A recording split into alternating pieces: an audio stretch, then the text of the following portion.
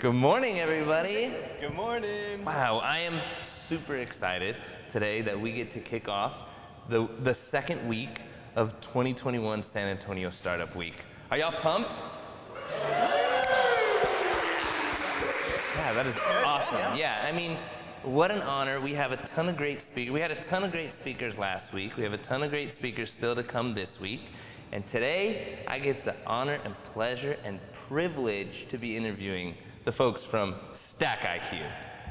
We almost, I thought we were all gonna do it. Oh, my bad. So today I have the honor and privilege to interview the folks from Stack IQ. Yes, yes. And so for those of you that aren't in on that, we've been following, at Geekdom, we've been following the journey of Stack IQ very, very closely. And I've seen your pitch numerous times, and the way that y'all synchronize when you say Stack IQ, it's contagious. So let's get this thing started. My name is Philip Hernandez. I'm COO over at Geekdom. We are here to build San Antonio one startup at a time. And I'm going to be interviewing Gabe Ruiz and Taylor. What's your last name? Henry. Taylor Henry. Two first names. Yeah, I get it. Yeah, I've got three, but yeah. Taylor and Henry. So today I want to talk about not only Stack IQ, but I want to talk about your journey. And what I want the takeaway to be for San Antonio Startup Week, of this panel in particular, is I want to demystify what it means to start your own company. And I think, a lot of times when we hear like founder stories, it can be kind of like fantasy, kind of like magical, where everything just fit into place, and then we quit our jobs and money started just coming in. And I don't think that's how it is all of the time, and so I want to kind of get into that. So to kind of start us off so that everybody's on the same page, one of you, either one or both, can you give a quick description of what is Stack IQ? Yeah, me? Yeah. So you can think of Stack IQ as a career closet. When Gabe and I met each other a couple years ago, we had very similar stories coming out of high school. And we both shared the same frustrations of having to figure out what we wanted to do with our lives. So we came up with this idea of Stack IQ for young high school adults, or soon to be adults, where they had an opportunity to explore different careers, different industries and skill sets, spark passion, and then be navigated to their end goal of either a job or an internship. And Stack IQ is a career closet that allows them to do that. And I'll let you touch up on a couple of things, but. I like what Taylor says in the pitch, and I actually want to touch on what he said. Philip has seen our pitch multiple times, from like the very, very first time we ever pitched, all the way to the hundreds of pivots that we've ever done. And thanks to Philip, he's the one that got the word pivot in our minds. But yes, so Philip has been a huge part in our journey. But as far as the Stack IQ is concerned, it is a career closet. And one thing that Taylor says in our pitch is, young adults and students that are coming out of high school can try on things that will or will not fit. And we want them to go into college or their next phase in life with clarity and confidence with the decision that they're making, because they're making a life-altering decision, whether it be signing your name on that dotted line for the loan that you're gonna get out, or whether you're gonna take that leap and pray that you get an opportunity in the workforce. Either way, there's a decision that needs to be made, and there are things that come along with that. And we want that decision to be easy. Yeah. The biggest thing of Stack IQ is we don't think that you should dig yourself into debt just to figure out what you want to do with your life. Yeah. And that's why Stack IQ is is coming to market. It is a subscription-based platform that allows the same exploration that you would have in college, but also give you the opportunity to start developing a portfolio, building out experience, and then we have the pleasure of partnering with amazing companies that can open doors to internships, jobs, apprenticeships, or whatever it may be. So yeah, we're very, very excited for what's coming. Right on. You know, we've talked about you know, the formula whenever we're getting startups created. We talk about how there's a problem, a solution, what makes it unique, who's going to pay for it, all those kind of things. And the problem that Stack IQ has been set out to solve, it's a familiar problem, right? Like if you haven't gone through it personally, you know somebody who has. Was that a problem that y'all faced? 100%. You know, in my example, my parents helped pull out. I mean, when you go through the FAFSA application, you know, you've got your parents on it, you've got, you know, some co-signers, you're putting in income and all this kind of stuff, and then you just get flooded with all these loans and all this money that you can just have at your disposal within hours. And you know, once you understand what that student debt is and how it works, you know, my parents had to extend out their retirement a couple years. Which is not fun, and it felt, Yeah. Once you understand that, you get your 2-3 years into college and you're starting to understand how these student loans work. It is a problem, and it's a serious problem. And you know, college is an amazing resource and an amazing opportunity for so many people, but it's not the right fit for others. And we want to be that pre-flight check. We want you to be able to come to Stack IQ and really feel out, is this the right path for me? Is it the right path for my parents? What is my life going to look like after I graduate? How long am I going to be paying off loans? And if you can go into college at least understanding what those student loans mean or how they work and what that means to you financially, I think that's a huge first step into like financial literacy and, you know, how that operates when you graduate. Yeah, you kind of take on a lot of that responsibility and you feel that guilt when you see like what your parents are going through. That's really interesting. At what point I'm assuming you dealt with the same or a similar issue. Yeah, very similar. At what point did you kind of say to yourself or to each other that this is a problem and I'm the one that should solve it?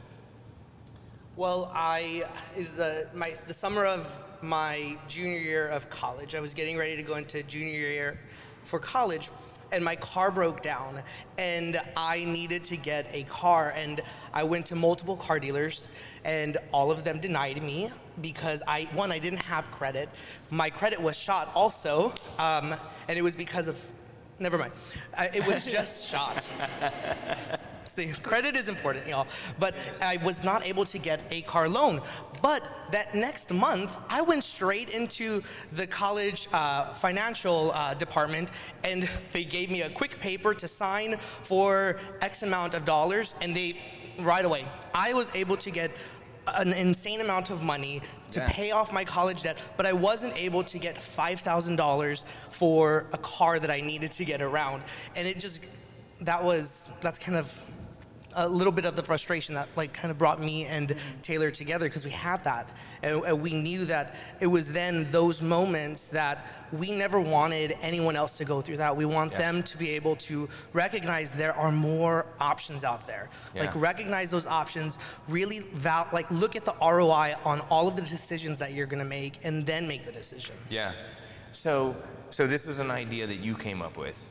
Yes, Taylor and I. Taylor, so both of y'all came, at some point y'all got together and were like. So Gabe has been in the tech ed for a couple years at that point when we had first met.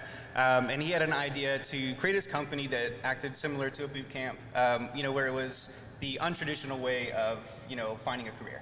Yeah. And it was in the coding, you know, kind of web development sector. And when we both kind of sat down and, you know, I had a little bit of experience of starting a company, and we just kind of wanted to bounce ideas off each other, and then we started talking, and, you know, we were, you know, there's saturated markets and unsaturated markets. There's people that are being helped heavily right now, and then there's a lot of people that aren't being helped heavily right now. And that's where kind of like the idea of the high school students came into play, was like those who needs it most right now, and it was the high school students, because that's where the problems start of like the student debt crisis and like all these that's where it starts. Yeah. And it's like they've been forgotten. Like those are the people that are 17 and 18 years old on the verge of making a $50,000 or $100,000 decision, and I think everybody out here at 17, 18, were y'all ready for a $50,000 or $100,000 decision at 18? Absolutely not.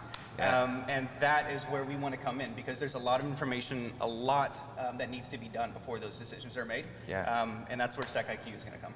Right on. So that is at least the journey up until this point is semi-relatable. That like it makes sense to folks who haven't gone down this path, that you have an idea, let's form a company, right? So let's talk about a little bit of like the things that y'all experience now that you've kind of crossed that line. So from the outside looking in, seemingly y'all work really well together. And I know that y'all are friends, you were friends before this. How did you figure out who does what role? I think it speaks, like, our personalities could not be more like different when it comes to like what we're really good at. I'm great at being in the clouds and coming up with these ideas and coming up with all of the different things that we can do, all of the avenues we can drive into and try to like create. But Taylor is amazing at saying, okay, those are great ideas, but let's go ahead and pull you down for just a second and let's find the ones that we can really act on and move. So like I'm like great at being in the clouds, and I'm going to use the word. He's really good at grounding me. It's a trigger word. That's a trigger word. It's a trigger for you. For me. For you. Yeah. Well, I mean, typical with visionaries. You know. I mean, I think that I'm lucky to have a very similar working relationship with Charles over at Geekdom. So I totally understand that, and I think we've talked about this too, and how you kind of have to build those boundaries. So on that same topic, how do y'all, and I guess this goes more to you, Taylor, how do you, when Gabe comes up with these like in the clouds visionary ideas, how do you decipher which ones are opportunities and distractions, and then how do y'all keep each other accountable? So that actually kind of ties back to you and Charles and the Geekdom staff. And I forgot the acronym that you guys use, but essentially you've got this one goal that you have. And if every act, if every action, if everything that you're navigating doesn't meet up to that goal, or if it doesn't help you get progress to that goal, then it's something that should either, dotted or, set aside, because it's not going to serve the purpose that it needs to be for where we want to go. So that's mainly what it was, is, where do we want to be in 3 months or 6 months or 12 months? And is what we're doing right now progress to that goal? And if it's not, then let's put it to the side, or let's think of a way that we can, restructure this or re-navigate this to make it work. But if it's not serving the purpose of our progress, then it needs to be set to the side, because we're hungry and we're ready to do this thing. Yeah. And I will have to say, like, it was about a month ago, he and I had to have a really like heart-to-heart conversation, because I was going in all of these like routes, and I was like, we have to keep moving forward, because for those of you who don't know, we were in the pre-accelerator program with many of these amazing people here with us today. Shout out. And I know, shout out. But we were, I was going in so many different ways, and the pre-accelerator program really helped us to kind of like hone in and figure out what we need to do for the next week, how we need to go about it, what we need to look for and look like in 2 months. But we don't have that anymore. We didn't have that like structure anymore, so it was very easy to just like go off the rails and just do whatever we needed to do to just make it like seem like, okay, we're doing something, we're trying to like actually gain traction, but in fact all of the things we were trying to do were actually distracting us. Yeah. And it was all of these ideas that I was coming up, and it was because of that difficult discussion that we had. We were like, okay, we need to like WWGD. What will Geekdom do, right? Like they would sit down. 100%. 100%. Well, yeah, exactly. Well, I remember a conversation I had with Charles. He said, what we do is we're gonna sit down and we look at all of the quarterly goals, and that is what we're gonna attack. And that's exactly what we did. We laid out all of our quarterly goals, and we've just been hitting it because we're so hyper-focused on everything that we need to get done. And that is so important, and something that like we're gonna, like we value, and thanks to Geekdom, we're gonna be like taking for forever. Right on. Yeah. Yeah, that's awesome. Wow, and thank y'all. So when you, do you have any like tips or anything? Because sometimes I think a lot of that is like just organically, y'all just work really well together. But do you have any tips on like, if you have some kind of disagreement, specifically between a visionary and an operator, right? How do y'all work through those? Wow. That's something that I'm not very good at. Yeah? Is that when you close the door? Because normally the Stack Yeah. IQ office is open. Yeah. I'll let you take that one first. So that was one thing that, like, you know, being in a business partnership is very much like being in a relationship. You really have to understand how to communicate with each other. And oftentimes I am like, my personality is like, we got to think quick, like just get it done with, like fast. Yeah. But he's the kind of person that, okay, we need to take time, like let's sit on this really quickly and then we can talk about it. So that's like where we clash. So we've really come to an agreement to where if there is something that happens, we're not going to go past the day of trying to like be angry with each other. We're going to sit down, we're going to lay out all of the reasons why I want to do this. He's going to lay out all of the reasons why he wants to do it, and we're going to weigh the pros and cons. And usually we come to a decision easily after I'm able to see what he's thought through, Yeah. and after he's able to see what I've thought through. And I think that that's something that has really helped us, because it is very difficult to communicate when we don't understand how to communicate with each other. And it isn't until you have those heart-to-heart conversations and really try to understand where he's coming from and where I'm coming from, is that we're able to like set those boundaries and set those rules and kind of like set those GRs, as Alexis Rose would say. Yeah. Obviously, yeah. Quoting the prominent. Sorry, Schitt's Creek. Alexis It's a Rose. Schitt's Creek reference, all of the GRs. The really, really cool thing about all this, though, is while, you know, we've got hashtag founder fights all the time, John, we do, but at the same time, what's really nice is that we both realize that we have the exact same intentions. Yeah. Right? Your intentions are 100% good. They're 100% positive. We know that whatever our ideas are, whatever we're saying is in the good of the company, and like it's always good, right? Yeah. But it always kind of brings us back down to being grounded and like, okay, if our goal for Q1 or Q2 or Q3 is X, Y, Z, then is this idea, is it going to help us get there? And if it's not, then let's. And we've been able to like really, communication is number one, and I think we got that now. Yeah. So communication, trust is paramount. Trust, yep. Understanding who each other is and where each other's coming from. So those are some takeaways that that the folks listening and watching can take to, if they have any founder feuds or anything. Yeah. So on that same topic, how did you, because it takes so much to like, so much trust and working with each other, how did you find out, or how did you decide, one, that you wanted a co-founder, and this is for either one of you, one, that you wanted a co-founder, and two, why Taylor, why Gabe? Gosh, I know that for me, it is imperative for me to have someone like Taylor in my life. Again, to be able to ground me and to be able to help me see through all of the smoke that all of my ideas can cloud, you know, from me. Like I'm very good at just like, this is gonna work and this is gonna be great and we're just gonna do it. Let's just do it. Let's go out and do it. And oftentimes that can be really, really harmful. And a person like Taylor in my life has been able to like say, okay, like we said a little while ago, he's able to say, okay, this is a really great idea. This can be put on the back burner for a little bit, but this we can run with. We have the tools, we have all of the resources necessary to be able to execute this, and that's what we're gonna run with. And I think that the reason why pre-Taylor, all of the ideas that I wanted in the company didn't work out was because I was living in the clouds. I wasn't really able to visualize and like be able to like set the boundaries to execute. I think that was the main cause. And so I think it just happened so naturally that I was just like, hell yeah, I want to be a founder. I want to be him to be my co-founder, and I want to be his co-founder. It's like, that's exactly what I want. Yeah. Right on. Yeah, so when we were back at the other co-working space, we won't talk about the name, but when we first became friends, we'd come in, see each other, talk, have a great time, and as we got to know each other and we really understood how we both thought and all that kind of, we would actually come up with business ideas all the time, just for fun. We'd walk in and be like, hey, I thought about this, let's talk about it. And it was just back and forth, and what was really cool is I haven't really had that champion to talk to and that would like champion me in return, and that's who Gabe quickly became for me. He became one of my champions, where no matter the ideas or no matter downs, ups, whatever, this was the guy that had the energy that would be up in the clouds and like allow me to dream. We just fed off each other super well, and then when we finally had this idea of Stack IQ, and it was like, look, ain't nobody doing this right now, and there's a lot of people that could really benefit from this. Yeah. I couldn't imagine anybody else starting and doing this with than Gabe, just because of the trust, the camaraderie, how smart he is and how willing and open he is. I was like, yeah, I think we can make this happen, and we did. So Right on. very cool. Yeah.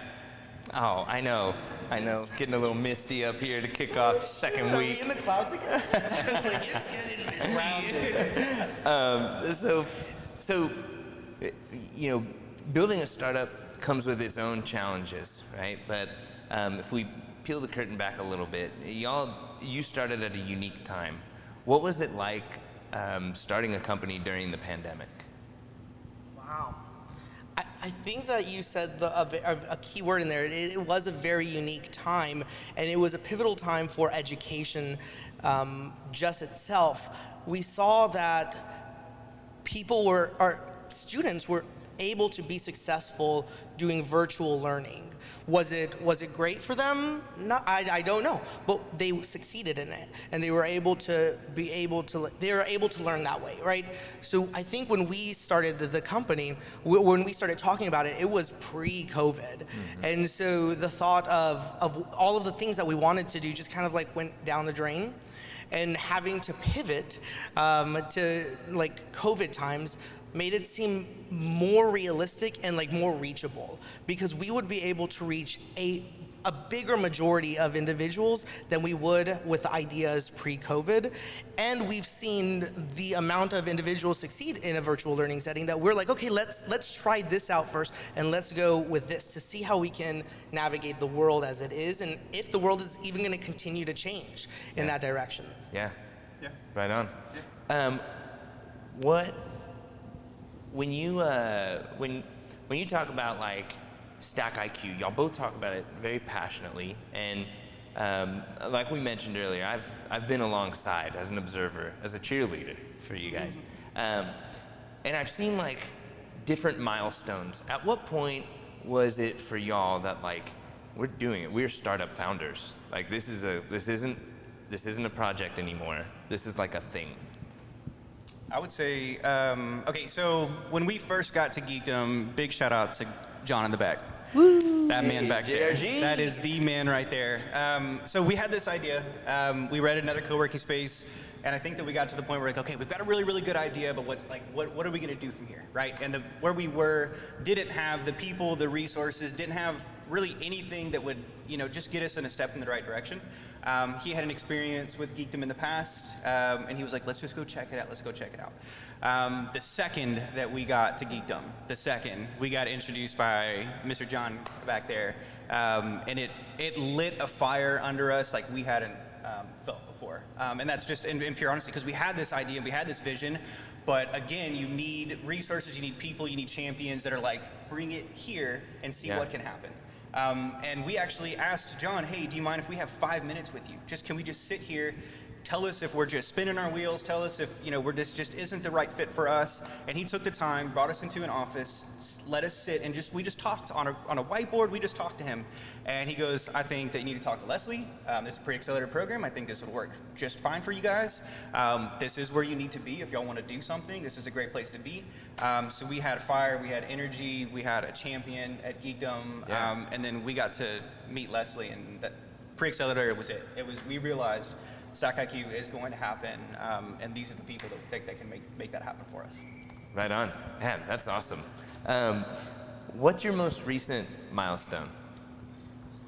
Our technology is getting built out. Hey! So we're getting it built out. I mean, it's insane, the thought, like, it's just crazy. Like it's always been in the inception phase. We've only been at the beginnings of it, and being able to say we're building it out, like we have our developer building out our app, we are building out our web app, like it's just like the craziest, like it's just like insane to say that. It's insane. Like I've heard so many startups saying, oh yeah, our technology is being built out. I didn't realize how special saying that was until I said it. And then until like I'm able to say, like, in a matter of like months, like about 2 months, we're gonna have a working prototype to be able to share to the world and to be able to get people to test our dream and our vision. It's just insane. Like that was It's crazy. Yeah. We'll be live on the Apple, Samsung, and Google Play Store within the first quarter, the first month of 2022. So Really? Hey, you heard it here first, Yeah, folks. we're San pumped. Antonio It's Startup very Week. Going live. Man, that is awesome. That is a huge milestone. Congrats to both of you.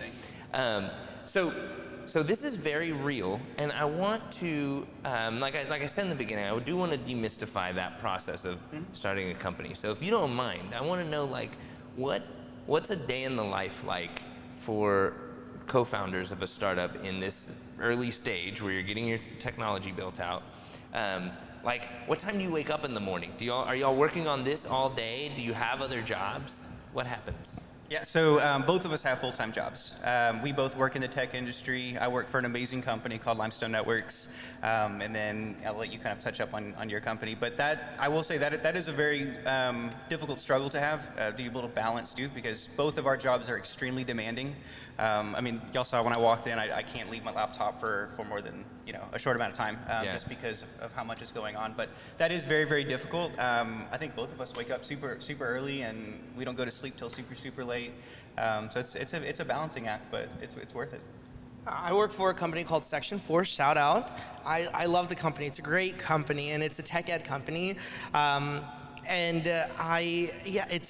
a very difficult balancing act, and it's really, I think it's emotionally draining, because you're working this full-time job, which you love, and that's great. I love this job. But there's like that huge part of you that's just like, you're seeing all of these entrepreneurs who are able to like work on theirs, and you're just like dreaming of that day, like, oh, it's coming soon. Like, it's coming soon. Like, you can see the end of that tunnel, and you can see the end of the tunnel calling your name, like being able to work on your dream, your vision for the full amount of time. So yeah, I wake up at around 8 o'clock, get all of the things that I need to do for my full-time job done. And then at the end, like usually around 6:37 is when we are kind of like working on it in the evenings, and then we take it home, because we've separated our duties well enough to know, like, if he's gone, he can work on what he needs to work on, and then when I'm gone, I can work on what I need to work on. That's great, yeah. So how do you balance that? Because I'm asking this because I follow y'all too, just on social media and just as friends, and y'all still have fun. Like, you still have some normalcy in your life. So how do you do that? Like, how do you balance that? Weekends are mine. I love my weekends. But the weekend evenings are mine. Like, yeah. I make sure to set like that time for me. I don't think that you can go weeks on end with not having your own life to live and not get burnt out. And that's my biggest fear, is I can get burnt out really fast. He's seen me on my burnt out mode. Like, I'm just dead. I can't move. I'm in a haze. Like, you'll all know when I'm burnt out. And you all, I'm sure, have experienced burnout at some point in your lives. And so I know that, like, I need that time. I need it, and that's why I set that time for me. And so during the day, like on the weekends, that's usually when I'm watching my TV shows, Squid Games. Yes, I did start watching it. I did, and that's like I'm like working on what I need to work on.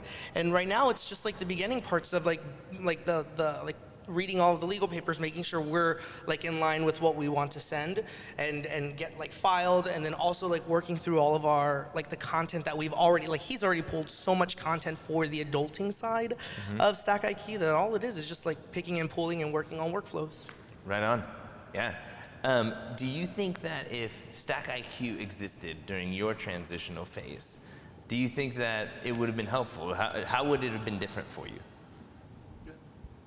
Gosh, I changed majors so many times in college.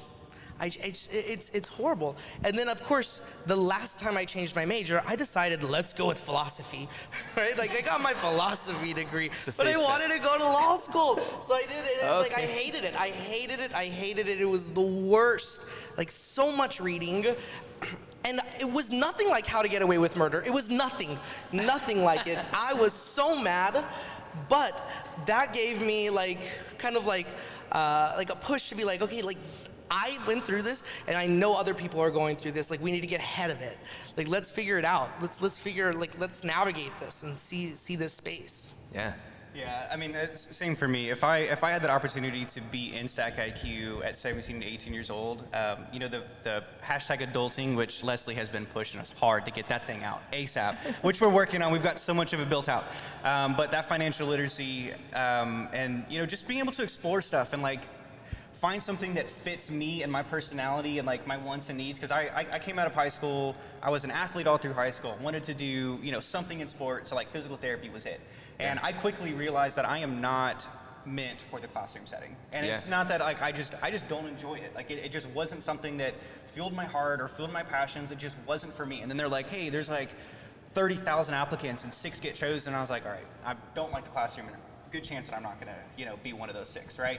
So I was like, okay, what's next? And if I had something that just gave me an opportunity to just explore all kinds of stuff, that's a huge deal, right? Because, you know, like for him, and I use him as like the #1 example for our platform because of the Section 4, the company he works for now. He's a community manager.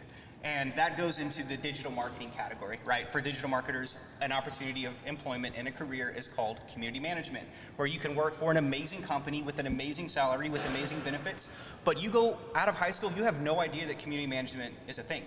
And that's the thing that we're trying to do, is there is a spectrum of careers and opportunities in the entire world of like all these career possibilities that people don't know about. And that's what we're trying to kind of like simply and easily show, that there's so much that you can do, and you don't have to go to college to find that, right? Like there's, and if college is right for you, awesome, no worries. We want to partner with Cafe College. Like we'll help you with the FAFSA stuff. We'll help you, you know, get grants and do the scholarship stuff. But oh my gosh, if I had Stack IQ coming out of high school, I think I'd be in a much better place financially. And like there's a lot of that I could have done. Just be a little more clarity. Yeah, much. So we've talked about, with both of you have talked about like how you were going into law school and you had these like preconceptions of what it was going to be like to be a lawyer, and it wasn't like that. You were going into physical therapy, same thing, it wasn't like that. Is becoming startup co-founders what you thought it was going to be? Oh my goodness. No. Do you think you're going to be given like answer is keynotes no. and like? No, I know, right? Like in suits and everything. Yeah. No, I actually don't think I ever really understood what an entrepreneur was, maybe until midway college. I didn't know about entrepreneurship. It wasn't taught at the school that I went to, Business Careers High School. But I love Business Careers, by the way. But you know, shout out to them, and hopefully they input entrepreneurship Actually, courses. Business Careers High School. Come on. I'm just kidding. I'm just kidding. But it's nothing like it. I think it's so much better because I'm actually learning how to grow as a person, but also as a business-minded individual.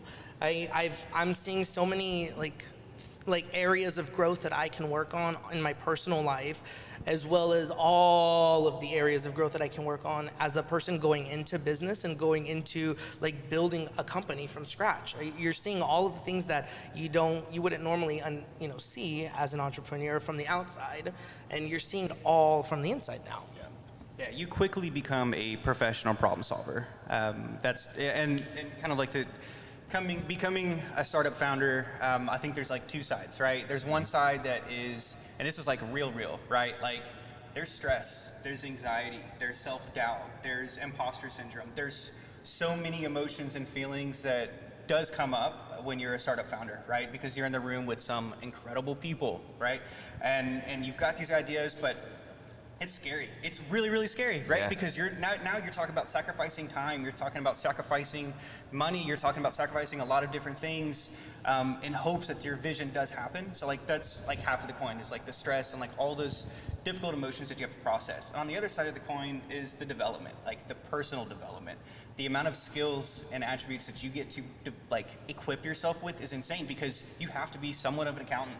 You have to be, somewhat of like a finance guru. You've got to be like, there's a lot of pieces that is of being a founder, and it is so much fun. Yeah. It's so much fun. Yeah, it's crazy how all the adjectives that you used were like negative, but you end with it's fun.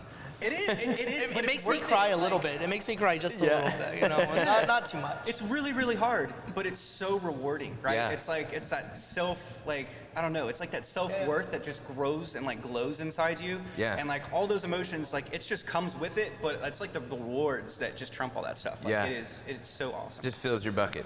Fills my bucket. Yeah. Did you hear that? Grows and glows? I like that. Oh, That's thanks, going to be a saying. Can we hashtag that? Hashtag grows and glows. But, you know, so let's talk about that, because that's what I wanted to talk about, was like the things that you don't necessarily see. Everybody sees when you celebrate a milestone, but you don't necessarily see the late nights and the early mornings and the stress and anxiety and all those things.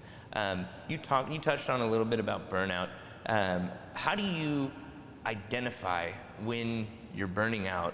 And like, if you can give some advice to folks, like how do you identify when you're burning out, and what do you do to resolve that? When it hits 4 o'clock on a Tuesday and I'm just done, that's me burnt out. Yeah. I'm burnt out. If I just can't give any more after 4 p.m., like I know that I have to take time. And usually my burnouts happen on like a Tuesday, so like it's great for Taco Tuesday, right? Like you can go to Taco Tuesday at Asanar, shout out to them, where you can get tacos and have a drink and just socialize and chat and talk and like just decompress. Like I honestly, one thing that burnout, like you don't realize, is when you are burnt out, it's usually because you're so hyper focused on something that you're losing focus on the relationships outside of you, that like those relationships give you energy. And oftentimes, like I might be burnt out at 4 o'clock, I'll go and get tacos and a drink with some friends, and then I'm like ready to move again. Like I'm ready to just jump back into it. And it's that energy that I receive from all of the support that I am like not like hyper focusing on as well, or like focusing on. Yeah, so you just need that like recharge time. Yeah, for me, when I know I'm burnt out is when I start cutting corners. You know, and I'm just one of those people I don't like.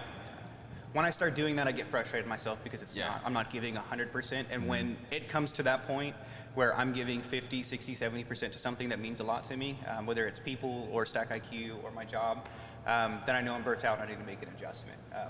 I'm not happy with myself when I start cutting corners or trying to cheat this and cheat that, and you know, I don't like doing that. So when it comes down to that and I do start doing that, then I have to like stop myself, like reevaluate, adjust and make those adjustments so that I don't do that, because we're not perfectionists, but we want to do as good as we can at the best of our ability. And if I get to the point where I'm not able to offer that, then there's a problem. We have to make an adjustment. So if I'm tracking right, you got to listen to your body.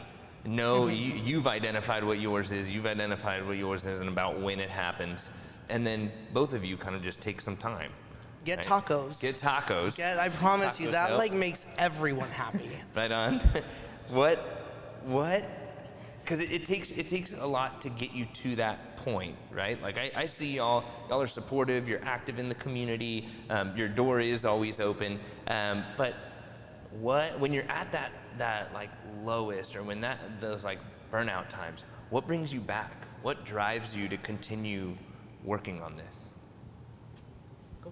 A lot of it is, so I know we've mentioned the word champions a whole lot. Yeah. And we have so many champions sitting in here right now. We've got Ashley and Monty, and I mean, everybody, Leslie, Carlos, like these are the people that, we look to when we are at our lows. And, if it's a 10-minute, let's go grab a drink or grab a slice of pizza or, whatever it may be, they're the ones that help us like come out of that funk. Yeah. Very, very easily. And we champion them, they champion us, and having that kind of community around you really is able to, pull you out of your funk when you're in it. And it's important to have that for sure. Right on. Awesome. What drives you? Agreed. I think it's the people. Yeah. I don't think that we would be sitting here without everybody here.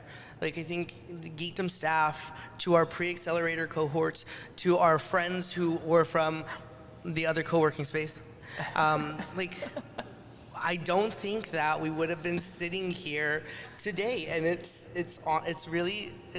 insane. Yeah, we are each other's champions. Like, it's very, very cool.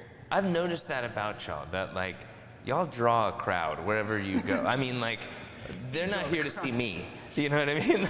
You do have a lot of support, and that is awesome. And I love that y'all brought that to not only the geekdom community, but just downtown San Antonio. It fits very nicely into our culture. Do y'all have any questions for Stack IQ? There's a long line, so I can. Oh, Ashley, yes, please speak into the mic. I just had a question. You both have full-time jobs.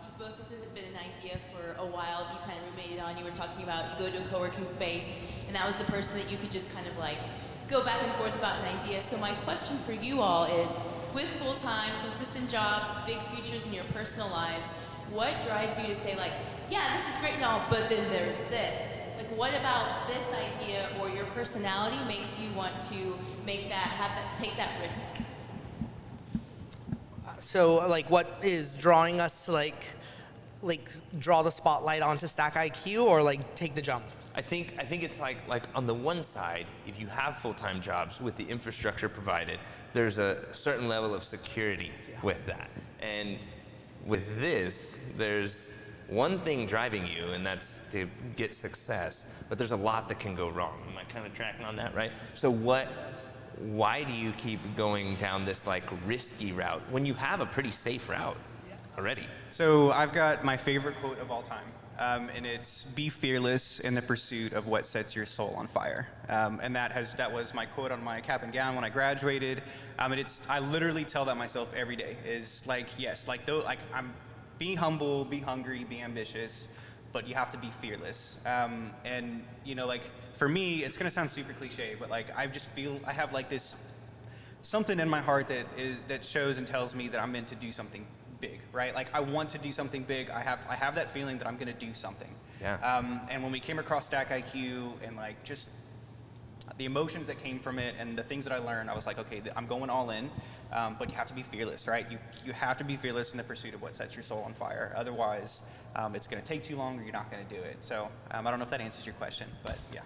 I look at, I just keep reminding myself, I have certain founders that I look up to. Melanie Perkins is like the founder that I like look up to the most, and she is the founder and CEO of Canva, and just she is just like the person that I look up to from the journey that the journey she's taken and the journey that got her to where she's at is something that is what is driving me to these risky routes, right? The non-secure routes. I have the secure route, but I'm also I look up to all of these founders, especially the founders here, Ashley of Blooming with Birdie, Jennifer Newell of Bettyco, who just won Tech Fuel, like all of these amazing founders, just like they're doing their thing and they're being successful and they're gaining the traction that they need, and that is what's like driving me. That is it's that inspiration factor.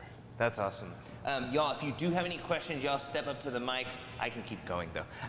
So when you did realize that like we want us to, well, first off, before I go there, like to stay with the theme of demystifying, are y'all like prodigies of some great entrepreneurs? Is entrepreneur something that like runs through your ancestors? Or is this something that like y'all just wanted to do? I have no entrepreneurs in my family, none whatsoever. So I am that oddball out. Yeah. And that's perfectly fine. I'm excited to like bring all of my family into the entrepreneurship world and like show them the ways. Yeah. Do they think you're crazy? Yeah, absolutely. No, they don't. They're very, very supportive, and they're very supportive of Stack IQ. Yeah. And yeah, I think they're very happy about where I'm at and what I'm trying to do, and they're even more happy knowing that I have Taylor there. My dad. I just had lunch with my dad yesterday, and he was saying that one thing that he was nervous about was when I was first pre-Taylor, was that I was doing it all alone. I didn't have like any kind of support system, and he couldn't be that support system. He didn't know how to be that support system. And so he's like, it's really nice to know that you have that person to be able to do this journey with, rather than doing it alone. Oh, that's awesome. Yeah, that's great. What about you, Taylor? Is this something that was passed down to you, or is this just a bug that you have? It's definitely a bug. It wasn't passed down. But my whole family, my sister, my mom, my sister-in-law, they're teachers. They've been in education. Oh, right on. Right. Okay. My dad, he's an electrical engineer. So, I mean, entrepreneurship wasn't passed down, but on like the education side, Yeah. seeing, my mom and my sister, like they're incredible teachers, and the way that they're able to like be there for those kids, it's really, really cool to see. And it was like that education kind of like ties into Stack IQ, but in terms of like entrepreneurship, and no, I know I've put my parents and my family through the ringer with some of the crazy ideas that I've had. Yeah. But it's a lot of fun, Yeah. You got to keep them on the toes. When did entrepreneurship start for y'all? Like, did y'all like sell Girl Scout cookies or have like lemonade stands growing up? Or have you had any ventures before this?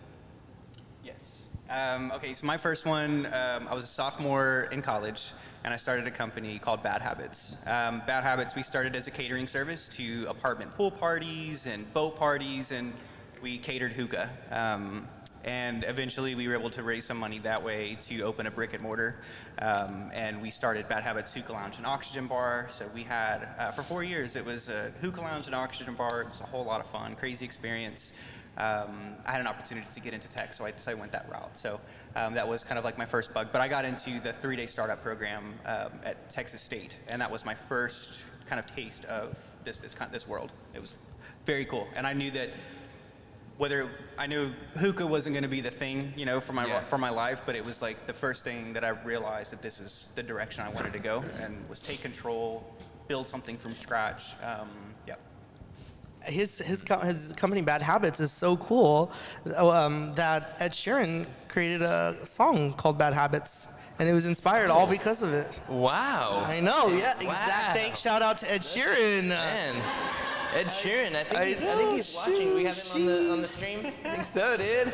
And whenever you guys have a chance, you guys can always ask Taylor to show his stamp of Bad Habits on his arm, and it's on this one, right? Oh, It's on this dang. one, yeah. Permanent. It's inked in. It is. What an experience. I mean, what an awesome ride that must have been for you. And also, it prepped you nicely for It did. Stack IQ. It did. Yeah, I learned a lot coming out of Bad Habits. It was a lot. I was 22, 23 years old. I was still an undergrad when I did it.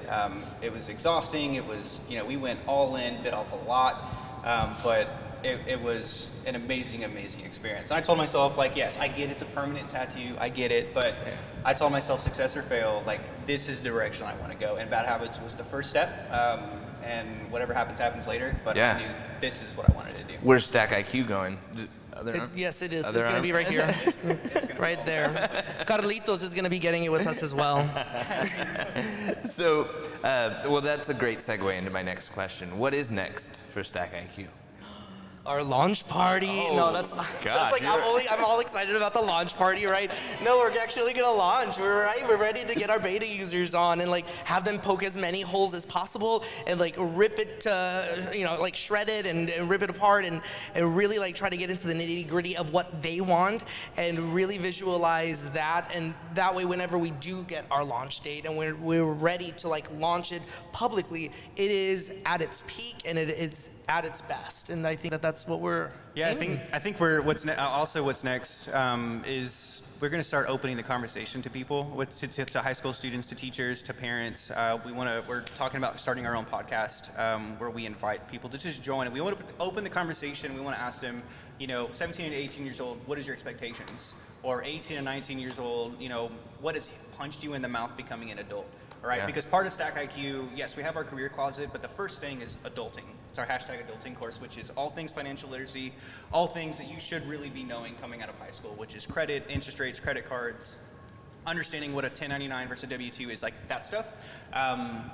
But yes, I mean, I think that's next. We want to start opening up the conversation and listening to these students, listening to these parents. Where are you frustrated? What are you worried about?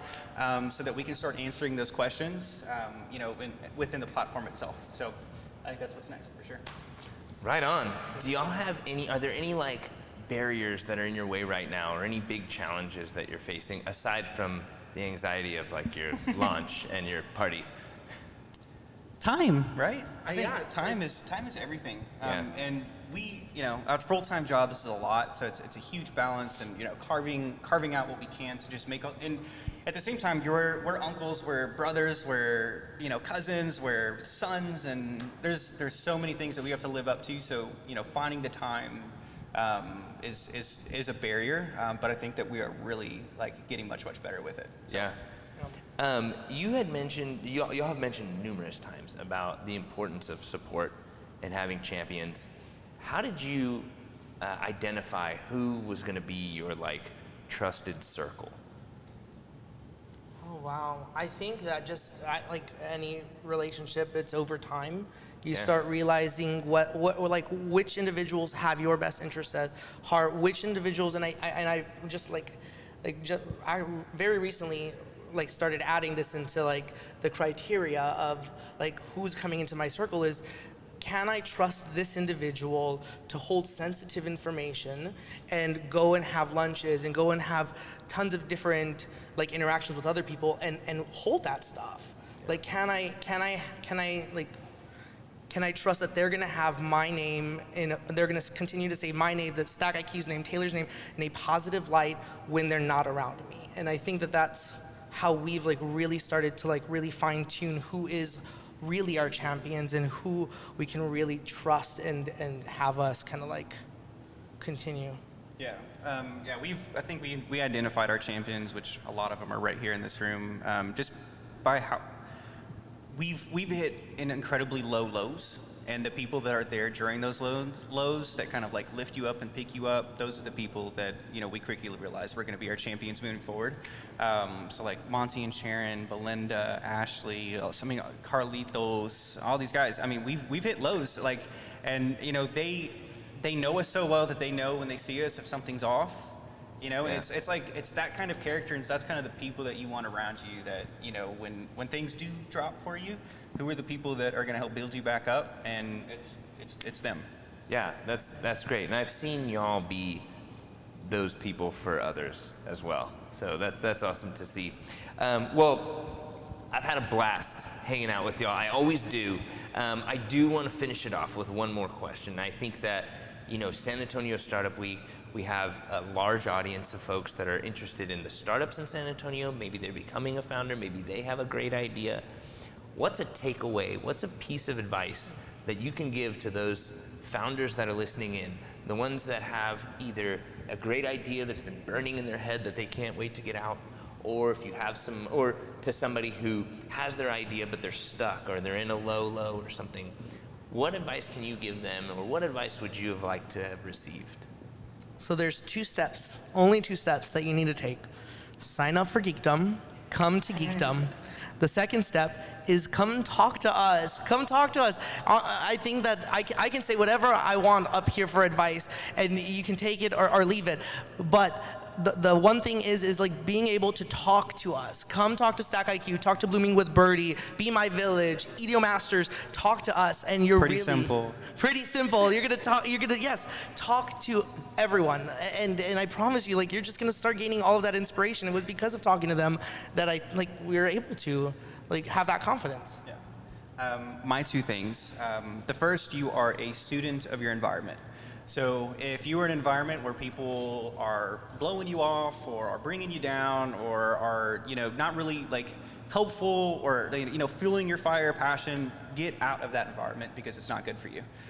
Two, try and taste everything, because if you're not putting yourself out there and taking risks and doing things, then you're really just going to see yourself stuck and spinning your wheels, right? So for us, it was get into Geekdom, join the pre-accelerator program, surround ourselves with like-minded individuals that either had the same problems or had already solved those problems that we're experiencing right now.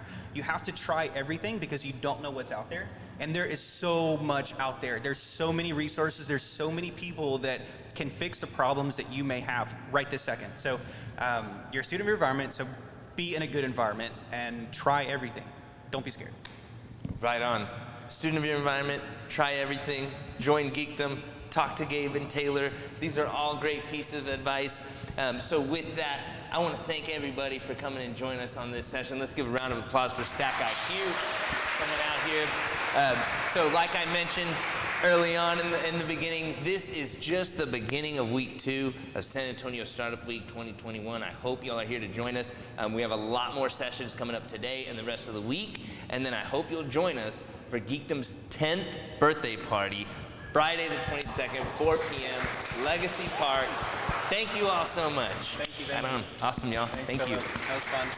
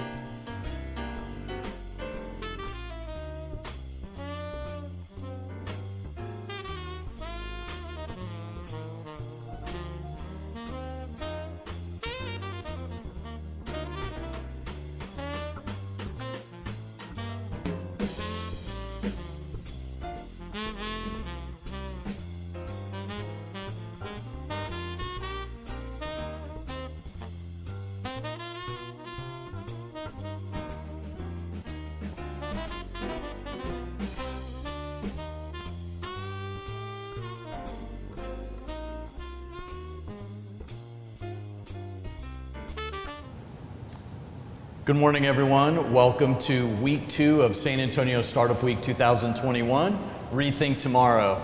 This morning, we're really excited to have a very special panel for you because there is some big news over the past couple of weeks. SA Digital Connects, a nonprofit organization that we're going to talk a little bit more about this morning, named its new executive director, Ms. Marina Gavito. Hey.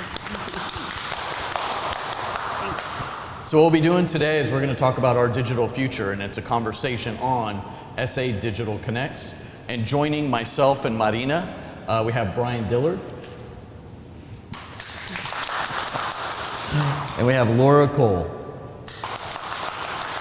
And so what I'd like to do, if you guys don't mind, my words will never suffice. So if you don't mind introducing yourself and saying a little bit about what you do and how you joined SA Digital Connects. And then Marina, if you don't mind introducing yourself after them. Okay, cool. Excellent.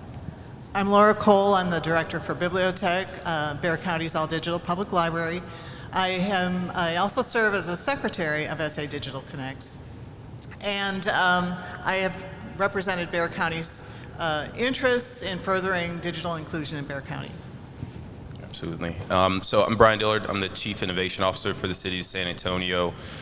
Within that team, we do have a Smart Cities team, and within that team, we have a lot of digital inclusion efforts that we've been doing for over the last 2 or 3 years. Of course, City of San Antonio and of course Bexar County's done a lot of work in the digital inclusion space, but as a smart city, we really understood that we needed to do more when it came to the foundational principles of broadband access for residents before we could ever get to the higher levels and elite levels of autonomous vehicles, et cetera, et cetera. So back in 2019, 2020, we did a digital inclusion survey and assessment to understand what does our landscape look like when it comes to the 3 legs of digital inclusion stool. We did that work with Bexar County, Digital Inclusion Alliance of San Antonio, and UTSA. From there, COVID hit, and then it became a big deal, right? So we did a Connected Beyond the Classroom project, which we are still working on deploying throughout some of our neighborhoods, and specifically SAISD, Edgewood, and Harlandale to connect students to the schools network. And that is kind of how we got into SA Digital Connects. Private sector came out and said, hey, see what y'all are doing with the county. We want to invest and do more. Of course, Marina's going to take us into what exactly that more means. Yeah. And good morning. I'm Marina Gavito, and I am also on week 2 of being the new executive director of SA Digital Connect. So thanks for being here today. I also did want to mention Luisa Caso of Toyota is our board chair. She couldn't be with us today, but she has done a lot of the heavy lifting also for the past 15 months. So we're just going to get started. I was going to go over SA Digital Connects, how we got here, and what we're going to be working on. Also, I will just note, since I am on week 2, I have a lot of notes in my binder, so bear with me as I'm looking at that. So really, we just wanted to start off by thanking our private sector funders and public sector funders who invested in $500,000 to create a digital equity plan and roadmap. I also want to thank the countless community members and advocates and organizations and academic institutions who participated and gave their input into how to close the digital divide. I think we can all agree that we have been made aware of the critical nature of having internet access is in every aspect of our lives. Like Brian stated, the pandemic only heightened the equity issues related to the digital divide and the importance of everybody having digital access. In order to address such a huge need, we needed to do something disruptive, and we needed to all come together to collaborate to figure out how we're going to close the digital divide. Sorry, I was making sure nobody can see that. So this led to the creation of SA Digital Connects. It's an unincorporated nonprofit that encompasses San Antonio and Greater Bexar County. It's a public, private, and community investment in a digital equity plan and roadmap. This includes timelines, milestones, and key stakeholder roles. All of this is required for the execution so that we can close the digital divide together. With this plan, the community is prepared to make effective use of local, state, and federal funding.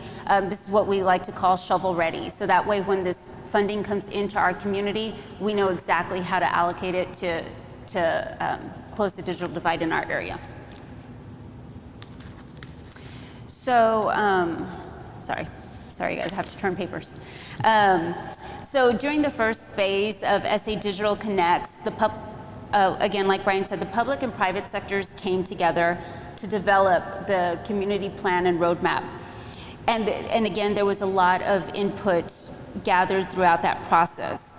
So currently, the SA Digital Connects team is advocating for the allocation of local, state, and federal funding for initiatives that will address the digital divide. We'll track key performance indicators, KPIs, and we'll show how we are moving the needle to close the digital divide. We're going to continue to keep the community engaged and informed throughout the process, and we'll maintain our commitment to act with an equity-first mindset.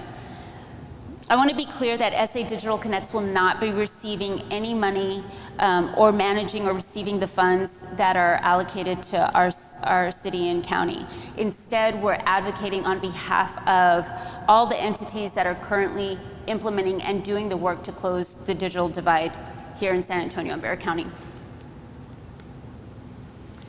So when the private sector and philanthropic leaders recognized the importance of closing the digital divide, they partnered with the City of San Antonio and Bexar County to create this plan and roadmap, with the goal that all citizens, all of the community members will have access to the internet. Over 140 community organizations and entities were engaged, and a community advisory group of local digital leaders provided valuable input along the way. These members of the private sector and the community stepped forward to make sure that the city and the county is well positioned to utilize the federal dollars coming our way to close the digital divide. And we're going to be building off the momentum and the good work that already exists. San Antonio and Greater Bexar County are already recognized as leaders in digital inclusion.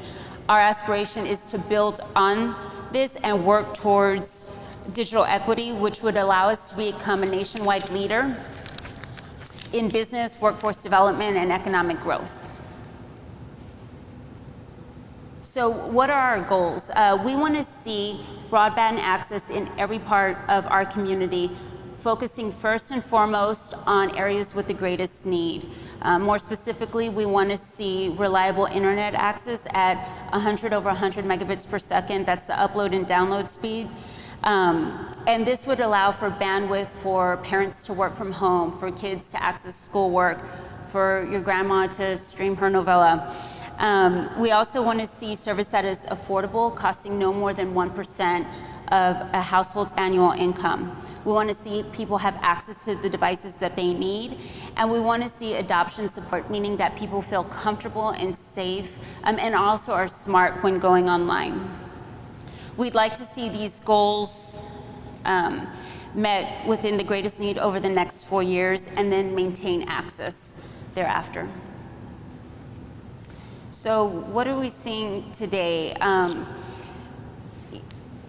Well, here today, we can see why closing the digital divide is essential. At the individual level, digital inclusion is about expanding opportunities and reducing inequities. At the community level, digital access unlocks new capabilities and applications across new sectors and industries. Digital access then, in turn, pays dividends across the economy. Studies have found a $2.40 societal ROI for every $1 invested in digital access. Digital access generates new business formation and economic growth. I think we're all aware of that. So when we invest in digital access, San Antonio and Bexar County can make a meaningful trajectory for business and workforce development and economic growth. During the research, we found that an estimated 20% of San Antonio and Greater Bexar County households lack digital access today. So that's 130 households lack adequate connectivity, and 65,000 households lack adequate devices. This data is reflective of the reporting at the time, and the numbers are going to change as we make a dent in this.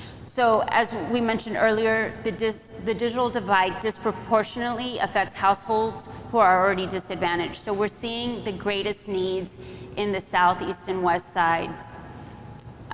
This next slide shows it divvied up by city council district, and this next slide by county precinct. So what is the plan and roadmap that I've been referencing?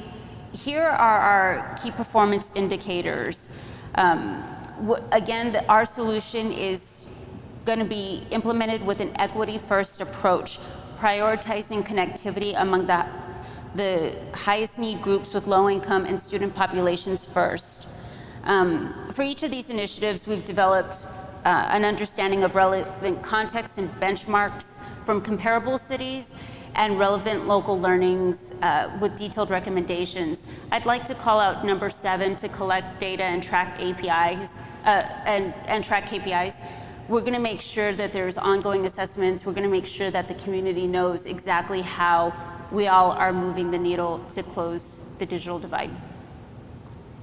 So what does the funding look like? We estimate that there's going to be a $600 million need for the first 3 years up front, and then a $90 million need in annual funding. And so we know that with that kind of money, this is going to require activation of public sector dollars from local, state, and federal sources that will be allocated by the city and the county. I also want to note that we're going to make sure to secure funding across all available sources. So whether it's the ARPA funding, the infrastructure bill, the city bond, grants, philanthropic dollars, SA Digital Connects is going to be going after and advocating for those dollars to be prioritized to close the digital divide. The funds will then be flowed through the city and the county, and local organizations will implement their initiatives. So over the next 5 years, the community will work to finalize, activate, and execute this strategy to close the digital divide and ensure all households have internet access. So these milestones are defined, to ensure that the plan remains focused and on track.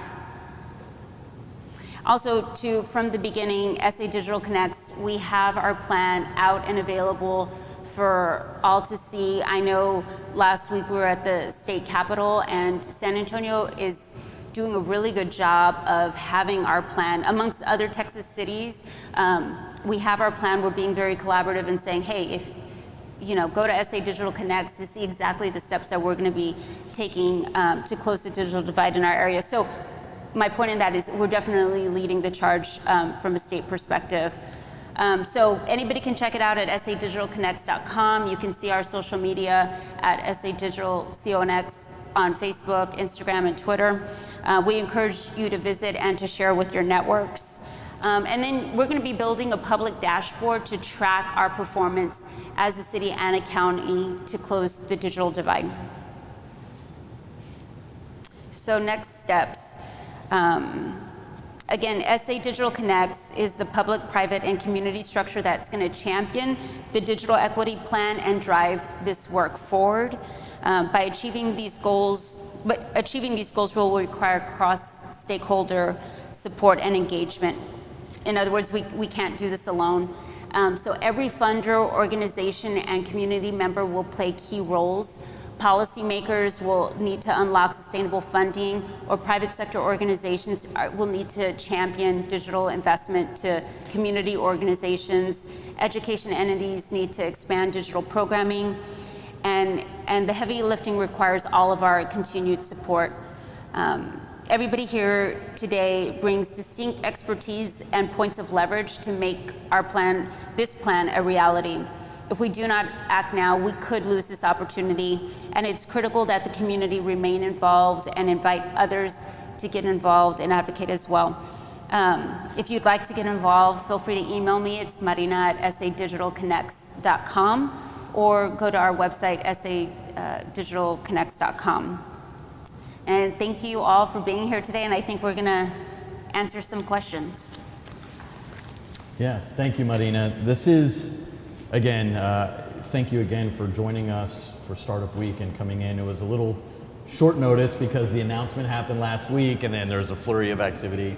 And I've been getting kind of blown up here on our messages here with some things going on and people asking questions. So I'd love to start with just a couple of things I think that people are maybe not sure of, or maybe that we can clarify. SA Digital Connects is really building a bridge. This is not a stopgap feature. This is not a Band-Aid that's being put on. When we talk about $600 million, this is truly about getting resources to fill in that gap, to literally take people from not having to having with safety, security, and privacy. So can you just kind of clarify that that's the mission? Because I think some people think like, oh, here's another effort that we'll see how far it goes. But really, there is a solution in mind that you're presenting here. Go ahead. Yeah, you're talking about $600 million. That's not something, you know, at our libraries, and I'm grateful to have the opportunity, but we circulate hotspots, right? And they were a great stopgap, particularly during the pandemic, but I have a love-hate relationship with them because they are simply that, a stopgap. It really is just a plug. When we're talking about $600 million, we're talking about a lasting solution, a permanent solution, and not just for now, but sustainable, right? So we want to invest truly in technology that's not just going to take us through the next 4 to 6 years, but that's going to take us through 10 to 15, at least for the foreseeable future. This is an opportunity, a rare moment in time when we can make a difference with this money, and we're going to look for every dollar we can find to do that. Enough said. Okay. Yeah, Excellent. she said it. Thank you, Laura.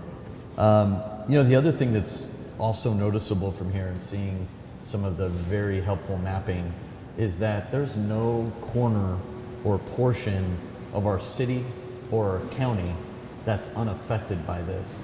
From varying degrees to very intense degrees, you know, is there a plan to kind of prioritize and start in certain areas first to help along with that? Or are there some other things kind of maybe infrastructure-wise that need to happen before that even goes? I'm sure there's better places to kind of dig than others to get started. Well, from the city perspective, I mean, we always look at things through a lens of equity. And so with this type of investment, that doesn't change at all. If you've never been to the city's website and seen the Equity Atlas map, it's something that our Office of Equity built years ago, but it really tracks, you know, those levels of race and income and education levels throughout the city of San Antonio.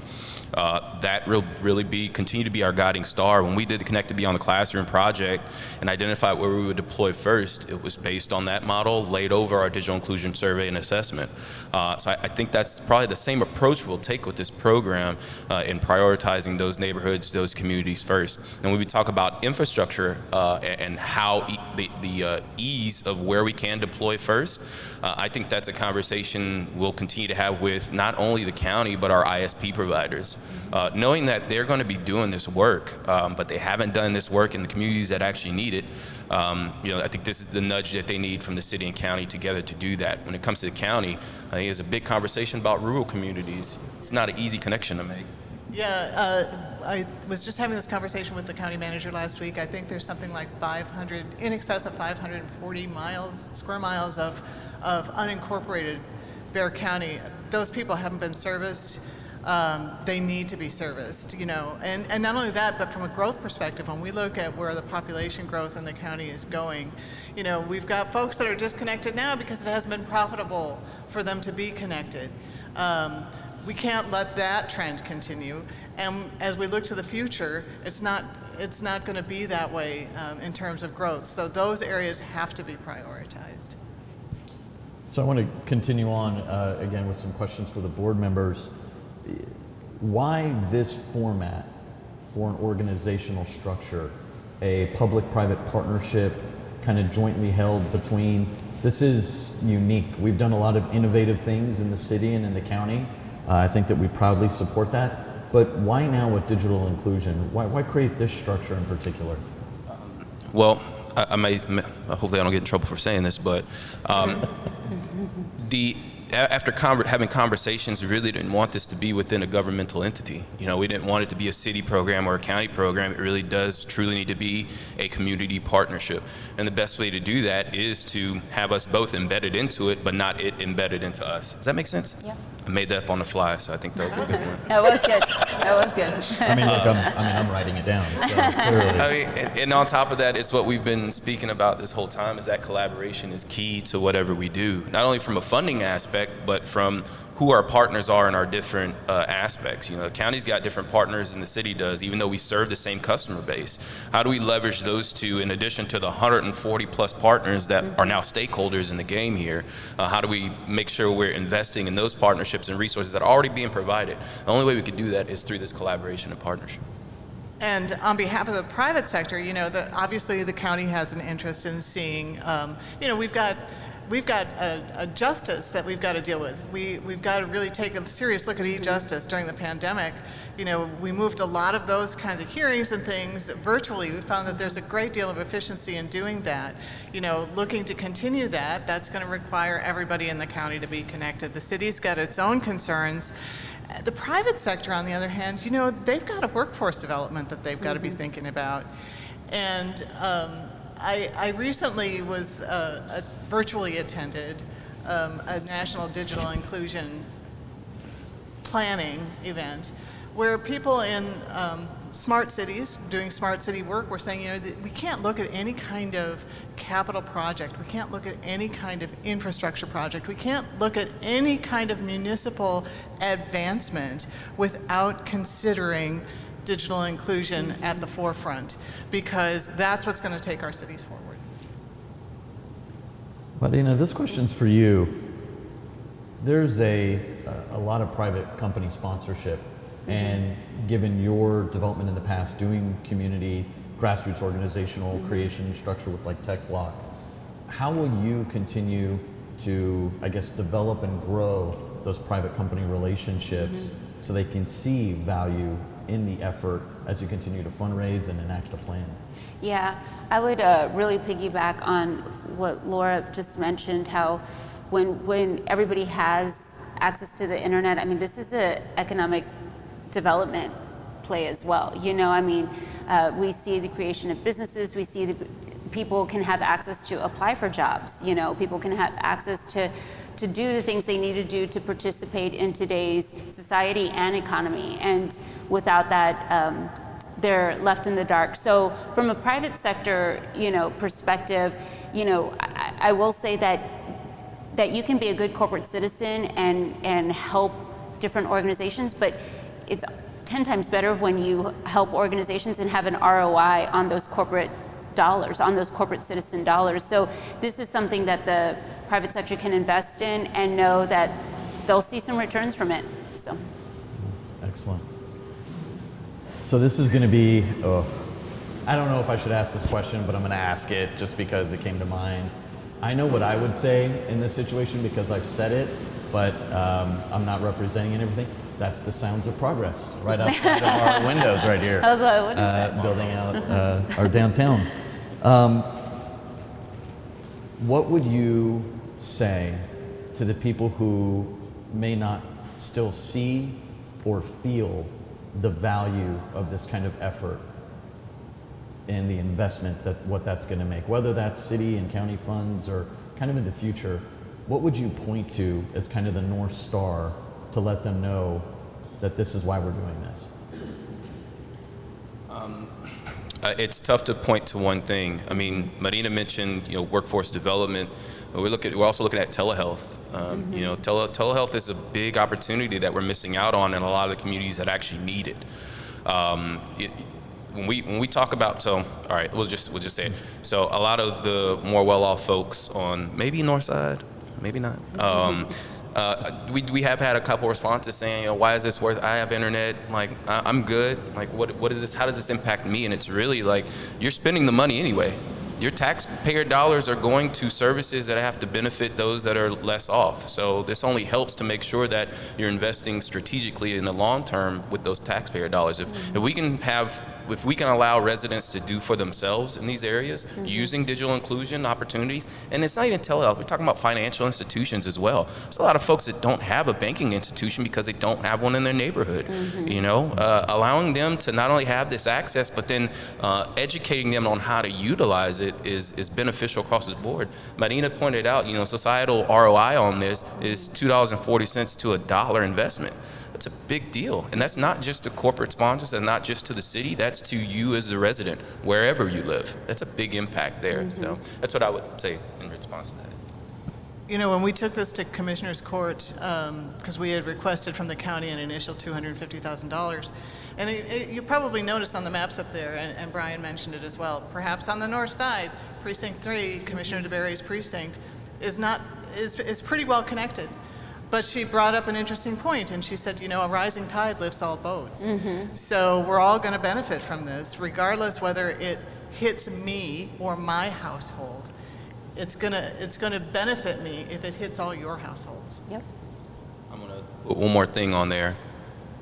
Business owners, folks that are leading business organizations, this is impactful to your employees.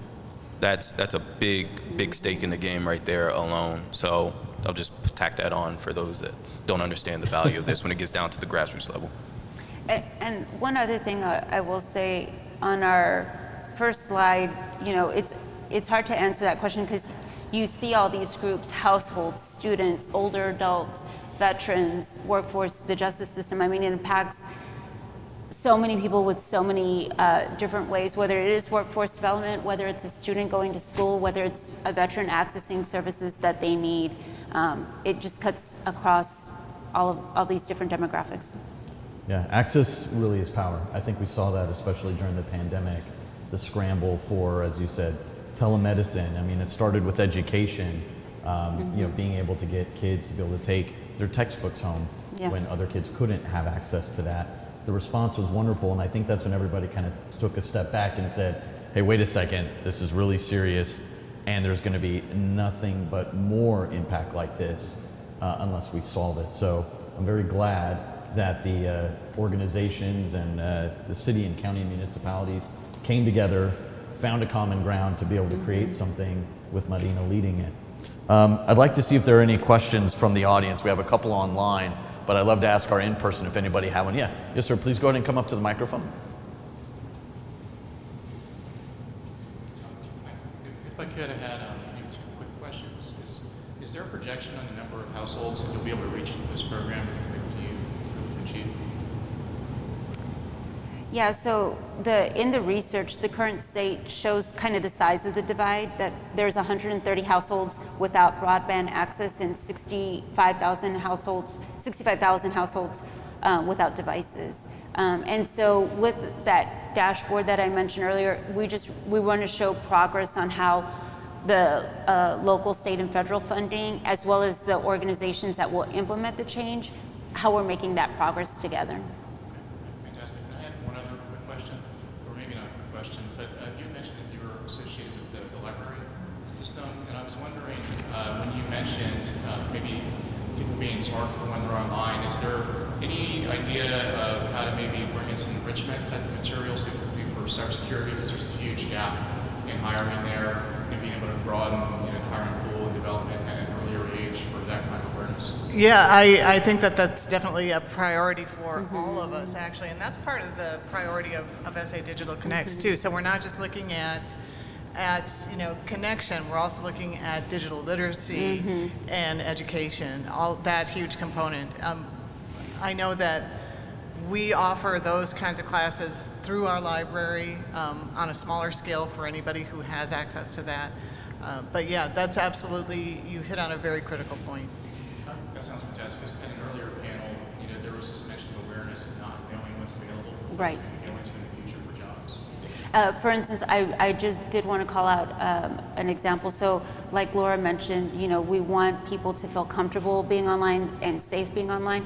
Like there's a wonderful nonprofit, Oats, that helps older adults get online, how to set up an email address, how to look up a vaccine appointment, and so our intent is to work with organizations like that and collaborate so that they can share their resources and knowledge.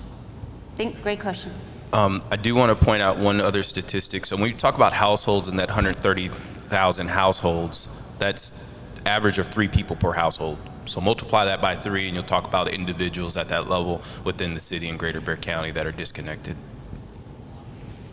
So a question kind of comes to mind talking a little bit about that. Are there any other cities taking such a kind of bold stance in addressing digital inclusion or the equity gap inside of Digital Connection? I'm going to shout out Chattanooga, Tennessee. And I know that's not a name of a city that usually gets thrown around in this space, but Chattanooga, Tennessee, established a roadmap, I think 2-3 years ago. And they've been running with it. They've been executing. They're becoming the most digitally connected community in the U.S. I think it's outstanding. Seattle as well, we utilize their roadmap to reflect on what to do and what not to do. And I think that's really important as well. And I mentioned this the other day, but folks see San Antonio as always being behind the curve, and there's a value to that.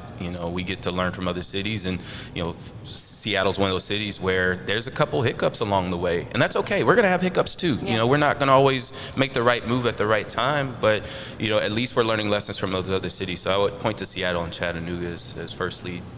I still think it's important to be in the first wave, which it Yeah. sounds like San Antonio and Bear County really are. We're taking on the mantle and really trying to look forward and forge something really before the rest of Texas is even doing it. And I mean, we all believe Texas is its own country, so totally fine. We'll be the first leading out of that. Please don't at me in the comments there for that comment. That was just a joke. We actually had a couple of questions. A couple of people were kind of resoundingly on this. They love this work, and they want to know how they can get involved. One as an individual, and then while we talked about some corporate sponsors, what about startups? So what can individuals do, and what can startups or kind of maybe some of the smaller, more emerging companies do to help with this initiative as it kind of launches and starts getting its feet underneath it? Yeah, thanks for asking that question. So with 1 week underneath my belt, we did see a lot of that, people pinging saying, hey, we want to engage, whether it's participating in our community advisory board, which we would love, or whether it's volunteering, right? Maybe they want to figure out how do they volunteer with an organization that helps older adults get online. So we're actually going to be working on our website to say, hey, I am a startup or I am a individual contributor. How can I best engage, whether it's through a donation, whether it's through volunteer time, whether it's through partnering with some of the nonprofits and organizations we're working with to close the digital divide. The short answer to that is ping me, marina@sadigitalconnects.com, and we're working on figuring out how to actively engage the members. I'll also add on to that, call, email, write letters, send smoke signals to your elected officials and let them know why and how much this is important to you. City leadership, county elected officials, send all that. State legislation, U.S. send all that, because that's really where the decisions on funding are going to be made. So if you're really interested in this, you really want to push for this to be funded and supported, definitely push at that level as well, in addition to yes. What they both said. I will offer just a small personal component to that as being tangentially involved in some of these efforts. To Brian's point, support is paramount. Voicing our concern as citizens, letting people know why we support it and what we're trying to do with it is incredibly important to our representatives at the state and even federal level. There are a lot of things that have to go right for something like this to really kind of have the impact that we would all want to have for our neighbors and for our neighbors' children and just our community at large. And it can't begin to happen if we're not having our voice heard in really loud support and saying, yes, more of this, yes, in my community, yes, in my neighborhood, make this happen. Put that emphasis and force out there for our leadership to hear.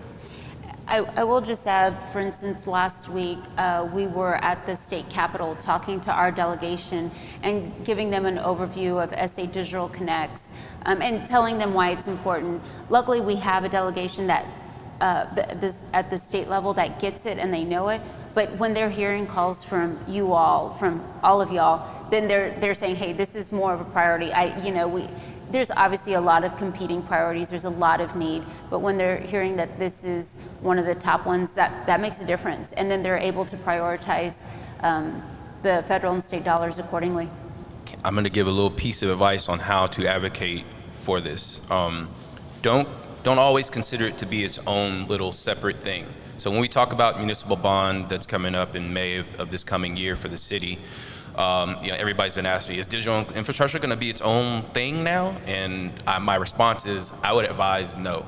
Honestly, it needs to be embedded in each of the things that already exist. When we talk about streets and sidewalks as its own bond package, that needs to have this digital infrastructure piece into it. When we dig, when we bury down lines, that needs to include this utility. I'm not going to call it public utility on the air, but it needs to require this be included in that as well. When we talk about drainage projects, we talk about parks. We talk about affordable housing, which is now $250 million being proposed in the bond. We need to incorporate digital inclusion into that aspect as well. So that's another good way of advocating, because a lot of the decision makers may not think that it needs to be its own thing. So find a way to embed its value into something else that they do value. Yeah. Wonderful. Do we have any other questions from the audience? Great. Yeah. Hi, good morning. My name is Washington.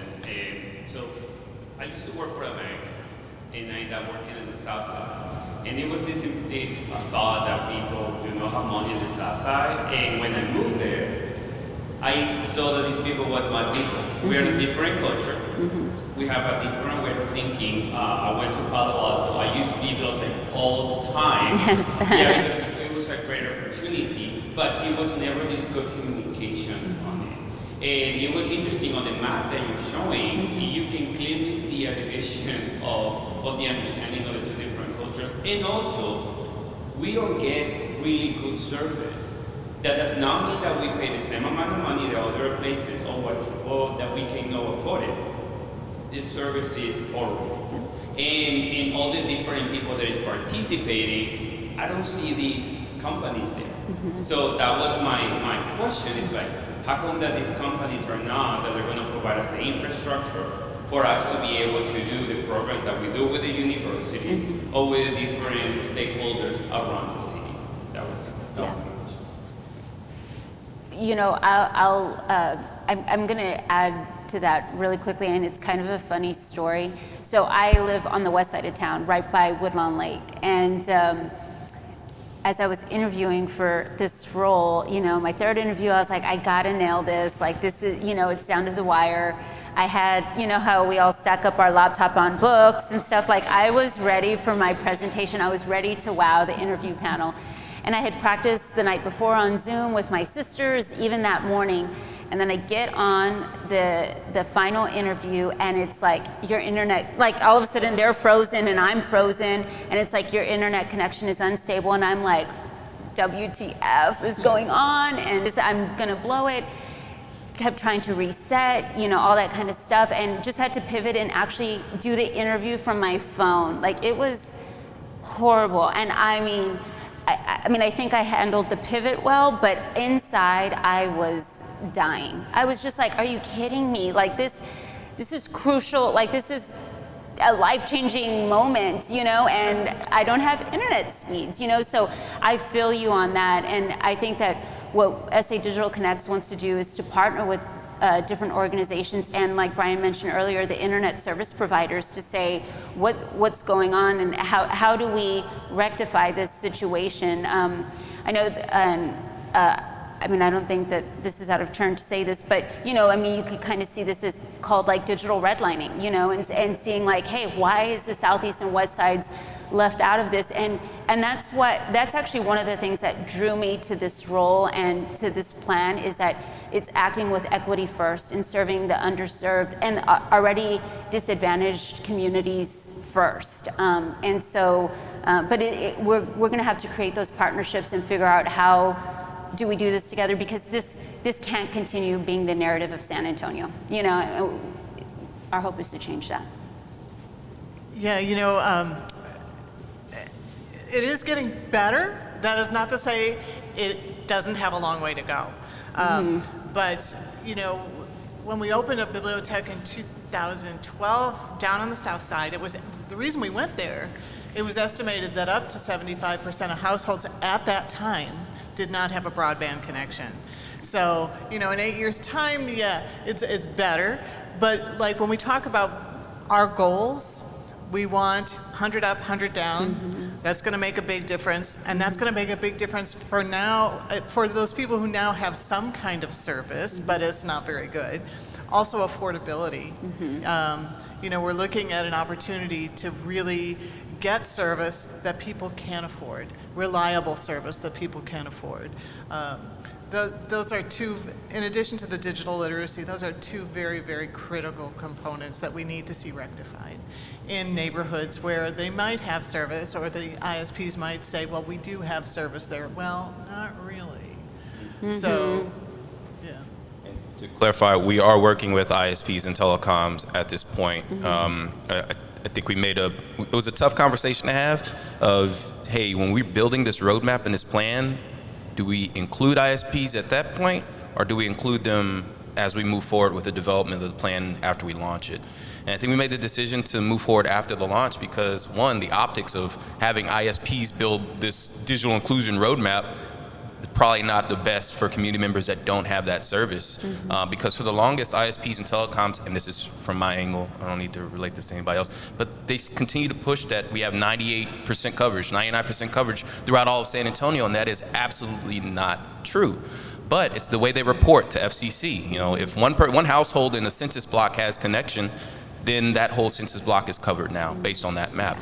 And that just doesn't key into the granular levels that we need to get to. So we are in cooperation. Marina is building those relationships. We've had meetings with ISPs from AT&T to Spectrum to Google. But now it's about, okay, we've got the action items for you, and we've identified where the problems are. Now you need to help work with us to solve it, and that's where we are now. So just to key that in. Yeah, thank you. Any other questions from our audience? Okay. Washington, Go ahead. Yeah. So in relationship to this, I guess for the sake of sustainability, my question would be, what kind of policy change needs to be made in San Antonio in order for this to, both how did we get here and how do we keep this from happening in the future? Yeah, that's a great question, and I don't know where the slide is, but on our funding slide, you know, we're talking about a $600 million initial investment for the first 3 years, but then also a $90 million investment to continue this. And one of the things that we heard at the state capitol last week again is that so many times different initiatives, you know, have this big push up front and then just stops. And then you almost have to do that push all over again because you didn't sustain.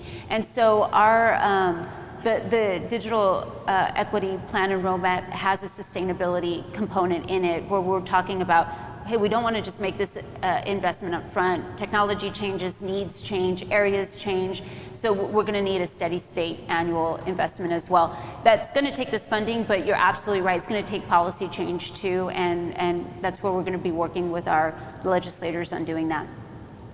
I also don't think this has been, let me not say that. This has been an important topic to certain levels. So our libraries have done an amazing job of trying to solve for digital divide, but we've never taken it on and been like, how do we get this into people's homes? We've done it through hotspots, but this is like, we're now at a robust level where we're saying, no, we're gonna do this work. So I think that's taken us to the next level as well. It's not just this low-level, short-term solution. We're in it for the long haul as municipal organizations.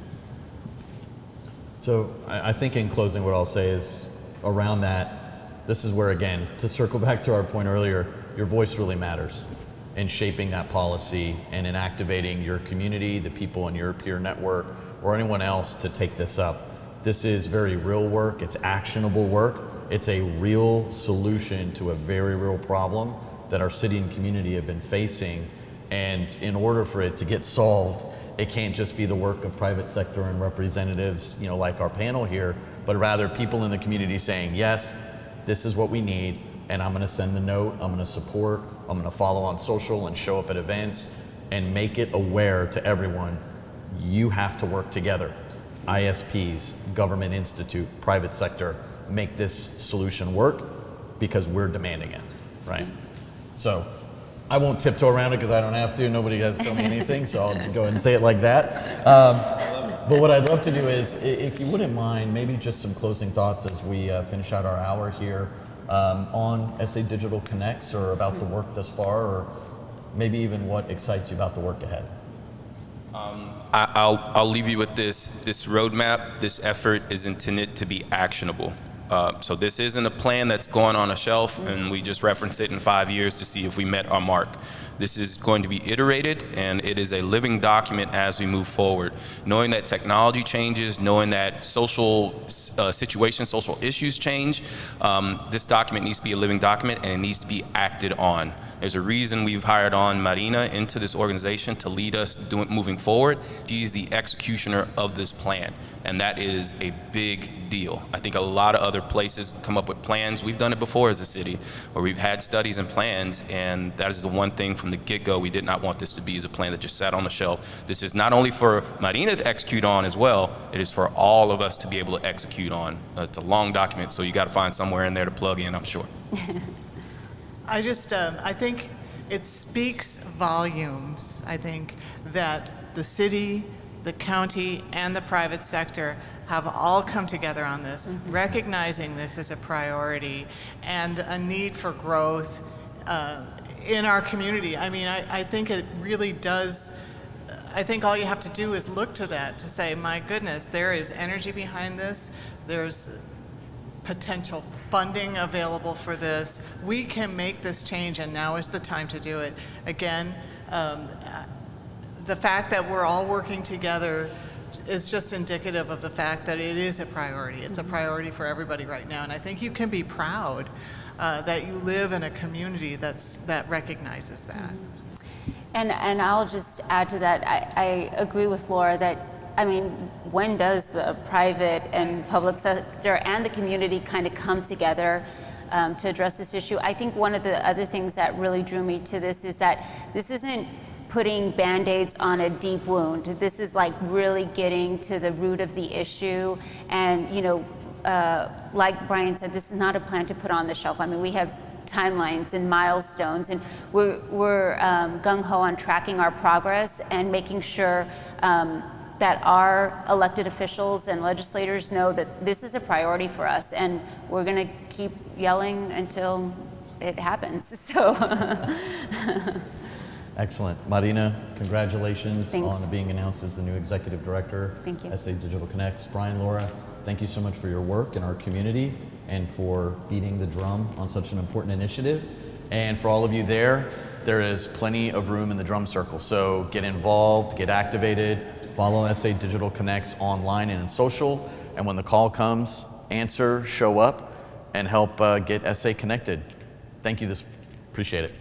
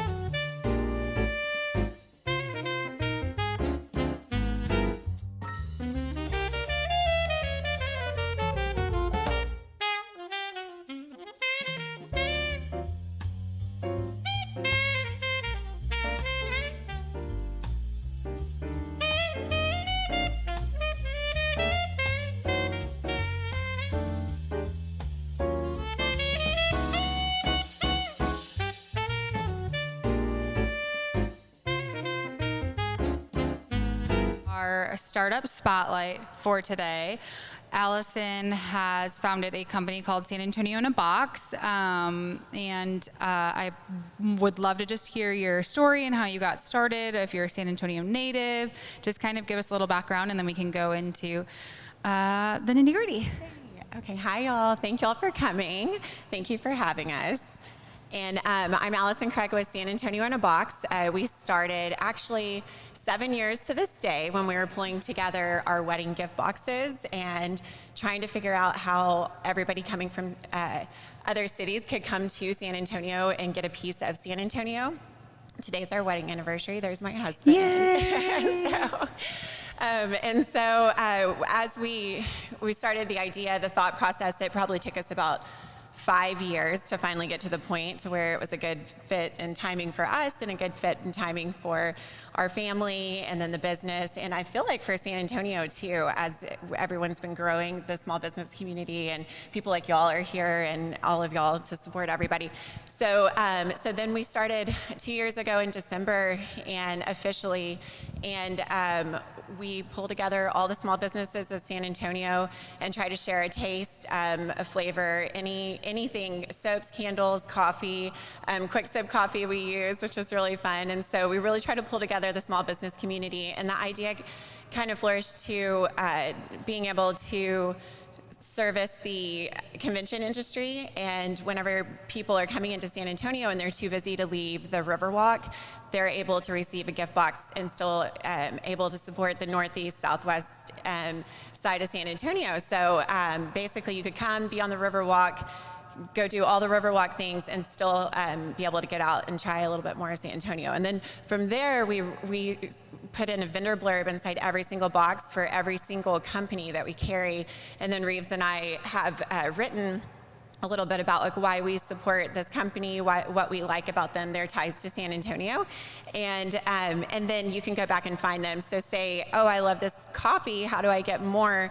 We want you to pull out the vendor blurb if you already threw away the package and say, oh, Quick Sip Coffee. This is how I find them, and we put their Instagram handle. You can Google them and then go back to their store and put your money into their business. So that's kind of how we started, and we've seen it grow, and it's been really fantastic. I think we've sold almost 7,000 boxes now, and so it's been really fun. And we have so many wonderful vendors, and we're always looking for new vendors, and just to help the community grow. And yeah, it's been really great. I'm one of the biggest fans. I think it's absolutely amazing. Not only is it when you support Her Box, you're supporting up to 10 other local companies in San Antonio. And I love how you mentioned how you guys write a blurb of and like how do you pick? So that was going to be my next question of how do you find the vendors, and then what makes them a good fit for your company? Yeah, so at first, Reeves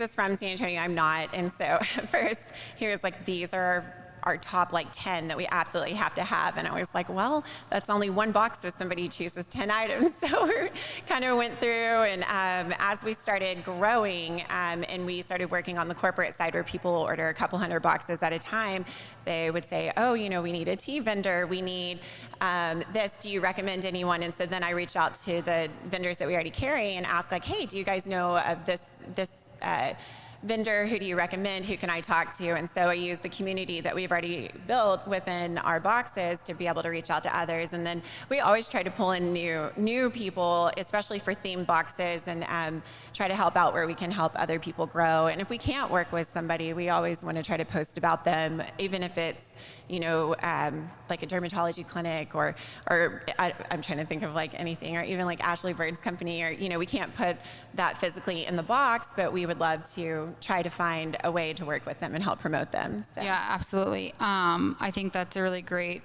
thing to stress on, because of course, I mean, your boxes can only serve so many, or, you know, the products that you put in it, especially when you're shipping them, because you do ship too, correct? We do, yeah. We ship all over the world. So, yeah, so it's been great. It was a little challenging during the pandemic trying to figure out what countries were accepting boxes from the U.S. and could go in and then not. And so, but we're almost through that, I think. And yeah, we ship everywhere. And so we try to do 5-day shipping unless you want to expedite it. And so we try to accommodate to everybody's needs. needs. And especially when someone goes online and orders and they say like, hey, this was real short notice, but today or tomorrow, can I have a box? If we have the inventory, we try to pull it together and make it available for everybody, because our whole goal is to take the inconvenience out of you running around and you trying to piece together this awesome gift box and let you focus on what you're really good at, which is your job, your family, you know, everything else. And we just wanted to take care of the gifting while supporting local at the same time. And personal testimony that did happen on Teacher Appreciation Day. She got a 4-hour notice and she had a box ready at her front doorstep for me that I went and picked up, and it was amazing, and the teachers loved it. So how much of your business is shipped versus local? I would say about probably 55% is probably shipped. It's pretty much in the middle because we have a lot of local deliveries. So we do a lot of either local pickups, a lot of local here, and we do a lot of like the personalized branded boxes that is really great for employee appreciation for Christmas. And so that's whenever we have our delivery drivers out delivering everywhere. So I would say just slightly majority is shipped, but a lot of it is here local. So. And when you're saying we, is it Reeves and you So and the I kiddos? do 99%, but Reeves does 1. I'm just kidding. Okay. No, I'm just kidding. No, yeah, sometimes my 6-year-old will help, but not really. No, it's mostly me, and then I have a great marketing team, and then I have so many fantastic vendors that help me meet when I'm like, oh, I have an order for like 300. Can y'all get this in 1 week? And everybody scrambles to like always make it work. So it's such a great family there, and then of course my husband does help. That's it. So this might lead into, because I mean, I don't know how you do it. 3 children, husband works. This is a job too. So I mean, I have no idea how you do it. Hats off to you, because that's amazing, especially with 55% of your company being shipped. I mean, you're all over. So what has been your biggest struggle then with San Antonio Box? Yeah, great question. I would say the scaling part has probably been the hardest. I'm trying to figure out what resources to use, where to go. Will we be there for a while? Will the pandemic come back? Do we hire on? What do we do? So I feel very confident that we have all the right vendors in place and all the right people to help us grow. But it's just been very challenging to figure out, like what the next steps are, because we want to keep growing. We want everybody to have a San Antonio in a box in hand. We want gifting to be super easy and us to be the main go-to to be able to support local and keep giving money back into San Antonio and helping the small businesses grow, just like exactly what you guys are doing. And so, yeah, I would say just the scaling part. Yeah, I mean, I was telling Allison prior that whenever, if we go to Detroit and we talk to folks there and they give us their time, we come back, and I've tried to scramble to put this together before Allison's service existed, but then also just people that come to San Antonio and ask to meet with us. I mean, it's just such a great gift to give to those folks, like a thank you, and here's, again, a taste of San Antonio, the flavor and the culture, and supporting so many more companies is pretty amazing. Who's your favorite vendor right now? I would say Quick Sip Coffee, for sure. They aren't in this room, I don't think. No, they're not, but their coffee Their is. coffee is, but I'm saying, yes, okay. Yeah, but yeah, I do love them. And I love Casa Chocolates. I like their Mexican hot chocolate bar. They get really creative. Mission Craft Candles. She does a very good job of customizing branded candles or just thinking outside the box. We have a lot of really neat people. Popcorn Friday I really like a lot. A lot of really great popcorns. And then, yeah, I love Fagata Salsa. I guess that's like one of our favorites. So, yeah. Do you have any products that are custom just for San Antonio in a box yet? I don't, actually, not yet. So. And then what is, if your dream like next move for San Antonio in a box, what would that look like for you? So I would love to ideally have Texas in a box. And we would love for every major city to have the same the same company and model that we have. So that way you could have one landing page and then be able to go to like El Paso in a box, McAllen in a box, Austin, Houston, Dallas, and then that way you could have a little bit of every city, or you could have the specific city, or you could have Texas in a box. So that's really our goal, and I think we can get there. But I just love, how much we've been able to give the local community another outlet or another source of sales, and for us to be able just to connect our boxes with new people, because we have two customers. And so we have the customer that buys it and then the customer that receives it, because it's a gift. So you're gifting it out. And so it's really interesting. So being able to capture on the person receiving is always a little challenging, but because we don't collect their email address, I just feel like it's too much, but it's really great. And so that's why we want the vendor blurb to be able to connect them back with the city. It's like they already ate everything. If they threw it away, how do they go back and find people? So yeah, and again, I think the customer really receiving is really important. Sorry, I've bought a couple boxes.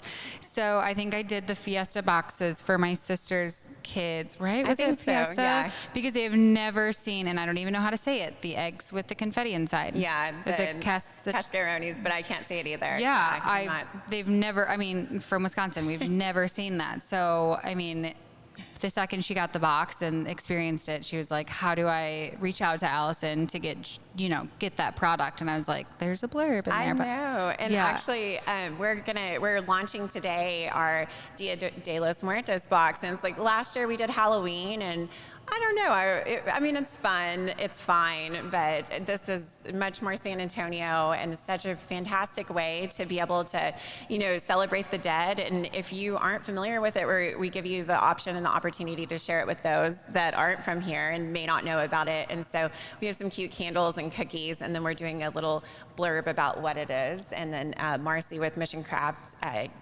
Candles, she's helping me create basically a description. So what all you can do and gather and put on your altar. So that's amazing. That is so cute. I love that. I'll have to give you one to send to your sisters. That is so great.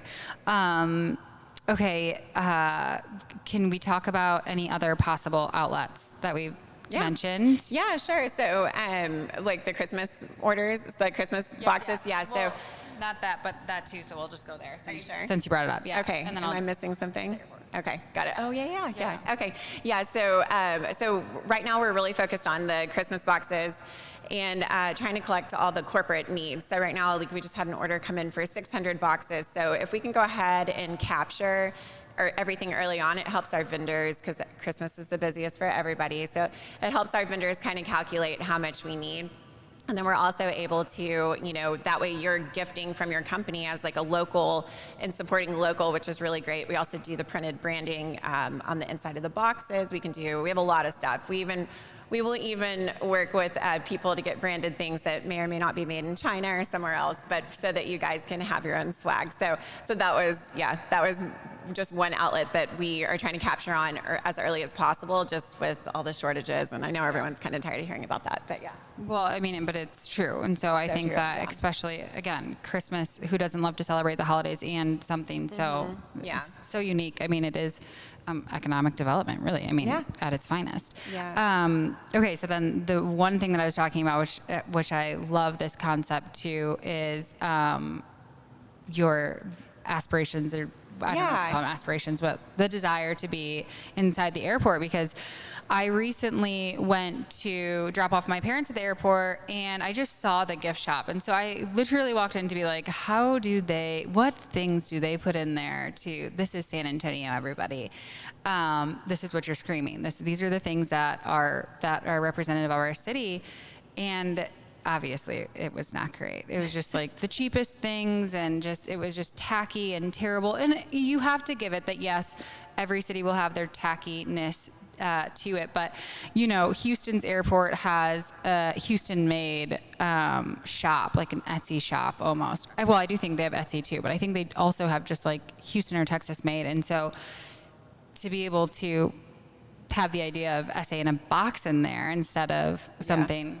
Yeah, something that's made In somewhere China. else. Yeah. Yeah, in China.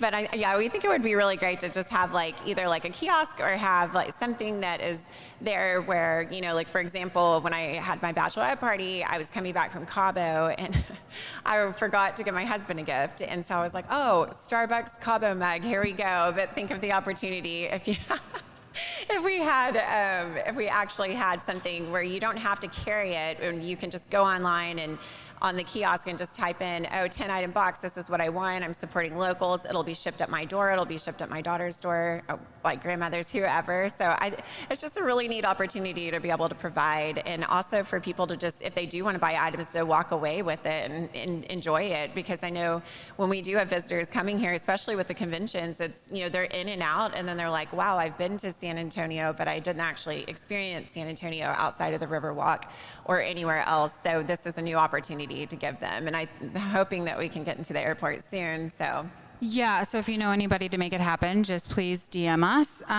because I do. I mean, all jokes aside, it's amazing for our city to see the value in something like this. Of you're not just supporting San Antonio in a box, you're supporting all of these vendors inside of the box versus, yes, things that are made in the masses in China and shipped here and don't have any ties to San Antonio is really great. What has been your most exciting like contract or like purchase? Oh, so I would say my most exciting contract is with Visit San Antonio. So so they bring all the conventions to the city, and it's been so fun working with them. And I don't know, it's just I had no idea how much work went into. So my whole background's in oil and gas. So I've never really been plugged into the city, other than like shopping and eating and, you know, fun things like that. And so it was really cool to see how well I feel like they bring the city together to make everybody work together. So I don't know how familiar everybody is, but like if a convention for 10,000 people are coming in, they have meetings and emails that we're even a part of that go out to all of the partners saying you need to staff up. The police are involved to escort. They control traffic. There's just so many things that go into it to make it all work. So they are one of them. But one of my other favorite ones is Greater SATX, and just everything that Jenna and them are doing over there, I'm a huge fan of, and helping bring new employers to San Antonio and new businesses, and just helping out our community. So it's just really cool to be a part of both of those, to be able to watch, you know, again, people working together in our city, because I think that definitely reflects how everybody is here. So yeah, and how we again represent our city and how people view our city as a whole. Because I saw you like was it the WNBA? Yeah. Well, it was the NCAA women's. Okay, yeah. So, but that was through Visit San Antonio. So it's a great example, and that was really cool. It was so fun, and we did like how many? 75? I don't know. It was a lot of boxes, though. It may have been more than 75. I can't remember. So many boxes ago. But it was so great because we were able to, you know, that was right during the pandemic, and they were able to come in and play, and we were able to gift them and still let them enjoy San Antonio. And so yeah. What is your favorite? Am I allowed to ask any questions? Yes, to you? of course. Ask away. Okay, what is your favorite item that we have in our box so far? Well, I mean, sugar cookies are obviously my weakness, and I love decorated iced sugar cookies. So those are always delicious. That's a good one. Yeah. I think it's just the themed ones, because I really did love the eggs. I don't even know how to say them. I know, I'm the worst. And so I've never even bought them. So I really did have fun with them with my kids too. Oh yeah, that was Easter. That's right, because they were in the Easter It was box. Easter. Yeah, yes. Okay, that. now it all makes sense. Yep. Yeah. So it was Easter. And then I think, everything for the kids. And so Yeah, I'm a big fan of the kids' boxes of, you know, because even with the Easter one, you did like the sensory play too, Yeah, which was so we did cool that. because it's more than just a box. They can play with it. And then I love the box itself. They just colored all over it. So it's fun. Just a gift that keeps on giving, guys. Yes. Do you have any other questions for? Oh, I know. Let's see. Not right now, but they'll come to me. Does anybody have any questions out there or on the webs, the interwebs? We have one question.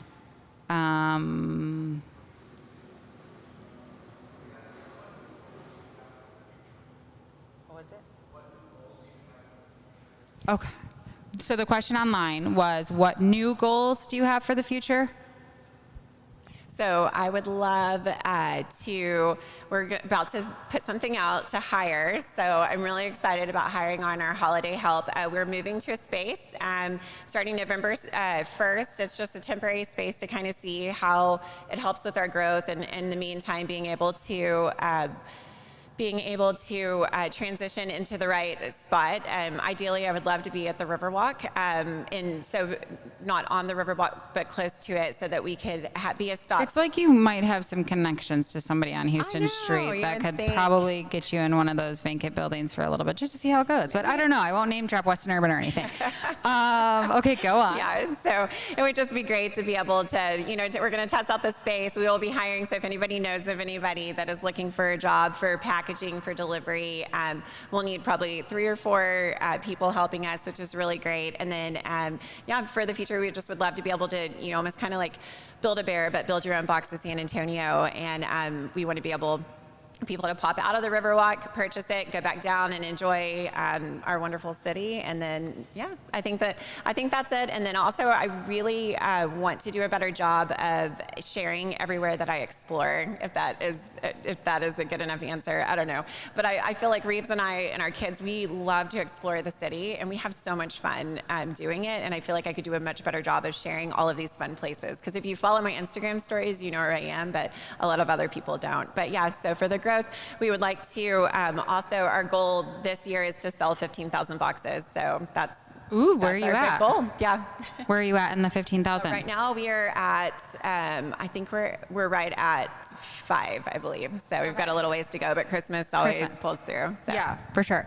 And I think that, you did a great job. But again, just to stress on the fact of how you explained it to me earlier of if they had a storefront, kind of like the Build-A-Bear. So if you are on the Riverwalk, if you are visiting, you can pop in.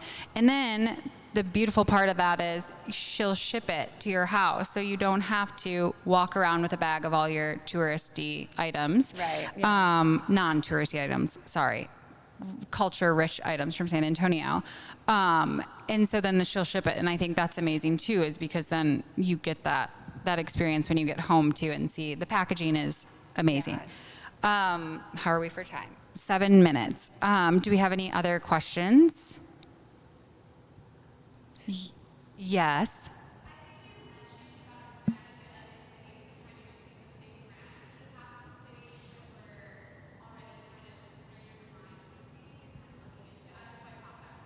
In Texas? Yeah.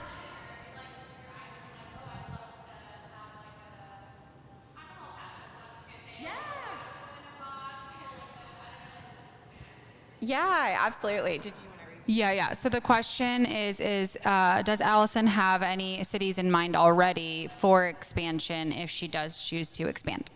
So I think El Paso would actually be fantastic because there's a teacher at one of our kids' schools that suggested it, and she was like, we would love to have El Paso in a box. I was like, that would be amazing. So El Paso I think would be great. Midland would be fantastic. Where I come from, oil and gas, where we're all working in the service industry, and so I know there's it would be very much needed. And then Austin, Houston, Dallas, and Fort Worth, and then obviously I think the Valley would be really fun too, like McAllen or Corpus or somewhere else. But I feel like we've built a really good business model, and it's been super fun. And I don't know, I would love to be able to share it with other people that carry the same passion that I do. It's been a lot of work. So as we have these conversations with people, some people are like, oh, I don't really want to work that hard. So it's been it's been kind of challenging and fun, but we would love to grow. If anybody is interested, please reach out to us, message us. You can find us we're at info@sanantonioinabox.com is where you can find us. And my name's Allison, so just reach out. That was my final question. How can they support? If people want to support, where should we direct them to? Yeah, sure. So our website, sanantonioinabox.com, and my phone number's on there, or our phone number's on there, and then our email as well. So you can, any questions you have, always reach out. And then if you are interested in any kind of so on the corporate side, we work with literally every company. So just because you don't see it on the website doesn't mean that we don't work with you. So if somebody say that they like Alamo Candy Company, but they like, the another kind of candy instead of the cherry bombs that we carry, then we'll carry those. Or if there's a different company that your sister owns, or your mom, or anybody, we'll carry that too. You just need to let us know so that we can negotiate the wholesale prices. Then we also encourage everybody to include their own swag and their personalized letters, so that way we can still keep it that personal touch and gift from you. Even if I think we even had even if it's just one box, we'll do that too. Because we had a grandma, she was sending to her grandkids what she wanted to send. She wanted to drop off like a personalized letter for each grandkid. And I was like, yeah, sure, here's our address, drop it off, and we put it in the boxes, or vice versa with the colored pictures. So yeah, customer service doesn't exist like that anymore, you guys, okay? Thank you. I hope, that's amazing, because the customer service is really what sets people apart. And I think that you can tell you're passionate about it, and then it just shows in your product, and shows when you ship it, and shows when people get it. They can tell instantly. So I appreciate that and love that, because again, it's hard to find. Thank you. And I appreciate you supporting all of the small businesses and keeping it local, because again, it's also much easier to do it outsource it. For sure. Okay, well, you know where to find her. San Antonio in a Box. She also has a name. It's Allison. And her 1% has a name too. Just kidding. We love you. Happy anniversary to you both tonight. Thank you. You guys have a wonderful day. Thank y'all.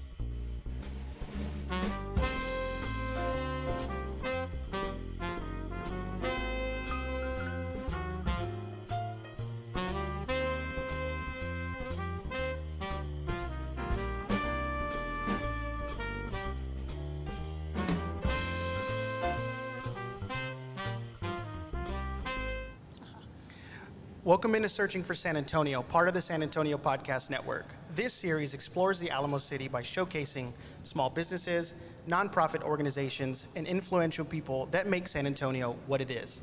Join in as we search for the true meaning of being a San Antonian.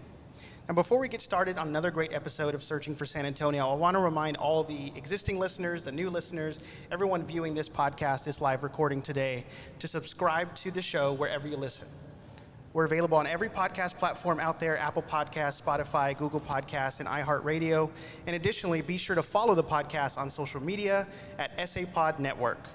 You can find us on Facebook, Instagram, and Twitter.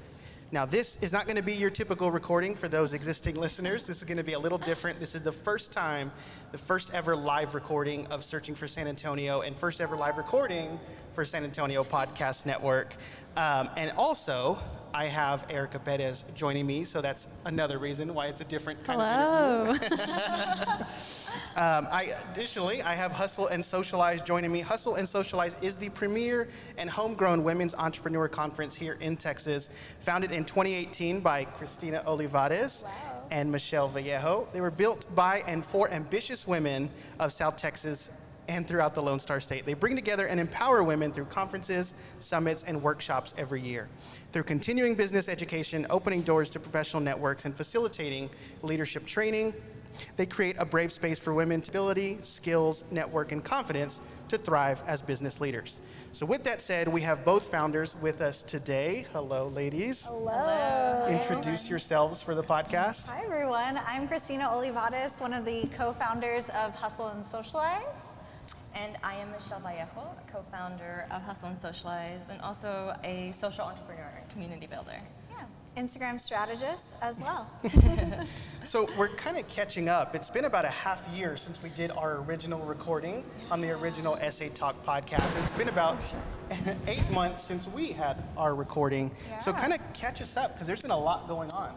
Well, in June of 2021, we had our 4th annual conference. And this one was a mixture of still being virtual, but it was a little bit of a hybrid version as well, since Michelle and I were in person for this, kind of having a live recording through the hotel that we were at. And we brought together close to 60 women for a full conference, really essentially, of 2.5 days of learning and growing. And it was absolutely phenomenal to continue our mission, even in a virtual landscaping. Yeah, it was fantastic. What was amazing about this time that we did a virtual conference, because back in 2020, we also jumped into doing a virtual conference. It was about 2 months before putting on our live in-person annual conference when everything got shut down. And we made a decision really quickly that, we had to keep bringing together the women in our community and to shine light on the work that's getting done, because even in a pandemic and even on a shutdown, that work doesn't stop. Yeah. And what we did in 2022 was that we were able to bring in, excuse me, I'm getting ahead of myself. What we did in 2021 was that we brought 31 speakers together for practically the same experience that we've always been putting together in person. And in 2020, because it was such a quick turnaround, we weren't able to bring as many speakers, but this time it was actually like a mirror reflection virtually of what we would do in person, and that was amazing. It was such a learning experience, and I think that all the women that were involved just learned a lot going through that process. Yeah, and it's completely different when you're organizing in person and you're organizing virtual. I mean, it is a flip the script type deal where now we're running tech, as San Antonio Startup Week has also done as well, and making sure that that experience is still at the top of our game, because it's just us two in front of a camera screen. We can't see all of our attendees, so making sure our energy was still up, making sure that we still had surprises. We sent our swag boxes directly through mail so that our attendees would have little surprises sprinkled in. You know, we brought some speakers outside of San Antonio as well and throughout Texas. And we've actually increased our audience because of the virtual to where now we're not just focused in San Antonio, but now we're expanding our reach and going beyond San Antonio. So I feel, you know, even though we were virtual and even though we had those limitations, it still was so needed and it actually expanded our mission. And so we're incredibly thankful that we not only just made the decision to continue to push forward, but that so many people were supporting us to push forward. And you kind of mentioned the mission, and you know, I've been following y'all for a minute, especially Christina, you made an imprint on my timeline with Hustle and Socialize, and so speak about that mission, because I have an understanding. I definitely listened to the earlier episode, but since I wasn't actually there, and maybe people who are listening to us for the first time, tell us about that. Yeah. Right. So our mission, and this is one that we just put together because every year it gets clear about what we're doing and why we're doing it. And so our mission is to empower Texas women to transform their mindsets to build their legacy. Yeah, and what we're understanding too is it's not just business women that are coming to our conferences. It's women who are maybe in a 9-to-5 job that have these aspirations of quitting one day and creating their own business. Or it's even men. We're expanding a little bit more to those who are allies for women empowerment and those who want to see their women succeed, because I think what the pandemic really highlighted is the inequities with women. And you know, we were starting to notice throughout the 4 years of our conference, we're getting women of all ages, not just the 25, of course, to 35, but we're seeing women who are in their 50s that are recognizing that they relate to this content. And in our previous event, we actually expanded the reach of an older audience, which we're really excited for. So we're really kind of seeing that it's not just business, but all legacies. I love how you guys are versatile enough and dynamic enough to kind of accommodate the changing demographics that you guys are listening out for. I love that you guys are noticing these changes and you're meeting it there, and that speaks to how you guys are very, adaptable, and not just adaptable, but you're going to cater to that. I also meant to ask y'all, tell us about the origin story, because when I met you guys, there was a lot of energy, and I was like, I love these girls, and it's like, wait, how do they even know each other? And not only that, but what I loved about originally hearing that story back in April was this idea didn't start in 2018. Sure, the business did. Sure, Hustle and Socialize did, but the idea started a long time ago. Yeah. It really did. Yeah. So Christina, how about you go ahead and start talking about like what the seed was, and then how we've evolved and grown that since then. So Michelle and I are best friends. We met in the 5th grade. So we've known each other for 20 years, and throughout our childhood, we are sisters. Like, I'm an only child, so Michelle was really my sister, and I would help her at her family's flea market. I would sell nachos and do all the things, and she kind of like planted that entrepreneurial seed in me that I never thought was possible. And throughout our college journey, Michelle after I got out of college, Michelle was the one who really kind of planted the seed of me becoming an entrepreneur with social media. So I started my social media company a couple of years before Hustle and Socialize. And there was a moment where I walked into a networking event and I just didn't see people that looked like me. And I thought that was very weird because we're in San Antonio. And I was just like, I got really frustrated and really angry. And it was a women's event, and I remember calling Michelle and I just said, like, something needs to change, because I know that there are plenty of business women that are minority owned and black and brown businesses they don't have a seat at the table, they don't have the opportunities, and we're hungry. Like, we are hungry for these opportunities.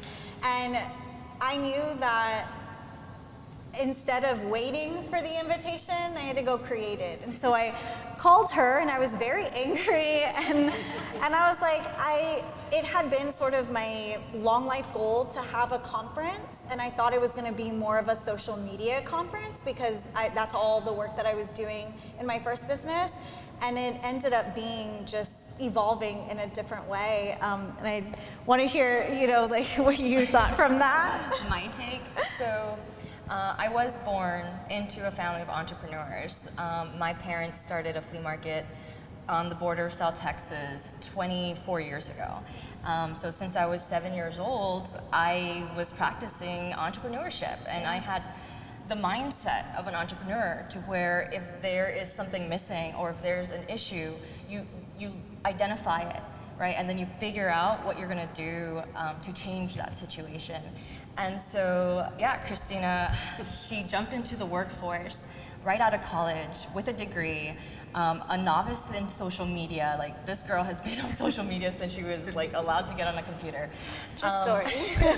And she was just so upset constantly, disappointed, disencouraged, and she would come to me and we would have phone calls late into the hours of the night. She was so frustrated and crying about not being able to find a job and constantly getting denied, and even people were not responding. The job force right now is going through a very tumultuous time, and back then it was already really difficult coming out of university to find a job. And what my advice to Christina was, you're not gonna find the job because it doesn't exist. So you need to create it. One of her greatest frustrations that she would repeat is that San Antonio is just not where it needs to be with social media. And I said, girl, get it there. You are the leader. What are you waiting for? Yeah, lead the way. And I think growing up at the Pulga is like, you have to be the leader no matter what. Like, so you gotta go. And when it came to the conference, so I went to Columbia University. I lived in New York for 9 years. I'm back in South Texas, and now I own and run the flea market with my dad, along with a few other projects. And when she wanted to do that, we got onto talking about my experience organizing conferences. And I was an executive administrator for a professional networking group of executive leaders from different diverse backgrounds, and they showed me how people could do business by building relationships, right? Like that is the key. Yeah, it really is. And when, that was just it. Like, that was the answer. There was no looking like, what is the magic thing? It's just meaningful connections, right? And kind of like blending business and life into one. It's like, I don't believe in the work-life balance concept. I believe in alignment. It has to fit every part of your life. So we saw this need. She was super frustrated. I was like, okay, I think I know what it needs to, what we need to do to get it going. Right. So we started talking about it and we started planning it. And Christina and I have many years of experience communicating with each other, so that helped, right? So we were like, okay, we could feed off of each other, respect each other's weaknesses and strengths, and just like honor each other's ideas. And as we moved forward, originally, I was going to be a consultant, right? Originally, this was going to be a social business media idea for Christina, and I was like, yes, let's go, let's do this. But then, as it evolved, the network and the people we were connecting with, it became life, right? Yeah. It became life for me too, and it just kept growing, and now we can't stop. And it was really funny because I was nominated for an award, and I went into the interview and I was like, okay, how can I impress them so that I could win the award? And a woman was sitting in the panel, and she asked me a question about this conference. And mind you, nothing was on paper. Like, I completely, I really was like, yes, we're having a conference. And I didn't think that she was actually going to take me up on the offer. And immediately after I got done with the award panel, she emailed me and was like, I'm really intrigued by your conference, and I want to help. And her name is Margot Slauson, and she was with Lifun. And at that time, I was like, I called her and said, well, this conference has to happen because I already said it out loud, and someone wants to help. And from there, it literally took life. And like Michelle said, it has not stopped. Now, how did you will not stop? And will not stop.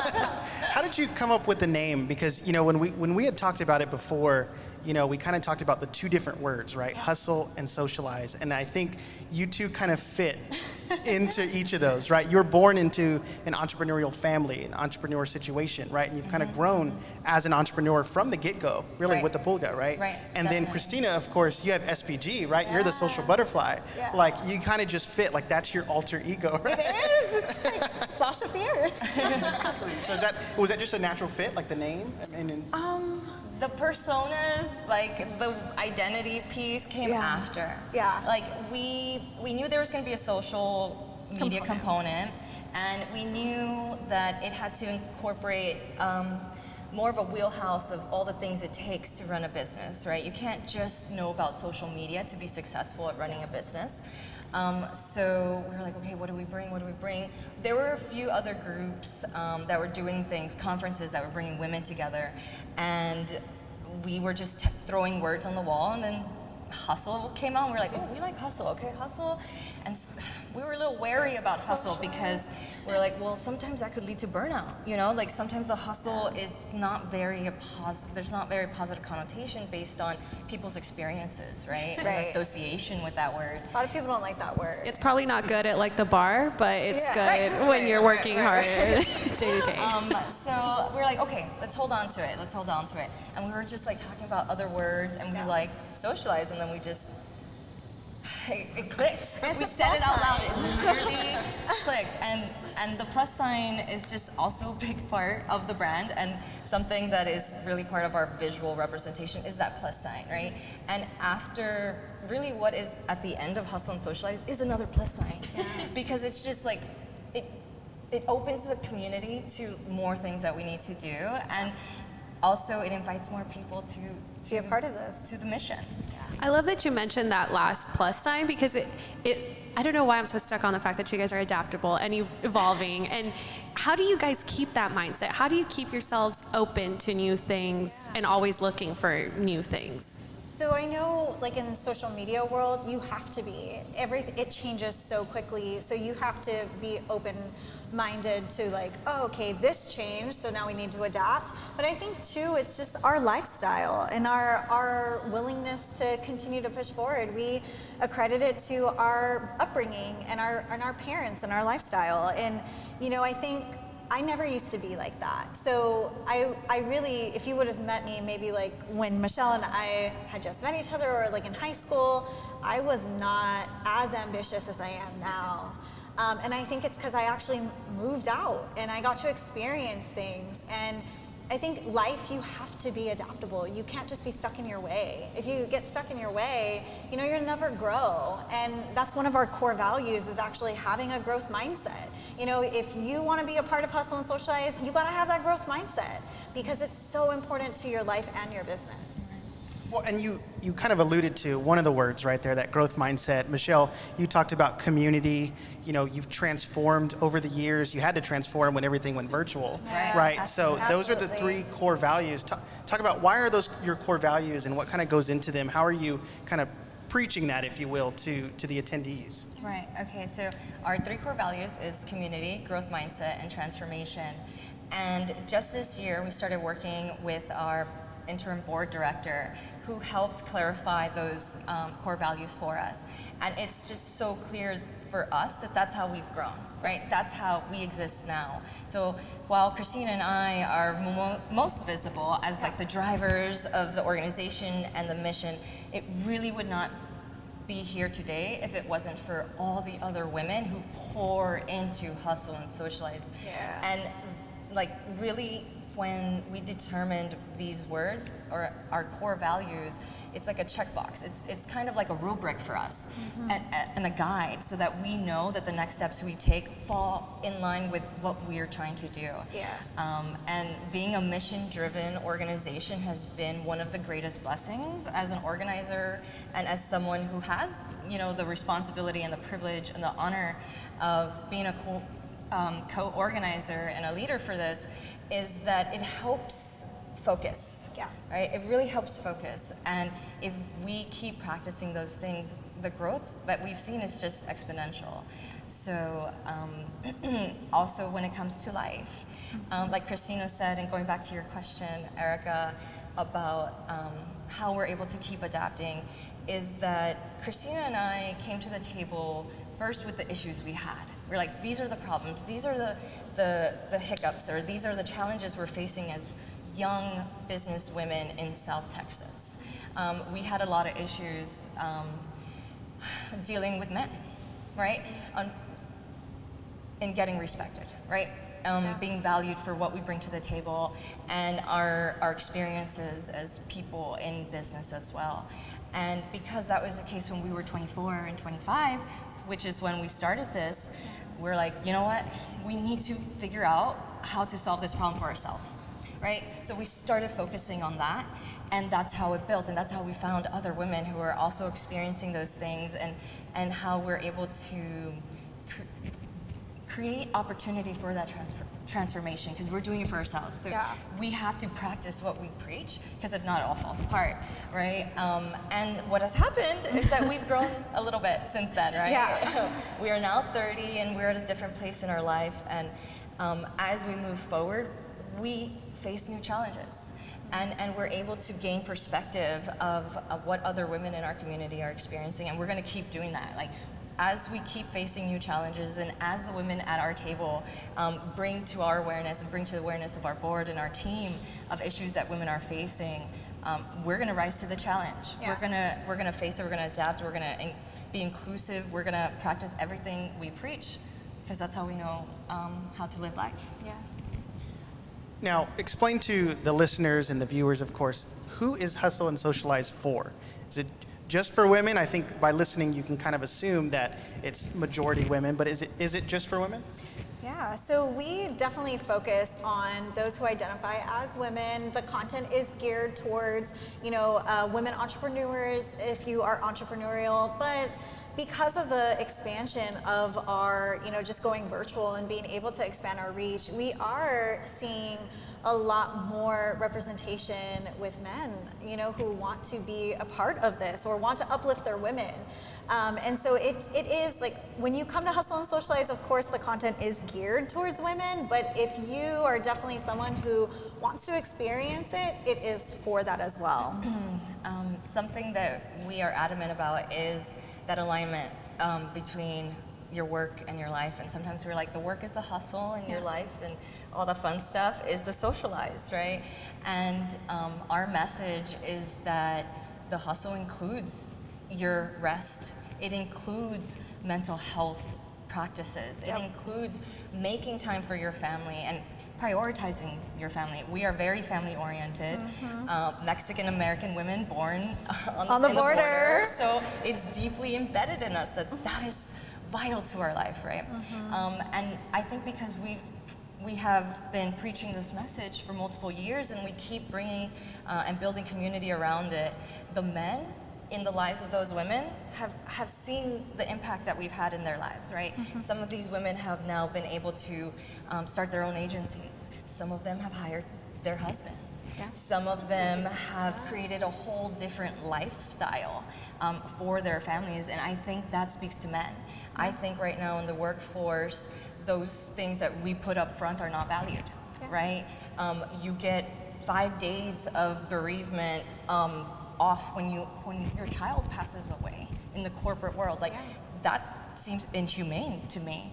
And so because we're advocating for a better way of working, I think that speaks to men, and they've been asking us to come into their room. Every time we host an event, people ask us like, hey, is this for men too? We're like, yes.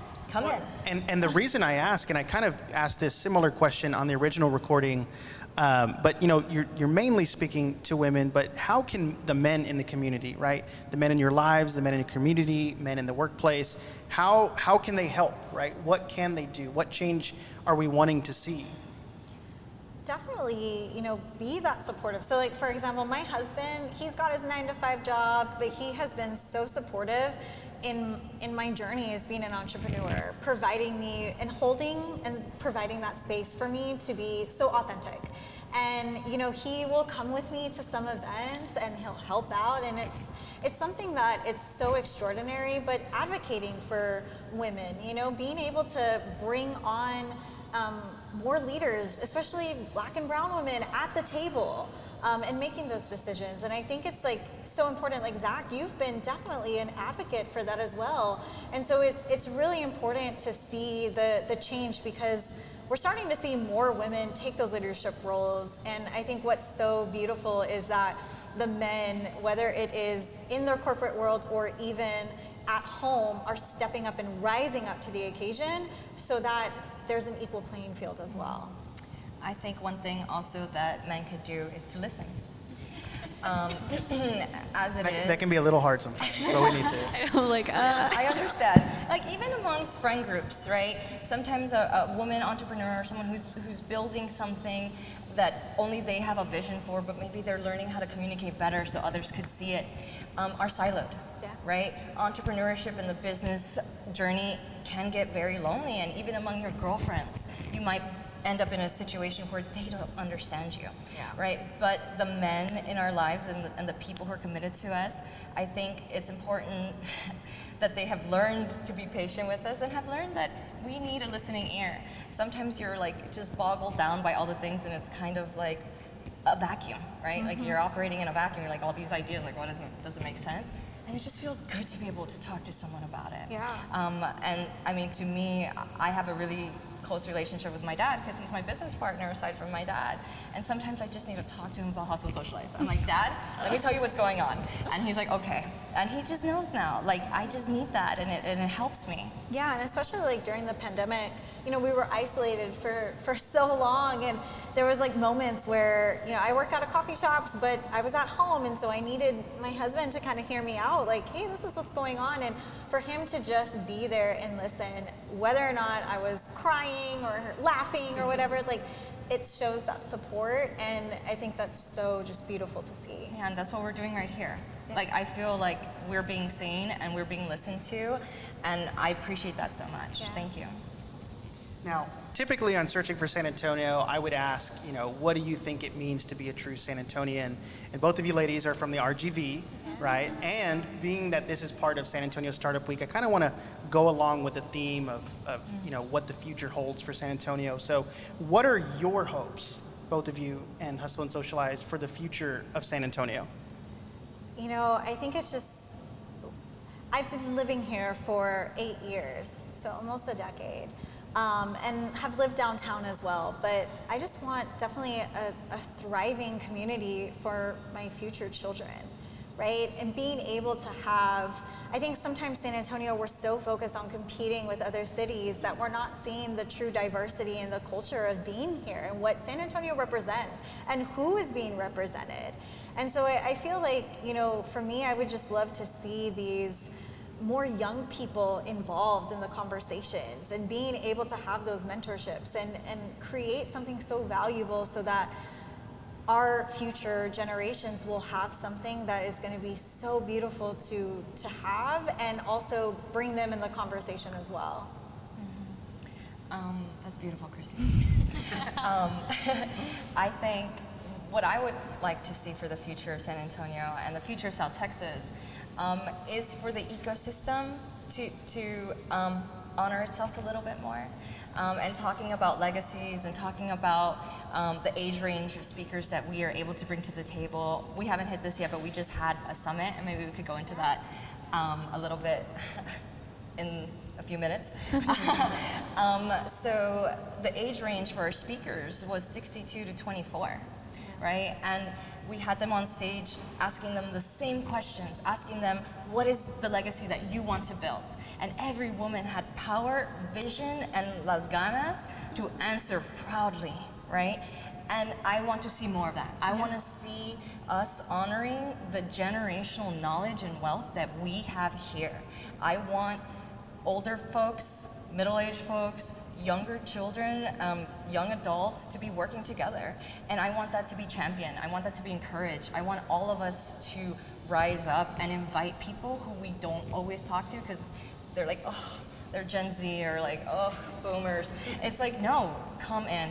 I need your knowledge, young and old and person who's my age too. And I think throughout Startup Week, I've been hearing that a lot.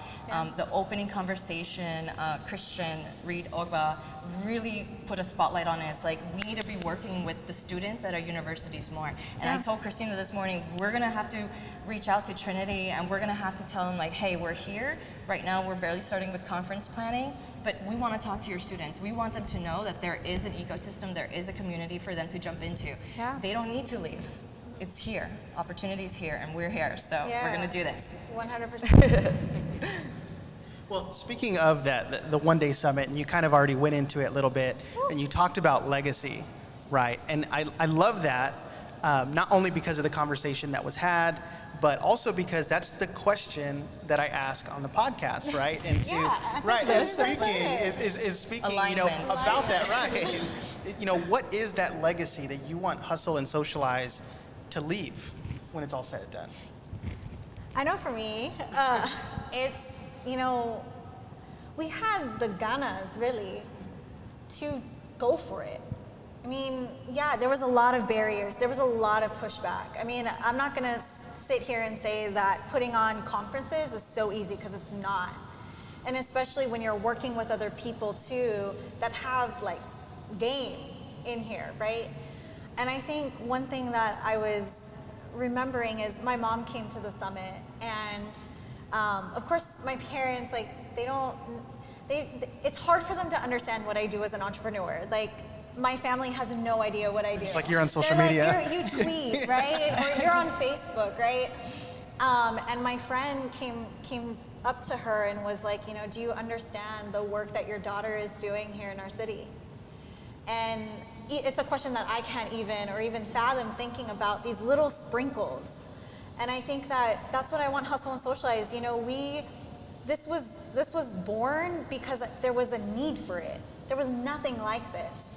And we're not trying to be other conferences. We're not trying to be, you know, whatever you see right now. We're just really trying to make sure that we're making a freaking difference. Absolutely. And bringing, you know, more women to the table. I know there was a stat, I think Dr. Lulu had said it, or Selena had said it, that by 2050, women are going to be the majority of taxpayers, like in IRS standards, or there was something about that. Majority breadwinners. Majority breadwinners by IRS. And I think it just speaks so truly of like why we started this. And something that I would love to see more of is just like women go for it, like going for it. Because some people feel so scared. Some people feel like, oh, who am I to do this? And I think that Hustle and Socialize gives that platform to be like, yeah, who are you to do this? You can do this, you know? So yeah, that's what I see. So for me, the legacy that I hope Hustle and Socialize leaves is a culture of a healthier way of doing business. So my mom, she's the one who made me an entrepreneur. She's the one who drilled in me the mindset of never giving up and just figuring it out as you go. And I never knew this thing about like asking for permission until I started seeing like things pop up like, you don't need permission to do this. And I was like, I never knew the concept of asking for permission. So like something also Selena said during her conversation was at the summit was, you don't need permission to serve your city.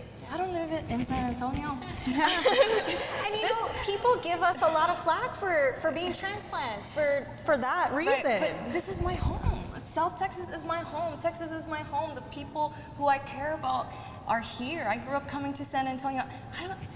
That never crossed my mind, like permission. So I hope that Hustle and Socialize is an example and leaves that mark to where it changes the culture and this thing of concept of needing permission or needing to ask if you can do something or feeling ready. Yeah. You know, I want that to go away. And when I say a healthier way of doing business and tying it back to my mom, she lived with multiple sclerosis since I was 4. So I only knew my mom sick pretty much up until I was 19 when she passed away. And she was a business leader. I called her like the Pulya Queen because she drove that business. She created the systems and the processes that we still use to this day because I was like, they're flawless. Don't break it until you're having some issues, but we have never had issues with it. So it's that example that I want Hustle and Socialize to leave. Yeah, and I think, for me, it has changed my life. It granted me access and the opportunity to go to New York, to come back home and have this legacy that I get to continue that my mom and dad started. And even before that, right, because my grandparents decided to immigrate from Mexico, and it goes way back, right? It goes way back. And just have a space to where that's the reality. Yeah. It almost sounds like your legacy is bravery and courage. You know, like I'm hearing you listen and talk about your mom, and I'm hearing you talk about just wanting to establish yourself and not being afraid. And it does resonate a lot with me because I'm not from the Valley, but I'm from El Paso, and it's the same kind of thing where it's like fight. And that's it. And you shouldn't have to be able to question whether you can or can't fight. And I love it. That's why I've been following you guys for as long as I have. So, just wanted to make sure I said that. Yeah, and Hustle and Socialize is obviously at the forefront of that fight, right? And making that change in South Texas and San Antonio and just Texas in general. But as we wrap up this interview, I don't want to gloss over or overlook the fact that this past week you did announce the dates, right, of next year's conference, right? So talk about those dates and definitely plug in where can the listeners, any new listeners, any new viewers of this, where can they find both of you ladies? Yeah, of course. So our dates are June 23rd through June 25th of 22. We're back in person. There might be a little bit of a virtual component as well, but we are back in person. And our theme for this year, or for 22, is building your legacy. So we're keeping that conversation going. And you can follow us, stay up to date by going to our Instagram at Hustle and Socialize. And then, of course, we have our newsletter that's where we give all of the surprises of when tickets go on sale. So you could go to our website and stay tuned because even though our conference is in June, we're going to be having events kind of leading up for opportunities for people to get involved. Yeah, so something that Hustle and Socialize does is we create our ecosystem of ourselves. So anyone who is interested in being a speaker, a sponsor, an attendee, a partner, we're going to start organizing. Actually, we've already started organizing for our 2022 conference, and that's what we'll be doing throughout the end of the year. So reach out to us. We're going to do some outreach ourselves, and that's where we're at right now. So we're inviting everyone to jump on board. And this on the train's Hustle and going Socialize fast. train. Yeah. Very, very exciting. So where can they follow individual social profiles for you? You could find me, Alton Princess, on Instagram and Twitter, and also Facebook, Michelle Vallejo, and on LinkedIn. I'm on Instagram at The Social Butterfly Gal, and on Twitter, I'm Christina SBG. Perfect. Well, listeners, viewers, that is going to wrap up another great episode of Searching for San Antonio. If you haven't done so already, please subscribe to the podcast, again, on your preferred podcasting platform. If you're listening on Apple Podcasts, I'll also ask that you leave a rate and review. That always helps, as you know, Erica, right? If you want to keeps me motivated. If you want to keep up with the show and our other talk show series, SA Talk, please give a follow, like I mentioned earlier, on Instagram, Facebook, Twitter, at SA Pod Network. That's SA, as in San Antonio, Pod as in podcast network. If you're an existing listener or want to support the show, you can also visit the link in bio, click support monthly. We would really appreciate that. Thanks again for listening, and Viva San Antonio. Woo! And real quick, just for the live recording, I know this part won't actually go on the podcast itself, but I'm so excited to announce here at San Antonio Startup Week that Erica Perez is going to be joining me as the new co-host on the San Antonio Podcast Network. So, yes. Erica, I'm so excited to have you on there, and I'm so excited. This Thank is kind of like our debut interview, like feeling things out. But I think it went really well. No, yeah, and I feel so happy that it was with you ladies because I get it. That's all I'm going to say. So I love that. But thank you guys. Thank you guys so much, and just big shout out to Tu and for Max for inviting us and having us be part of San Antonio Startup Week. So perfect. Thank you. Thank you. And I don't know if we're doing any questions, if there was any questions, but anything about podcasting or for the ladies. Any questions? No, we're good. Good. Okay. Yay.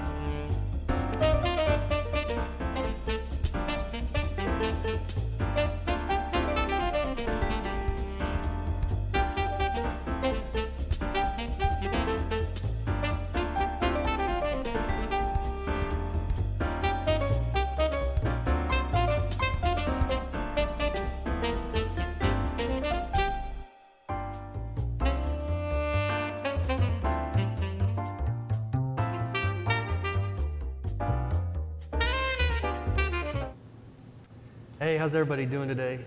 My name is Ian Friedel. I'm the Chief Visual Strategist at Brand Author, and this is Zara Cruzan, the Chief Brand Architect.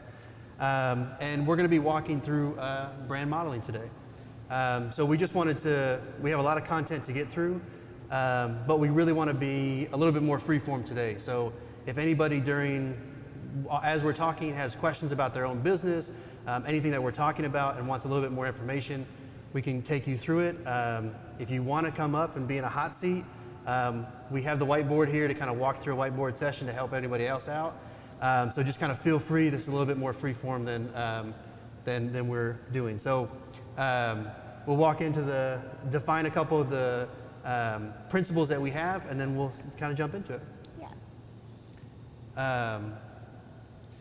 So the few things that we're going to talk about today is how we quantify our brand value, what brand modeling is and what it does for your actual business, and then how can we use brand modeling to create customer experience cycles that build brand value. So Zara, let's walk into how does branding add value to your business? Yeah, so before we even get started, I just kind of wanted to point out that most of you guys are experts at this. You just don't know it yet because you're all consumers, and so it's just a matter of framing it into a context as a business owner and how you can create some of the experiences that you've had on the consumer side of it, right? And so it's going to be much simpler than you think it is. So let's dive right in. Okay, so I love to show this slide because it just goes to show you the power of brand. So on the left, you've got the Walmart shoe that retails for $10.68, and then you've got your Nike that's $106. Now, to the untrained eye, this is a pretty similar shoe, right? It's a white high-top sneaker. But there's a huge value differential there. And most of us see the difference there, and we don't even question why Nike's so much more. We don't even say, well, why is that so expensive? Because we understand why. So here's the thing that I want you to take into consideration. Let's just say, for example, that Walmart spends $5 to produce that shoe. Let's just throw a number on it.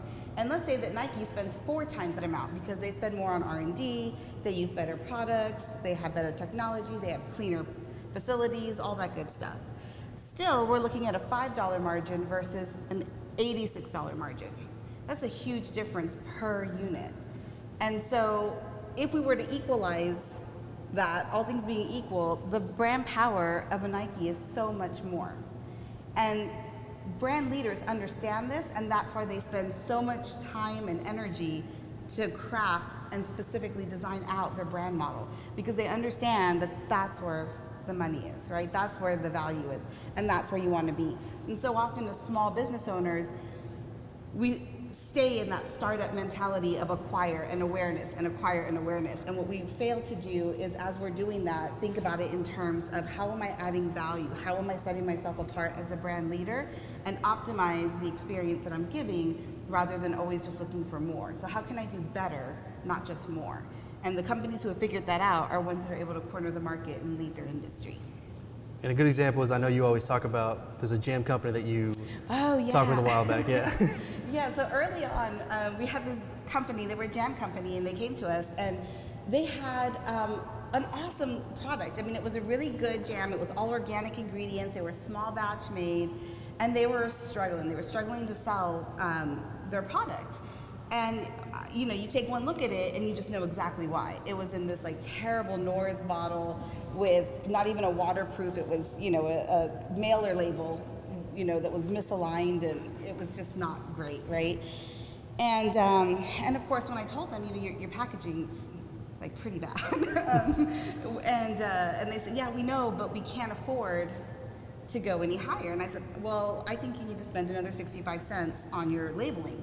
And they said, no, we can't. Like we're barely breaking even, and we can't even get people to pay this much for it, let alone more. And I said, well, I guarantee you that if you spend 65 cents more on your labeling, you're going to be able to charge at least $1.50 more for your product. Just let's test this theory. And they did, and sure enough, they were able to sell it for more. And of course, they were floored. They're like, how does this happen? How are we able to do that? It's the same product. And so what they had there is a brand misalignment, right? So their product was luxury, and that was evident when you tasted it. But how do you get to taste it? In order to taste it, you have to either buy it or be incentivized or attracted to stop at the booth and get your free sample. And if the packaging in the outside looks the way it did, how many of you would stop and see that? So instantly, you see a terrible packaging with a high price, and you're in no man's land. It's just white noise. We don't value that. And so the point is, either go all in on cheap and use cheap ingredients and keep your margin and good value, or if you're going to say you're premium, commit to that and show that and tell that story from the very first interaction all the way through. And so how can you get somebody to understand that your value? You have to consistently tell that story all throughout, because when you're doing something here to save money and you're trying to present yourself as premium on the other end, that's where, as a consumer, you don't get the message. It's very difficult, and you don't always have the time to have the 20-minute conversation with someone at a farmer's market booth to explain to them why they should, right? Most people are just going to pass you right by.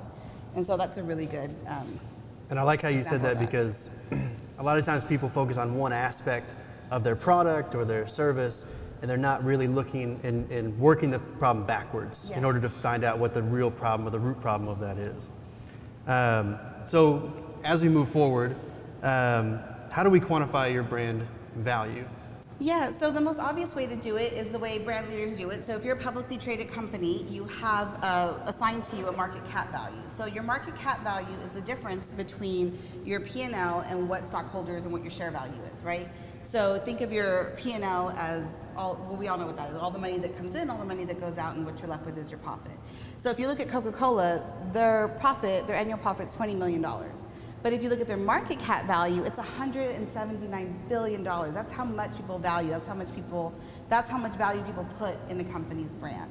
And so, if you're looking at how to value a brand, that's the basic way to do it. We kind of get like Coca-Cola, like the big brands, but how does like a small business understand their market cap? All right, so DIY, figure out your brand value. So here's what you do. You go to first find out what your offer is, whether it's a product or service. Find at least 30 competitors. You can go crazy, you can go 150, 250, but usually you want an agency behind you helping you run that. But if you're just starting out, find 30 of your competitors and get an average of what they sell, or even plot their pricing on a scale and then drop yours in and see where you line up. Now the key to doing this accurately is make sure that the people that you're selecting to compare yourself to are actually successful, right? So it's not just, so if you're comparing yourself to your other struggling entrepreneur that can't sell anything at that price point, then it's not a really good measure. So make sure the people that you're comparing yourself to have about 12% of the market saturated, so they're successfully selling at that price point. And make sure that the price point you're claiming to have is a price point that you're successfully selling at. That way you know it's a good apples to apples comparison. And then the other thing is make sure that they are as close to your doppelganger as you can get. So if you sell blue ballpoint pens, don't compare yourself to fountain pens, felt tip markers. Try and get something that's as close to what you do as possible so you can get a really good gauge on that. And that's something you can do in an hour just to kind of guesstimate where your brand is, and then you can start to make decisions and goals for yourself as to how you can start to creep up that brand value scale. And are you trying to just do it locally, or are you trying to do it nationally, or is it just dependent on your business? Yeah, so it depends on where your market is. So if you have a market that's, you're an Amazon seller and you're in all over the world, then you want to take a landscape of the same market that you have. If you are selling in San Antonio, then don't compare yourself to what's being sold in California, New York, because it's not the same, right? You're gonna feel really badly about yourself, and you shouldn't. San Antonio market prices are a little bit different, right? And so just make sure that you're getting something that's fairly accurate to what your market is. That makes sense. So now that we kind of understand that, how do we now build our own brand value?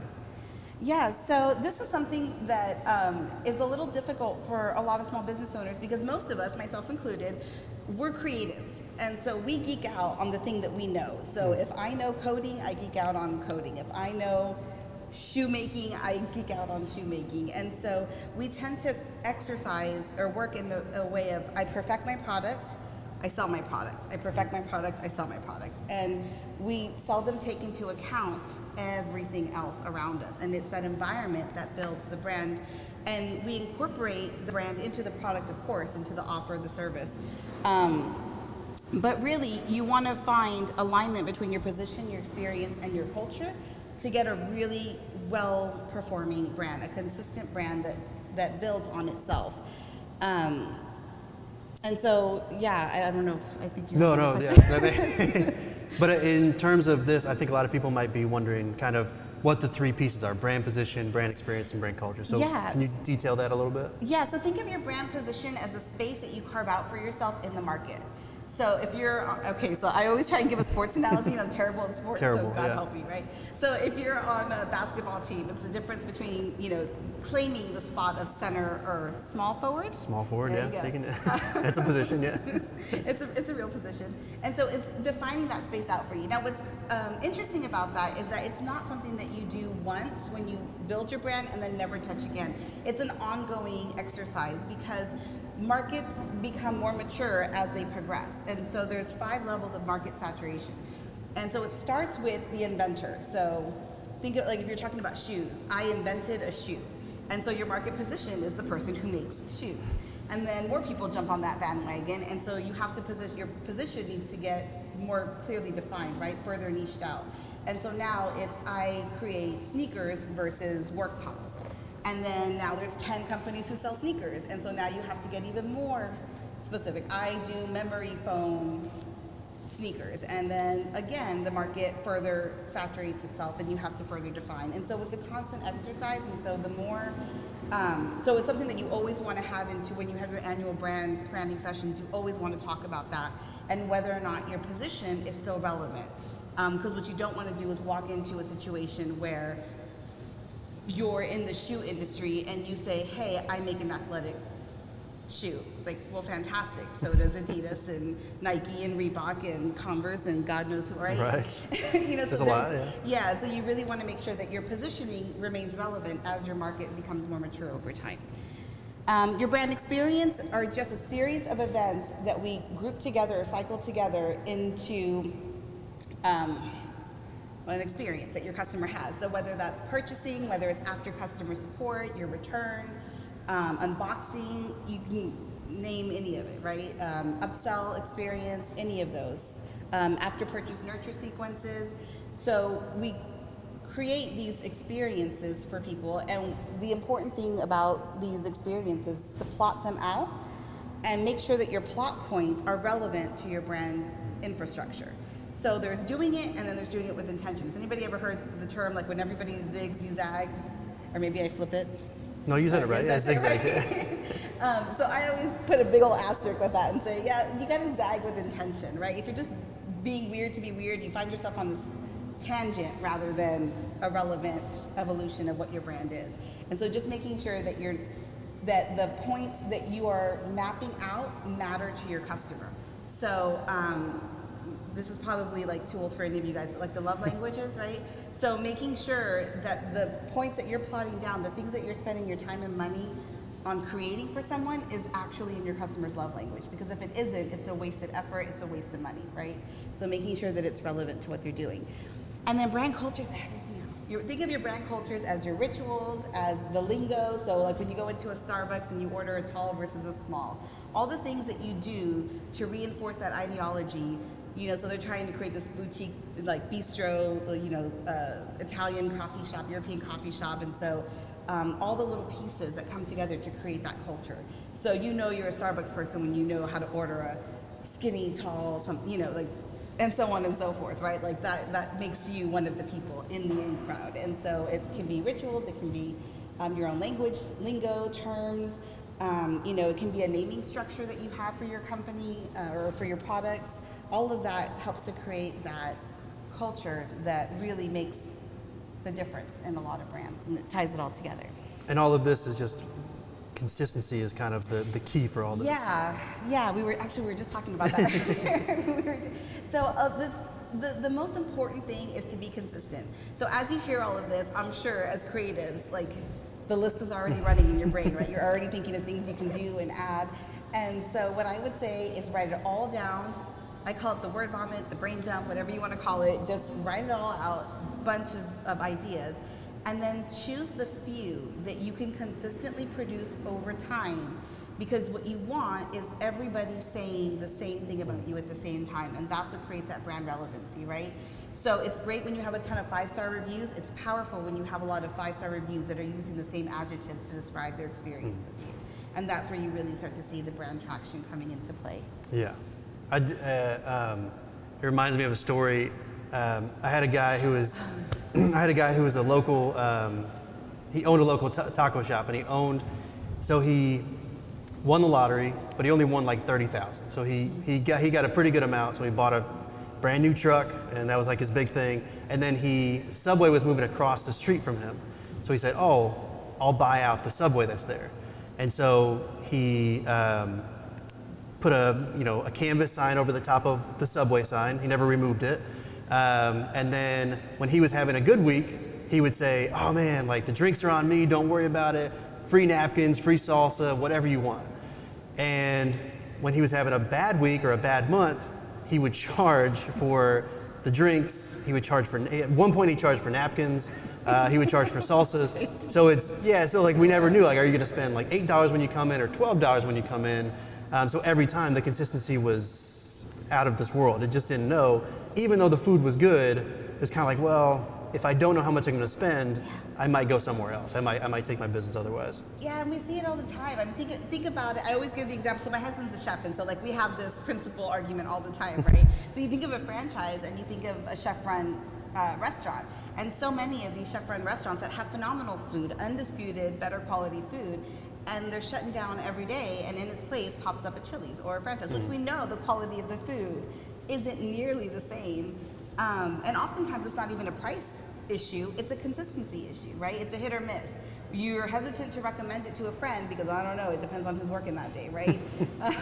You don't know if it's the nice cashier or the not nice server. You don't know, right? You're not really sure what you're gonna get, and there isn't a consistency, either within that experience, depending on who you get, or even just within itself, right? So if you go to a really nice restaurant, and it's all beautiful, but then you have to get up and go pay, or it's, something's, the food's out of a can, or, something like, it's beautiful, or the plating's terrible, or, there's something off about it. And so we go, what creatives fail to realize is we purchase for the experience as much as we do the product or the offer itself. And that's true whether you're talking about a fine dining meal in a chef-driven restaurant, or if you're talking about a pair of earrings that you buy, right? It's Right. as much about the buying experience dictates how much you're willing to spend. And I know you always reference, there's a restaurant in Vegas that has Oh, yeah. no branding, but it is branding. But Yeah. explain that a little bit. So in Vegas, and if you go to the Cosmopolitan, there is an unbranded pizza shop, right? It's tucked away like a little speakeasy, and you go in, and it's completely stark white. There's no name. You can't recommend it because, like, you can't tell somebody. Everybody talks about it, but there's no name of the restaurant. They have no name. You walk in, and the menu is just straight up what it is, right? There's no fun play on the menu. It's just pepperoni pizza, mushroom pizza. They have like 6 different types, and that's it. Everybody in there's wearing a white T-shirt with a white name tag with their name in a black sans serif font. There's no, on the pizza boxes, there's no branding, not even the name of the company who produced the box. I mean, there's just nothing. Stark white napkins. The pictures on the wall are all black and white canvases that are blurred, so you don't even, there's just, you can't tell what it is. So, it just goes to show you it's not about the hoops. And this place has a line out the door. I had to wait like 45 minutes to get, every time we go, to get pizza. It's crazy. But it's not about the bells and whistles. It's not about the 30 colors if you don't have it. But they create a consistent experience from the interaction you have with the server, from what it looks like. You're never going to see like Ray's Pizzeria on a box one week and then the next week it's stark white. What makes it work is the consistency. If you're not going to brand, then like commit, right? and that's your brand, is the not brand. But really, having that consistency, even without the fireworks and without all the special effects, can work for you as long as you're consistent. You know what you're getting when you go there. You know what to expect, and so there's a trust factor that's built in there. And so that can also be really powerful. So where does brand modeling fit into brand creation itself? So we're going to take a look at the second group today. So this is the secret sauce. This is how we build a brand's infrastructure from beginning to end. And I say end in the loosest sense of the word because when we get to the last dot, we just start right back over at the beginning, right? It's a big loop, yeah. It's an endless cycle. So of course you have your identity, but today we're going to zoom in on that brand model section, which is once you've created the who you are, what you do, and who you do it for. Now, how do we create tangible evidence of that? So we take it off of the vision statement and off of the core values, and we make it into something tangible. And that's where brands really shine, right? So you can look at 2 different companies who have very similar vision statements, very similar core values. What makes one of them irresistible and highly valuable, and another one just kind of fall flat? Nobody's heard of them. It's because they're not able to take it off of the page and work it into what it is that they're doing with their business. And so that's what brand modeling is all about. So this is kind of a segmented section of that, but if you want to walk us through, so within brand modeling, there's offer structure, signature offer, experience mapping, and brand standards. So do you want to cover those a little bit Yeah. while we So let's start off with offer structure. Offer structure is the architecture or the hierarchy of your products. So think of it in terms of, is it a main brand? Is this a sub-brand? Is this a line of products within a brand? It's organizing everything that you have to offer and making sure you're matching the right things in front of the right people in the right order. It's all about the syntax, right? What is their ascension model as they come into your brand, right? Do you offer them the lipstick first and then the mascara, or do you offer them the mascara first and then the lipstick, right? How are you bringing them in, and what are you doing to nurture them and deepen your relationship with them as far as offers go? And so, and that really does make a big difference as far as what you're doing, not just for you as a business owner to keep it's almost like, you know, when you work a math problem with a formula and then you go back and check your answers. This helps to do that. Which products do I have? What offers, services do I provide that are on brand, that make sense, that match up and align with customers? And what do I have because I've always had it? Because one guy once said I should have it and make it, and I did it. Because it's a nostalgia piece, because I have an emotional connection to it, because it was the thing I had 5 years ago that for some reason just resonated with me, and what is actually on brand. And it also helps your customers because it allows them to self-select. So as humans, decision making is really hard and we hate doing it. And so if we complicate that process for you by giving you our junk drawer of offers and saying, here, pick one, we're not making sales any easier for us as a business. And so what our job is to make it a no-brainer. Right. Like, how do we make this as painless as possible? How do we help you find exactly what you need as fast as we can, with as few clicks as we can, to get you to check out your cart instead of get all the way to the cart and then abandon cart because now wait a minute, I didn't see this, and what about this? And now you're in the black hole of Google searches, right? Right. And then your signature offer is a big part of that, right? So then what are we leading them with? And so we get a lot of resistance to this one, right? Everybody doesn't like to think about their signature offer because they're all signature offers, right? They're all my best offer. And it's very difficult to kind of like choose a favorite child, right? Like, how do I choose which one I'm gonna lead with? And so finding something that is the best representation of your brand and who you are is gonna be critical in this for this piece. And it's also important because it's what allows you to get traction. So if you think of like Nike, right? Yeah. They only had that one cross trainer. They started off with the one shoe, and they got really good at the messaging and converting on that one shoe, and they got really well known for the one shoe. Right. Now you fast forward, what was that? You had a stat on that about. Yeah, Bill Bowerman started in '64. They didn't make it to any shelves until '71. So they had to believe in that product for that long amount of time before that's before they even like really started to take off. It was just, can I get to shelves within 7 years? So yeah, it goes a long way. It does, and if you think about it, a lot of us as entrepreneurs, right away we want to jump to the gym bag and the athletic shorts and the socks and the visors and all of that. But what happens is that we take our marketing effort and we take our time that we have, our time and energy, and we split the conversation apart into 12 products, 15 products, 40 products. And what we need to be doing is getting everybody talking about the one product, right? That one thing that goes viral, that one thing that all of our energy that we get known for, that we become experts on, that we master the experience of and the buying experience for, and that's where we create the traction that we need to grow the brand. And then once you've got that nailed, now start making the socks, right? Now start making the sweatbands. Right. Once everything's moving and grooving. And then, of course, experience mapping, as we've already talked about it, just creating those experience cycles. And then the brand standards is creating a set of rules for yourself. So you have, when you make your brand identity, you have your vision, your mission, your core values, your persona, your brand promise.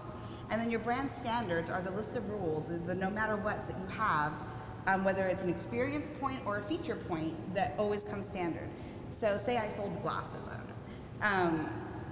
One example of a physical brand standard would be decisions like, does the lens cleaner come with it, or do you have to buy it separately? Do I get a hard case? Do I not get a hard case? From a service standpoint, you can think of it as things like, do I get to get free adjustments and cleanings every time I go back to the store, or is it only for a year? Do I get free replacement if my kid sits on it or stomps on it, or no, only have to pay extra for that? Is that a warranty? And these are all the decisions that have to be intentionally made from the beginning if you intend to give a consistent experience on the outside, on the back side of it, right? So if you want your customers to have that. Yeah, we see that with a lot of young companies. A lot of those little tiny details, they think, I'll figure it out when I get there. But that's what makes the difference between the companies that continue to succeed and the ones that that jump off really quickly. And people get really annoyed when you take stuff away, right? Yes. So I'll just get like I won't name the company, I won't name the bank, but my husband and I have been banking somewhere, for over 20 years, and they recently, and so my son has like his allowance money, so he's got coins, for days, and so they go to the bank to count the coins. And it's always been free. They have a little coin machine, and you throw it in. As long as you're a member, you can have it. And now they're charging. And my husband is furious. Like, he's shopping banks. I mean, and it's so silly. I mean, it's only a few cents, But he feels like, well, this is what a credit union is. Like, you don't have fees. It's the point of doing a credit union. And so he's buying his own paper, and he's shopping banks like he is done with it over something so silly. And so you have to, as an institution, you have to look at that and say, is this worth, does it affect my brand value, and is it worth what I'm giving up, right? Is this, for the 10 cents that I make, I lose a 20-year customer. Does that make sense to me? Is that something I'm willing to trade for, or is it not, right? Well, and you were this morning you were talking about the coffee being held in a holder from a coffee company that. Yeah. So I'll let you tell that. But, yeah. Okay, so we go, little things, yeah. Part of our job is we go to different construction sites for some of our brands and our bricks and mortar to make sure that, we meet with the designers and architects. And there's this one that's in a little city just outside of San Antonio. And they are a coffee trailer. Truck, coffee trailer. Yeah. And so their whole experience is to go. So if you're gonna double down on to go, like, you better nail that, absolutely. And their coffee is phenomenal. They have these huge, and it's a great value, right? So for less than what you pay at Starbucks, you get like a big old 24-ounce coffee, And every time I go, I don't just bring coffee for myself because that's rude. So I get it for like the architect, the construction, because I've got like coffees, right? And so I always ask for the drink carrier. But they cheap out on those drink carriers every time. I mean, and so it's thin. You could barely consider it cardboard, and it's very shallow for the tall, and so it always flips over. And 3 times in a row, I've just spilled coffee all over the front seat of my car because and so I just don't, so now I just buy the small.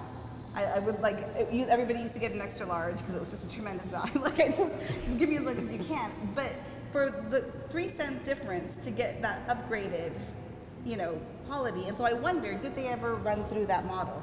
Has anybody who worked there, who makes the purchasing decision, sat in a car with a drink carrier with these extra large coffees and had that experience? Because for the 3 cents that they're saving on the drink carrier, they're now losing $7-8 worth of coffee upgrades that I no longer get because I'm only going to get the little one so that it doesn't mess up my car, right?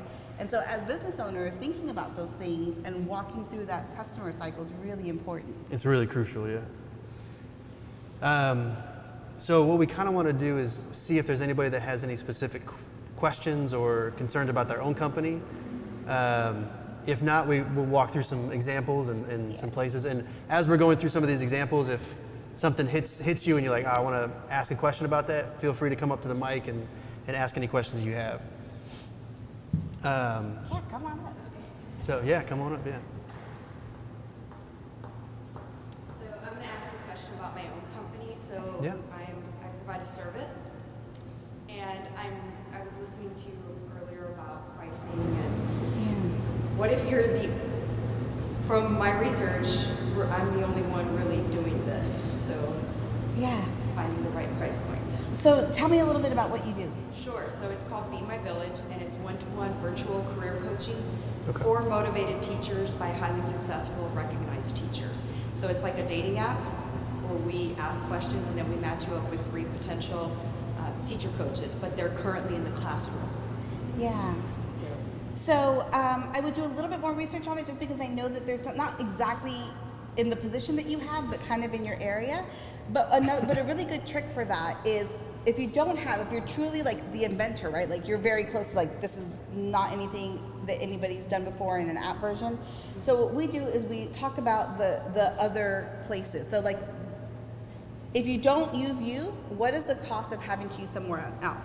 So I'll give you an example. Let's take like an online fitness program, right? So you sell an online fitness program for $97, right? And I mean, obviously there's more than one, but let's just say they were the only one, right? And so there's a technique that's called, you know, the other solution cost, right? So you can say, so of course you do the whole, like, you could stick with, you know, this unhealthy experience your whole life, right? The cost of inaction. But then you can also give the counter and say, now you could spend $150 an hour on a personal trainer. You could, and so you find other solutions and use that price point to kind of say, well, if they're charging $150 an hour, or a gym membership is $60 a month, you know, and this is a lifetime value for $97, in 2 months it's paid for itself. And so if you're talking about giving context to price in that way, as far as from a sales tool, that's another way to do it. But what we do if you're researching price is to look at what the next best solution is. So in this case, I don't know, what would be the next, what are people using now to solve the problem? So it's instructional coaches provided by the schools. Okay. Or they go to, they'll find their own training. There's something called Better Lesson, but it's the schools pay for it. Okay. A really motivated teacher goes above and beyond and might find conferences, you know, if they teach something specific, like I taught UX design. Yeah. So I was spending out of pocket hundreds of dollars going to conferences and stuff like that. Yeah. So because the other one is like more continuing education and the schools are covering that cost, that's not necessarily your ideal client. So the first thing you want to isolate is who is the person that is buying from you. So the person who gets it for free isn't probably your customer, because they don't. That's why I say motivated teachers. Yeah, so you're looking for the motivated teachers, and the motivated teachers are buying at conferences. And so that's the price point there. And so for you, once you isolate who that customer, that core customer is, you find the solution that they're looking at now, and use that as kind of like a baseline to see where, like, what people are willing to spend on it now, to see what's priced out of the market and what's not. Your positioning is going to be easy because it's a whole different experience point. And then pick a gross margin, and then find your gross margin. And so, so there's two ways we look at profit, right? We look at overall profitability, and then we look at your gross margin. So if I made a burger, it cost me 5 cents for the bun and 10 cents for the meat patty, and I don't know, 5 cents for the cheese. And so it cost, this is terrible math. Nobody go back and check my math. Get some cheaper. It all adds up to $1. It cost me $1 to make this burger. And so now you know what your gross margin is, and then that will help you to at least know what you cannot go below. And so then you say, okay, well, I can't sell it for less than $1 or I'm going to lose money. And this is the next best option, and they're charging $500 a ticket. So between $10 and $500 is what my range is. And then we experiment, right? And so then we set up the experiment. So you find a price that you're comfortable with, and you put it out there, and the best thing to do is to test and measure. So, and when you do that, run A/B split testing too. So make sure that you, just like a 5th grade science experiment, you've got a control and you've got variables. And so if the variable is going to be the price, then all the control has to be the same. Everything else has to be the same, because we're only testing for price. And so you can see, so make sure that you're putting it in front of the same market, you're using the same creative, you're using the same sales experience, and all we're doing is manipulating price. And that will help to kind of, but your market will tell you, you know, you can start to play with that. And it'll increase over time. Yeah. Wait, don't leave. And For the brave souls. Yeah, absolutely. Does anybody else have another question, or? I will go through we'll go through an example, and then if Maybe something it'll sparks your So let's walk into the difference between the jewelry store at a kiosk and Tiffany's, Yeah. right? So what are we experiencing at a kiosk jewelry? Yeah, so Why are they charging so little, and Tiffany's can charge ungodly amounts Yeah, for the same thing? If you think about it, it is counterintuitive, right? You go to a kiosk jewelry store and you're looking at 14, 18, 21 karat gold jewelry, and they sell it by the gram, they sell it by weight. But also, what is your experience? You walk in, there's no control over the environment. It's whatever's happening, whatever skateboarder is there, at the, bumping you on the way. And you go through this, this is the price, maybe you haggle, maybe you don't. At the end of it, you get your necklace dropped into a Ziploc bag, and here you are. And so we pay what the value of gold is, right? But then you take something like Tiffany's, and they have built an entire experience around it. There is a thought and an ideology. And so you are paying exponentially more for plated silver at a Tiffany's than you are for 18 karat gold. It's that stark of a difference because of the experience that Tiffany's gives you, because of the brand that they have created. And so what Tiffany's understands is to look beyond all the demographics, it's not about the product, it's about everything that it's wrapped in that really makes that difference, right? And so looking at the psychographics, what do they know about people who purchase Tiffany's, even if you're not the person who's going to wear it? So say you're going to go and you're going to buy something from Tiffany's for your wife, right? Why would you choose to go to Tiffany's instead of a mall kiosk? Because it says something about who, it makes you feel like this is how I make her feel special. And if you value that, if that's your love language, then how do you want to feel when you walk into a store? You want to feel special, taken care of, white glove service, right? Because now I've created an experience for the buyer, I've created an unboxing experience for the receiver, and so now we're a Tiffany's family, right? And that's how it is from here on till forever. And so what they really understand is breaking that down into, and if you think about it, and the reason we use jewelry is because it's so like gold and silver, it's standard. Like the value is standard. There's no room for wiggle room here, but yet there is, right? And so I love this example. They did a research study at MIT where they pretended to be shopping a new company for their cafeteria coffee. And so they posed 2 different companies that they were testing out to see who their next coffee was going to be. And so in one of the test samples, it was they did it very nicely. It was in beautiful urns, glass mugs. They had these cute little things for the creamers, and it was just all beautifully done, right? And then they had the second set, which was just in gross little carafes poured in styrofoam cups with red Sharpie written on what it was, and the original cartons for all the creamers, and not very well done.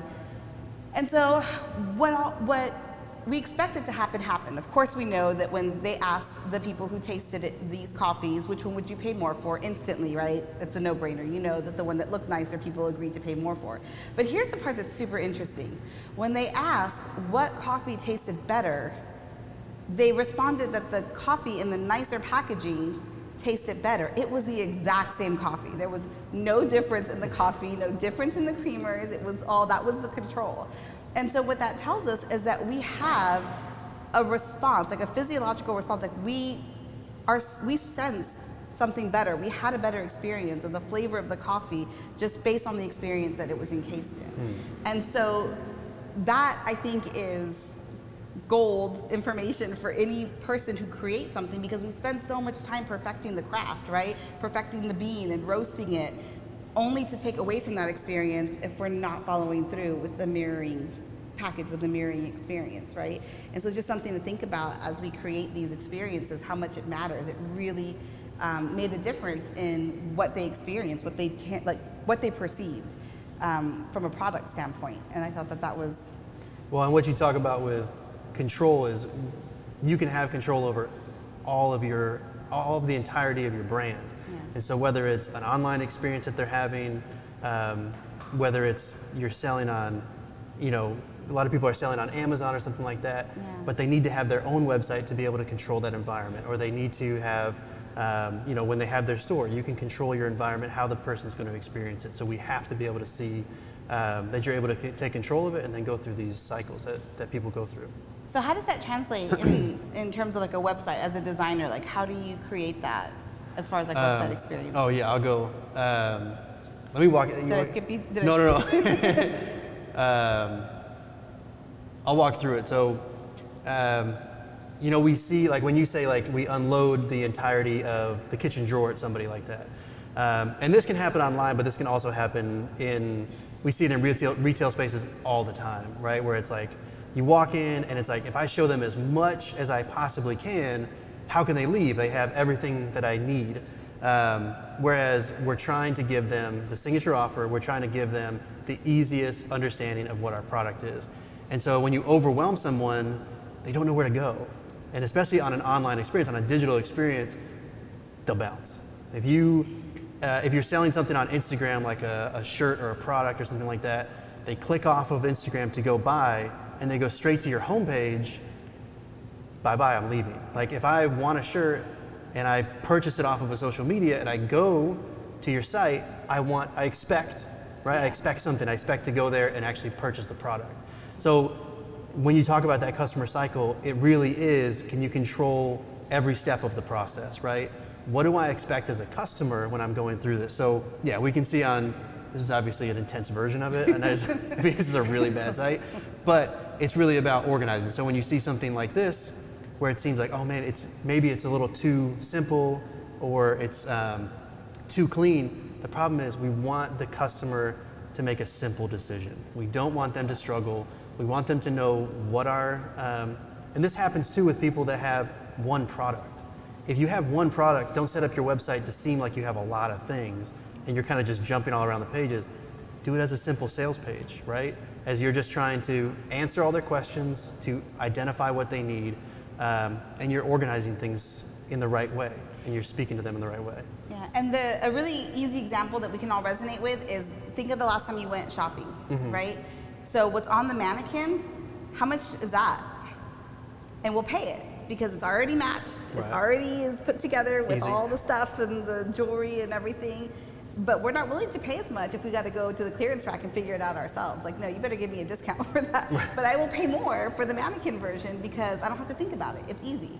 It's exactly what I want. It's put together in a way that I like and done, right? Easy, not difficult. Right. And so we can see this in the world all around us. I told you guys we're experts on it already.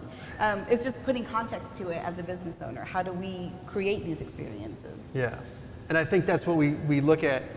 I'll scroll back to the Tiffany's example, but you're also looking at who the customer is. So if I'm a parent and I have 2 kids wrapped around my legs as I'm going into a shopping experience, I want to know I can easily find out what I'm going to get, and that's who my customer is.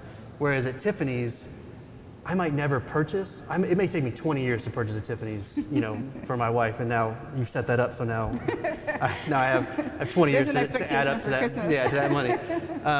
But they'll do things where they can't cater to every single person, right? They can't put a necklace on every single person and do all that type of thing. But they've created these experiences where someone, that believes in the brand and will continue to bring brand awareness to it and excitement about it, can experience what it would look like on their, wearing it in the store. And so those type of things, they may not always bring you the sales, but they continue to bring awareness to the brand and to that structure. So, and you'll find the sales in there too. So I always, if you think about like Louis Vuitton, right? So if you think of most of the people, a lot of the people who carry and purchase a Louis Vuitton, they're not the Paris Hiltons, right? But they've created a consistent experience that people will clip their coupons and they will ramen it all summer so that they can get their fall Louis Vuitton. Even though it's outside of their price point, they're not necessarily. But what would happen if Louis Vuitton suddenly started advertising in Red Plum? Suddenly started giving coupons? Suddenly started, diminishing the brand, right? Then all of a sudden it's not so exclusive. All of a sudden it's not so valuable. And then they lose both their markets, right? Not just the Paris Hiltons, but the people who are striving to get there because there's not the same value in it. And so sometimes we tend to dilute down what we do because we think it'll help us grab more of a market, but it doesn't. It actually does the opposite of what we intend for it to do. And I know this may be repetitive, but how do small businesses stay away from that? Where it's like, oh, I see people are buying, they're buying my product at this level or they're doing this. How do I stay kind of on that same path and not divert myself to just grab the quick cash? Because I know that happens with a lot of service-based businesses. Yeah. Is it's easy to do that because you have something and somebody will pay you for something you don't normally do, but I need to pay my bills this week. So how do we stay kind of on that right path? Yeah, so, and you're right, it's really easy to do it as a service-based business. It's a little bit harder when you make products because it's an ordeal to get product development and get it all together and find the label. You have enough, I don't know what the English word is, like coraje that you have to get through. Yeah. To get to a different product, that you have enough points to be like, is this really what I want to be doing? Enough checkpoints. But with service, it's a little bit easier, right? You can just agree to do it, smack it on the proposal, Right. and then, gee, now you're on the hook for producing it, right? And you don't really realize what you've done until after the fact. And so the things that will help with that is, number one, if you've created your brand model and you have your organizational structure, it's like having a filing cabinet. It's like having a labeled storage bin. So if you want to make it, it's got to fit in one of the bins. If it doesn't go with one of your bins or in your file system, then it doesn't belong in your brand. And that's what keeps you from like what's distraction and what's actually a good idea, right? What's cool and what's right for you. And sometimes that's kind of the hard thing to distinguish. And it's more, I think it's a little bit more so with services because it is so much easier to create a new product or a new service on the spot. Right, especially when you're doing it by yourself or you're doing it only with a couple people. You don't have that checks and balances where an entire group of 15, 20 people can say, whoa, that's not what we do. Yeah, and then always like surveying, right? Surveying, talking to your customers, and not just asking them like multiple choice questions, but give them some room to breathe, right? Ask them about their transformation. So one of the most crucial pieces of data that you're gonna get from your customers is gonna be psychographic indicators. So when you look at your consumers, you're gonna get two types of information. You're gonna get demographics, and I think of those as like your physical buying state, your gender, your hobbies, your income, your, all the things, right? And then there's your emotional buying state, and that's your psychographics. And so I like to define that out because a lot of people tend to call psychographics like your hobbies, that's still demographic. That's a behavior, that's a tangible thing. But emotions, your psychographics talk about your emotional buying state. So am I buying something because I have a need to feel special, because I want to be seen differently? Am I ambitious and I'm afraid that I'm gonna lose my chance at the next promotion, and so I've got to get on it now? Is there a FOMO element here? Do I want relief? Am I anxious and I need relief from a problem? Is it pure desire? I want to have the latest and greatest, and if it's an experience, I want to be the first, right? So there's all kinds of emotional indicators. And so if you're constantly engaging with your customers and you're constantly asking them for that kind of feedback, it's going to help you to determine where, as your products develop and as your offers develop, where you want to go with that. And also, if you have a rating system for your clients, it's going to help you know how to weight the responses, right? So we all have clients, and we all love all of our clients and all of our customers. But also, right? Should I say and also? And also, yeah. You should have a rating system for your customers, right? Which ones get it? They don't haggle, they don't question, they understand the value. It's right there, they get it. Those are your A clients, right? And then you have the ones that come in once a year when you offer your 80% clearance special, and you still love them to death. They're D, right? They're lower on the scale. And so when you're factoring in the feedback that you're getting, making sure that we're weighting appropriately A's versus D responses, right? So that way, as our brand grows and we start to shed and grab more of the A's, we're sure that we're hitting the nail on what the A's are wanting. Right. And I think not only looking at people that purchase from you, but also if you're doing a service-based business and you've gone through at least somewhat of a lengthy process with somebody they don't purchase with you, it is, go through and ask them like why they didn't purchase. What, I think that can be a really nervous thing to do, like to say like, hey, so helpful. like why didn't you buy my product? Yeah. But it does help you to understand that person in a more in-depth way and understand, okay, they just definitely weren't for us, or I made a mistake throughout the experience that I created for them, and that's why they left. And you'd be surprised sometimes, we put a product or an offer out there, and it doesn't convert that we want it to right off the bat, and so we're like, oh, this is a terrible idea. It was a flop, right? We call it the flop, and we move on. But sometimes it isn't the offer itself, it's not the product itself or the service, it's the way in which we offered it. Maybe they just didn't understand there was a key piece of that. So if you're getting feedback that says, man, I really loved your shoe, but I have a really wide foot and I wasn't sure it was going to fit for me, and so I always have to buy my shoes in store, not online, because I have funky shaped feet, I don't know, right? And so, but if you have something like a free return policy or a wide line or something, and you just didn't explain that in your process, or it just wasn't made readily available, that information, then it's not the offer that's off, it's just something about the process. And you don't know that unless you get the feedback that says, well, you didn't offer this, and then you can say, no, I did. Now I got to go back and rework how I put that in front of them to make that clear, lead with that, right? So a really good example for that is, I don't sport, but ice cream's a really good one for me. I can talk about ice cream all day. So if you look at ice cream, you have, you go to the ice cream aisle and there's hundreds of offers, right? Like hundreds of different types. And they're all so you can look at 10 different flavors of vanilla, right? And all of their labeling is very unique. It's all very different, right?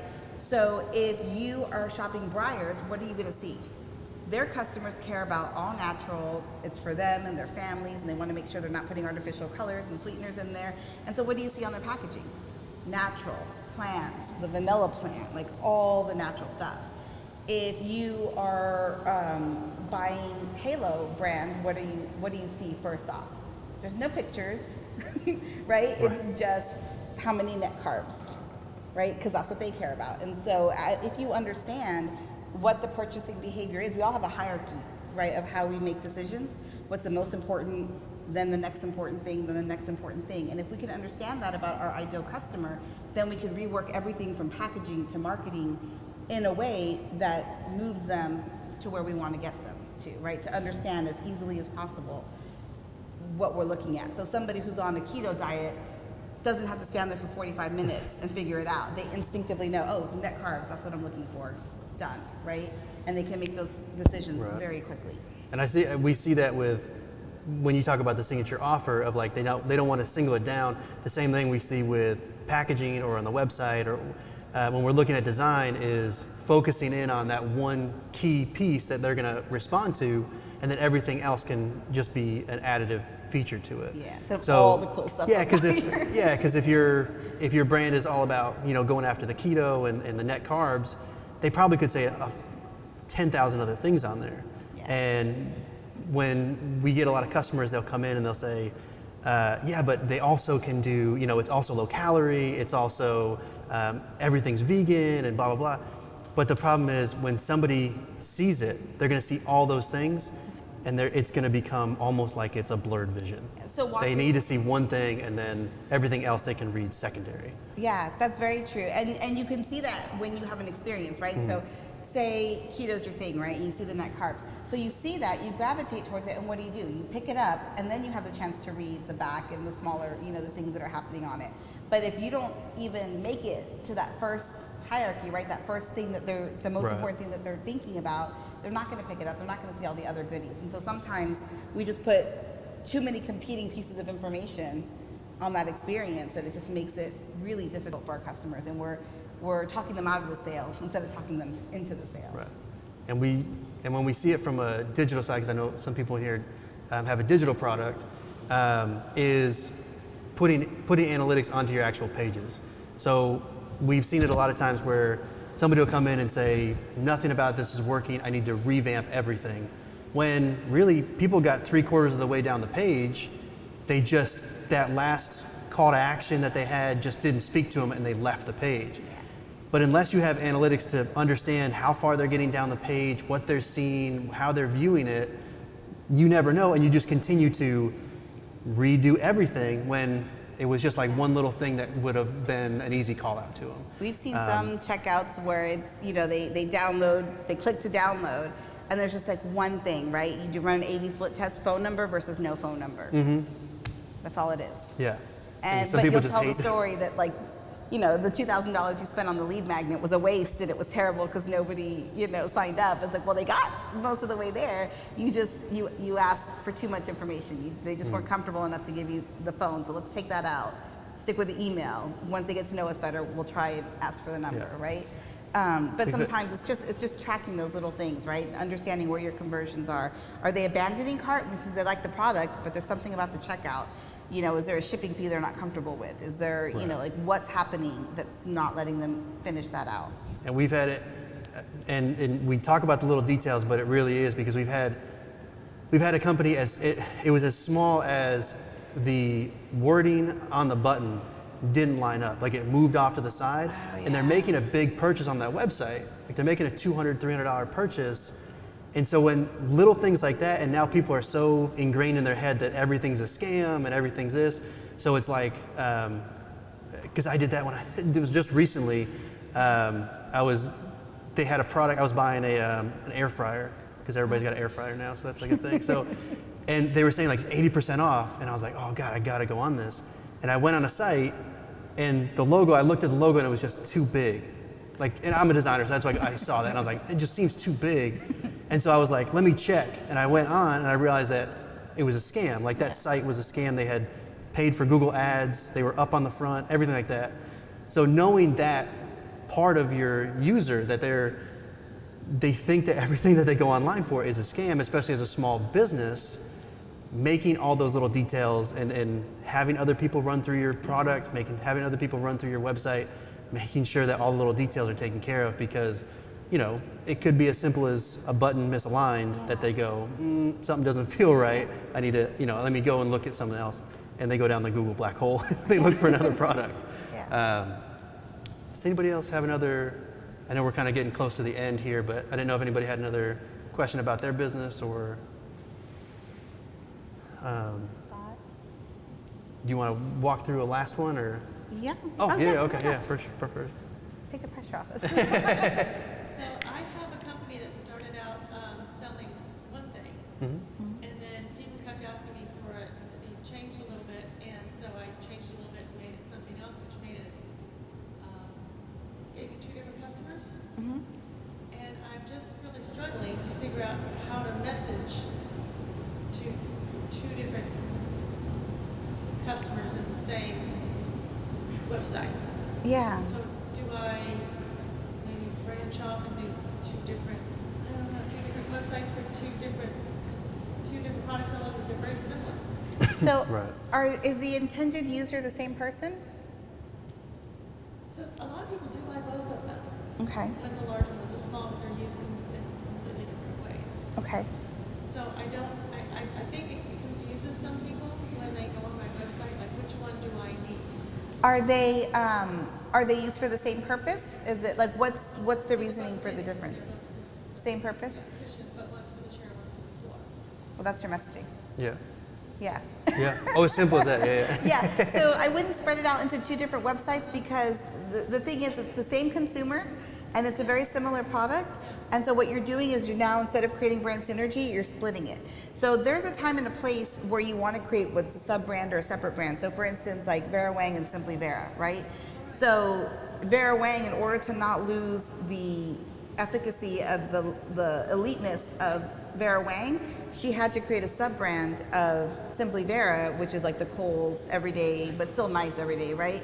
But she had to separate that out, otherwise there was going to be some value lost there, right? And the expectation was going to be, if this is all the same, then why is my dress still thousands of dollars, right? And so there had to be a break. But for you, I think it would just do more harm than good and create more confusion. Right. Yeah. Exactly.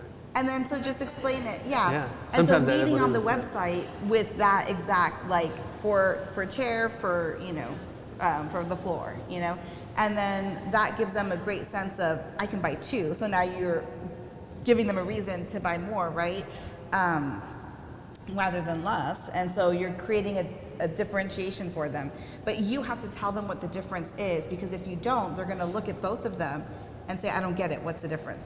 Like, which one do I need? And then they don't know which one they need. And so at the risk of making the wrong decision, they won't make a decision. And so if you've solved it for them right on the site and said, this one's perfect for the floor, this one's great for chairs and car seats, or cars or whatever, and then now they know, oh, I drive 10 hours a day, or I'm a trucker, this is what I need. Or I'm a mommy and it's really hard to get up and down from the floor, so I need this chair, or whatever that is. Or I'm a crafter and I sit on the floor and craft all day. So they'll be able to self-select if you give them the pertinent information. If you lead with that right there at the beginning, then they'll know. Or they'll say, why not both? I do both these things, and then they'll grab them. Yeah. The key to that is when you're doing something like that, we never want to give people more than three, a choice between 3 at a time if we cannot at all help it. So if we give people more than 3 options, what tends to happen is they start to get into this like indecision, and they have this FOMO kicks in and they can't decide between them.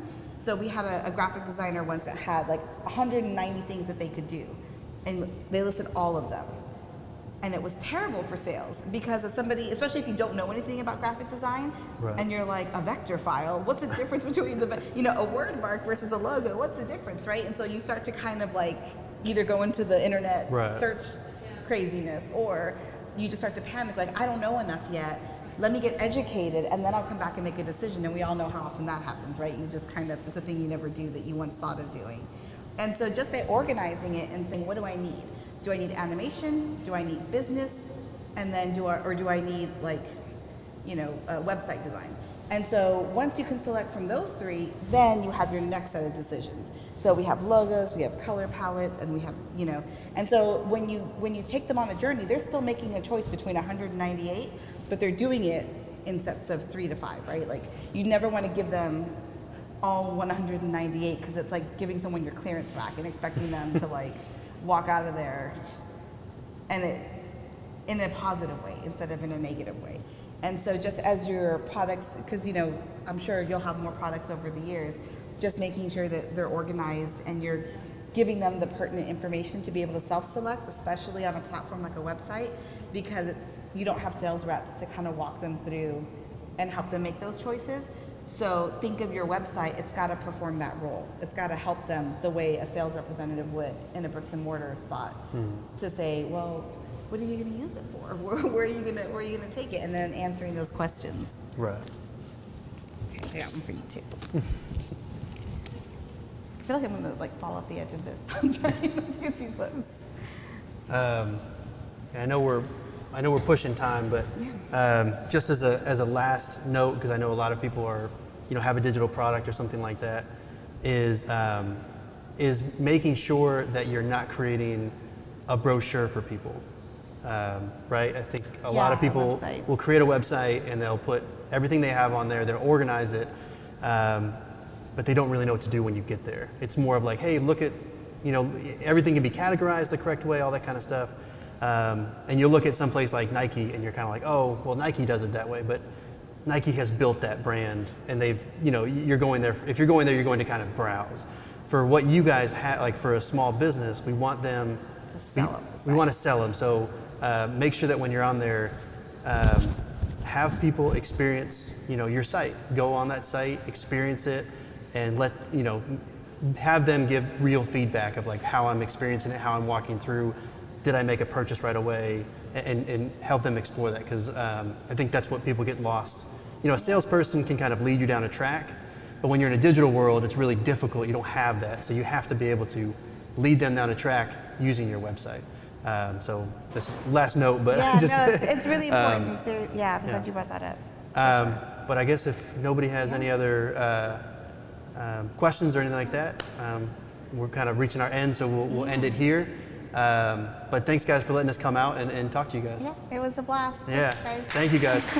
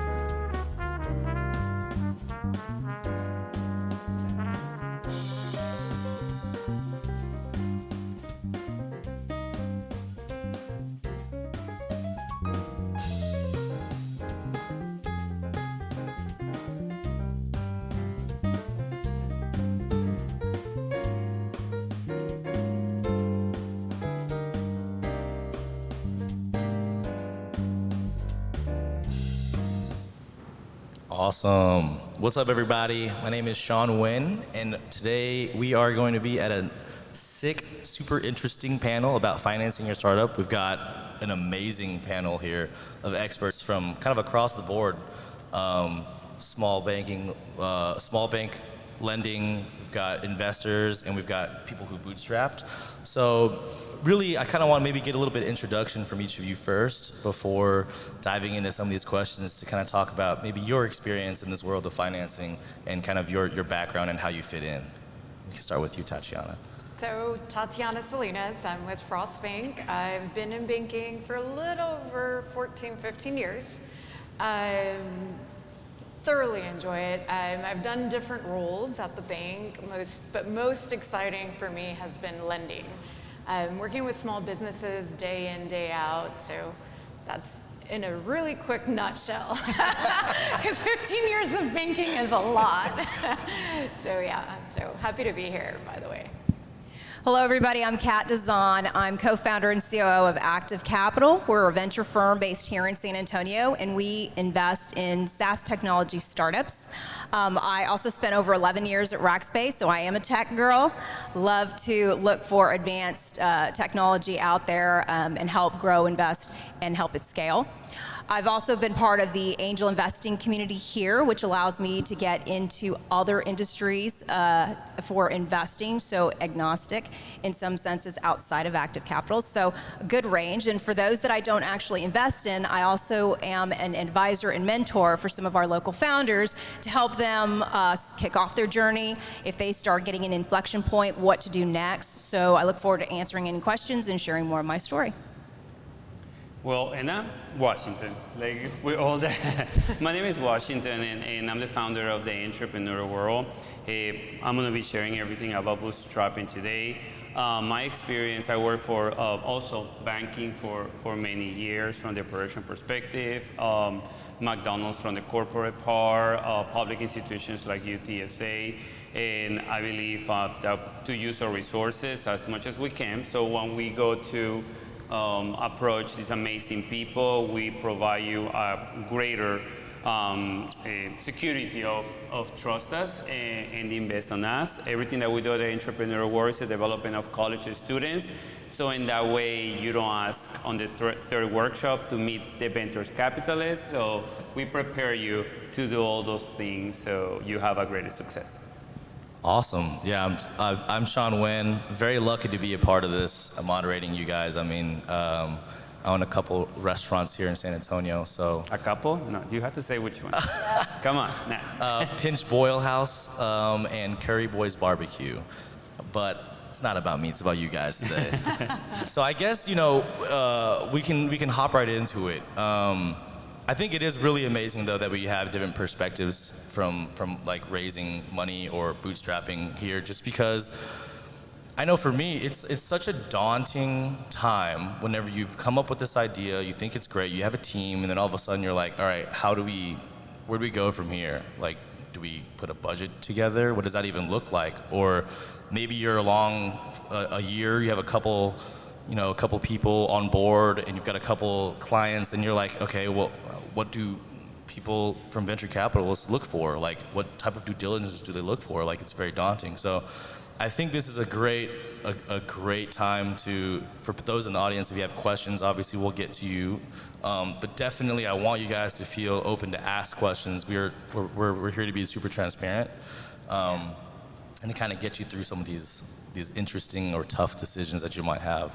But what I'd like to start with is maybe from each of y'all's perspectives, where do you, like, I guess, where did you start thinking about, or where should you start thinking about, like, what to put together for a budget when you're coming up with finances, or when you're trying to figure out how much money you want to raise? From each perspective, like, where did you come from a bootstrapping perspective? So thank you. I would really like to start that part, because something that I want the people that is watching us, right, and we here in the audience to understand is this is a growth process. And from my perspective, I wasn't thinking about budgeting until a couple years ago, probably.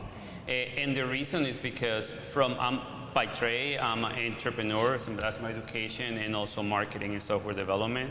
So I understood, like, if I don't offer a value, I have nothing.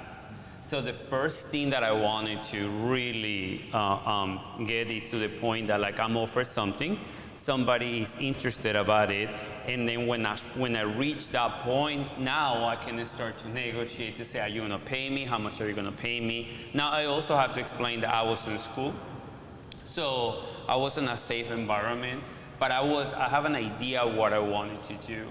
And when I reached that point, at that moment, then I start thinking, okay, so if this is gonna be a product, right? Who's gonna be paying? How much are gonna be paying? What is gonna be my expenses? And what is gonna be my profit? And how's actually, at this point, is like how much I need to produce to cover my expenses. So something that we do on our programs is we wanna make sure that everybody find the break-even analysis, because without you will survive. And then from that, you will go to the next step that it will be. So that, to me, that would be after you find a value and you have an idea who your stakeholders are, then you create a budget to figure it out how this become a business. Because before that, it's just an idea, and it's just a love to do something. It's not a business, from my perspective. So that was my approach. Yeah, so for us, generally speaking, we typically would like to see a clear, concise breakdown of expenses and a number as far as your goal, like how much money do I have? And then what are my expenses? And I always tell people, you know, are you gonna spend on a storefront, a domain name, et cetera? It could be many, many things. I always like to use equipment, because a lot of people in their budget will list out equipment. And I tell people, get specific down to the nitty gritty, because you're basically equating every dollar. You have this much money, and you have to come down and say, okay, well, this is how much I'm gonna have to turn around and ask somebody, I want this amount of money. Or if you come to the bank, I want this amount of money. And this is where the money is going. So it kind of has to be a very synergistic, has to all flow together when setting up that budget of, this is how much money I want you, bank, to lend me. Mm-hmm. And this is where the money that you're lending me is going to go. All right, and very specifically is, the more detailed your budget is, the greater potential we can see if we do talk about a cash injection. Yes. We want to not only know how you're going to operate, but what's it truly going to get the business? Is it going to get you a burst of additional customers in? Is it going to allow you to produce more, to draw in those customers? Also, it's very dependent on your industry. If you're capital intensive, then we know exactly what it's going to take to get you to the next level. And will you operate smartly with the money you have and make that cash last as long as you can? And what we typically find is we start going very detailed on how much you're spending to have your team in place and as you scale up. So again, just how thoughtful, how detailed, and what additional cash would look like and potential for the business to take to the next level. I think that's a great segue too, because I think, speaking of scaling up, you know, I feel like in this day and age, it's very sexy to raise equity. You see it on TV or you hear about it. But from your personal perspective, like when is it the most appropriate time to be kind of approaching an investor or looking for an investor? At what stage? It depends. Terrible answer. Again, it really truly depends. If you're B2B, we want to see what your model looks like, how quickly you're growing. Is it an 8 to 5% growth month over month? If you're B2C, how many customers are you attracting? What's your wait list like? What are your numbers? So every industry has certain marquee numbers and KPIs that you're trying to hit to target to show success, and that's kind of your story.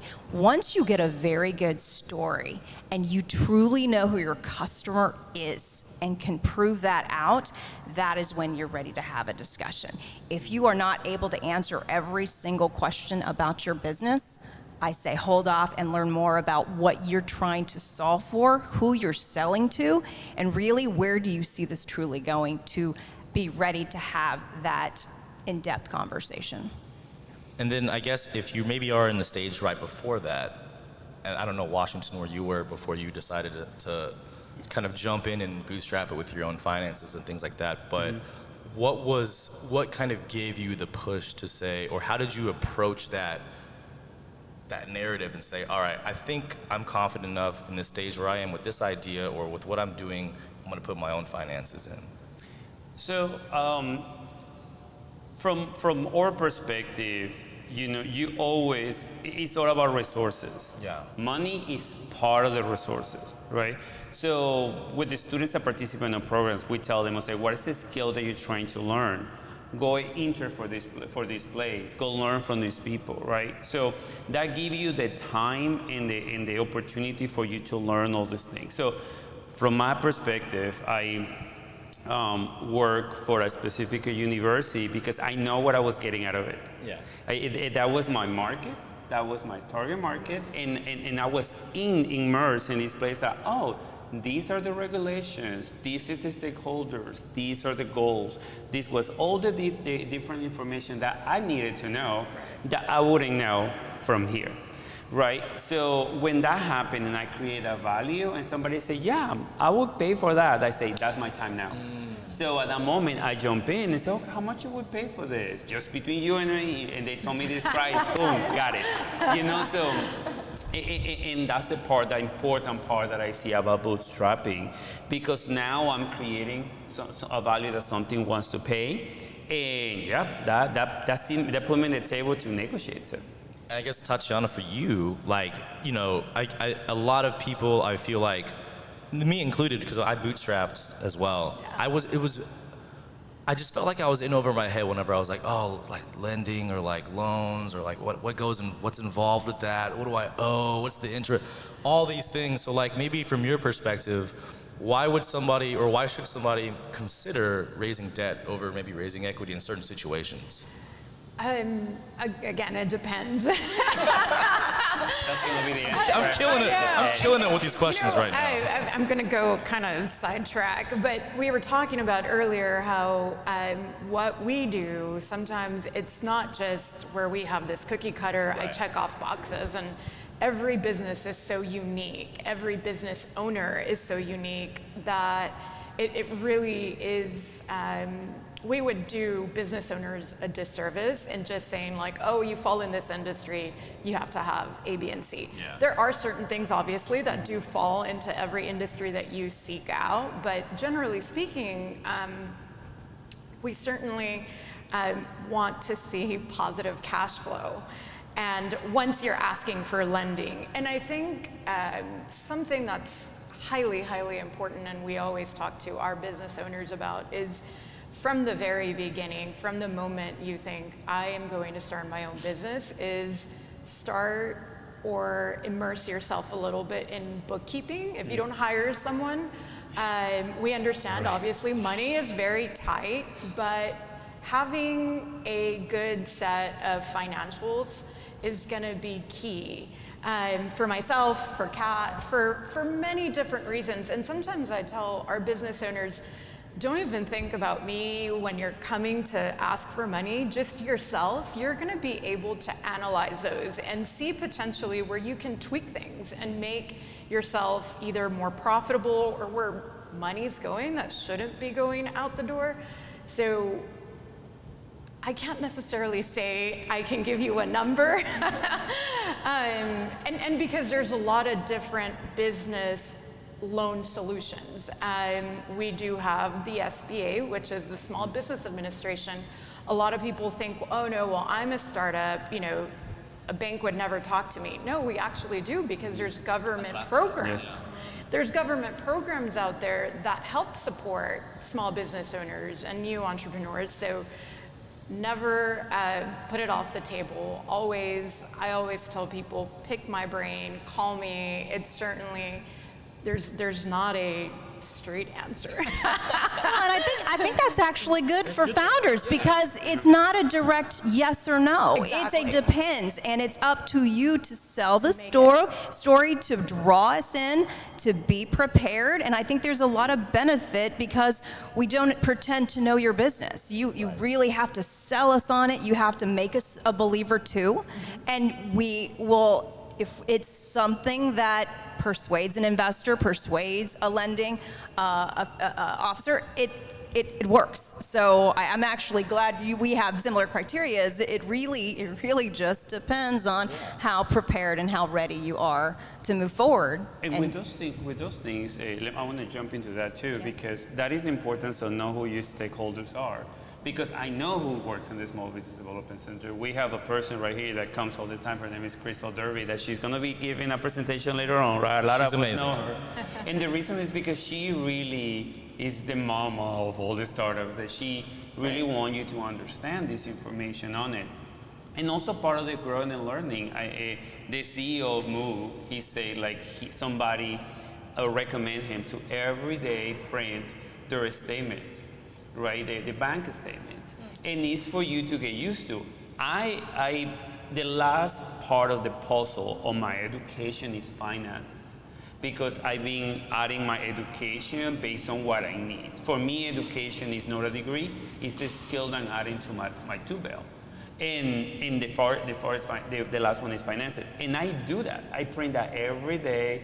My QuickBooks, and I see the reports, and I'm like, this is what they mean with this. This is what I mean with this. So when I'm gonna sit down with some bank, on the future, when I sit with a venture capitalist, I can have the proper conversation. And that comes, from the beginning to the end, how you use your stakeholders and the knowledge and the opportunities and the tools that we have in our community. Hopefully that's a business account. It is a business account. Yeah. No, it's my credit card. I'm like, not a personal account. No, but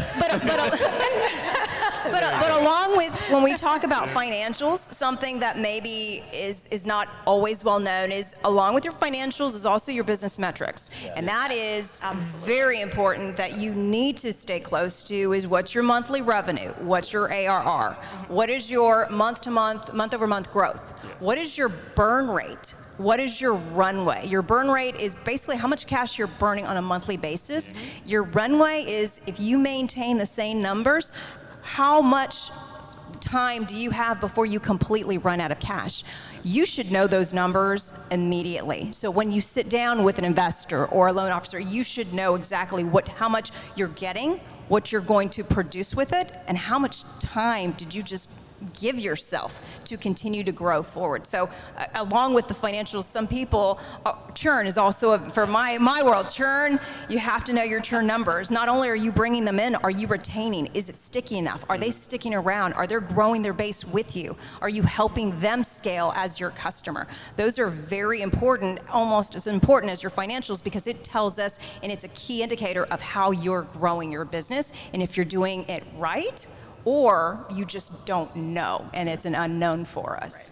So outside of, let's call it, financials and key performance indicators relative to the industry you're in, what other things are investors looking for to kind of like round out, like, oh, this would be a great team to invest in or something, or idea?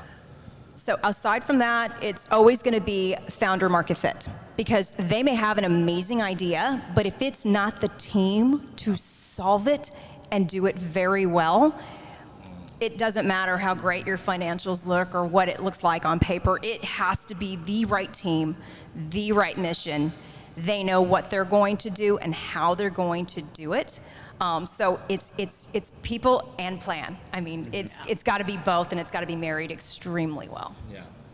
I know you had mentioned a business bank account. I know this seems like a very basic thing, but I think for a lot of maybe younger entrepreneurs or like people who are just kind of breaking into this, like why is that so important to get sorted early, or like what's important about that? Well, it'll go back to what Washington was saying. Think of you're using your personal account. Yeah. You're using personal account and commingling business profits or expenses all into one account, which is going to cost you more time and energy and make you very inefficient in trying to decipher, which expense goes where and which deposit belongs to who. Is it personal or is it business? And so one of our recommendations is typically have a business account, because that way you can't print out your statement and be able to allocate things and be able to decipher what came in, what went out, and it's just a very simple task. There's accounts out there that we understand. Small businesses, you're not being nickel and dime left and right, so it certainly can help. And it can help you establish different parameters for yourself with that specific account. And just think of even currently, I'm sure most of us have a personal checking account. Sometimes trying to decipher something's on there is tricky. Yeah. So imagine if you blend those, you're now, and it's like I said, unfortunately inefficient for yourself, because how much time is money, are you gonna have to spend kind of breaking it all up and allocating? So, and to your point, when you're VC backed, you produce your financials on a quarterly and annually basis. So I don't think you want to be having those explanations of what exactly this charge really is, and how can we optimize your summer vacation, things like that. We try to steer clear of. But also to your point, a lot of business checking accounts have a lot of benefits. They're a little bit more thoughtful on fees, and opens you up to lines of credit in the future. They're monitoring how well you're doing if it's business only, and having credit cards, ability to add and grow with you if they're able to make sure that it is all business growth. Yes. Right? Absolutely. And I want to add something to that, because early on, when I was a student, I have two separate personal accounts. But I start getting into the behavior to separate my personal expenses with another expenses, right? So, because it is true that for the people that they are just thinking to create a company out there, it's expensive. But then you have opportunities like Geekdom is doing, that they're creating an LLC, right?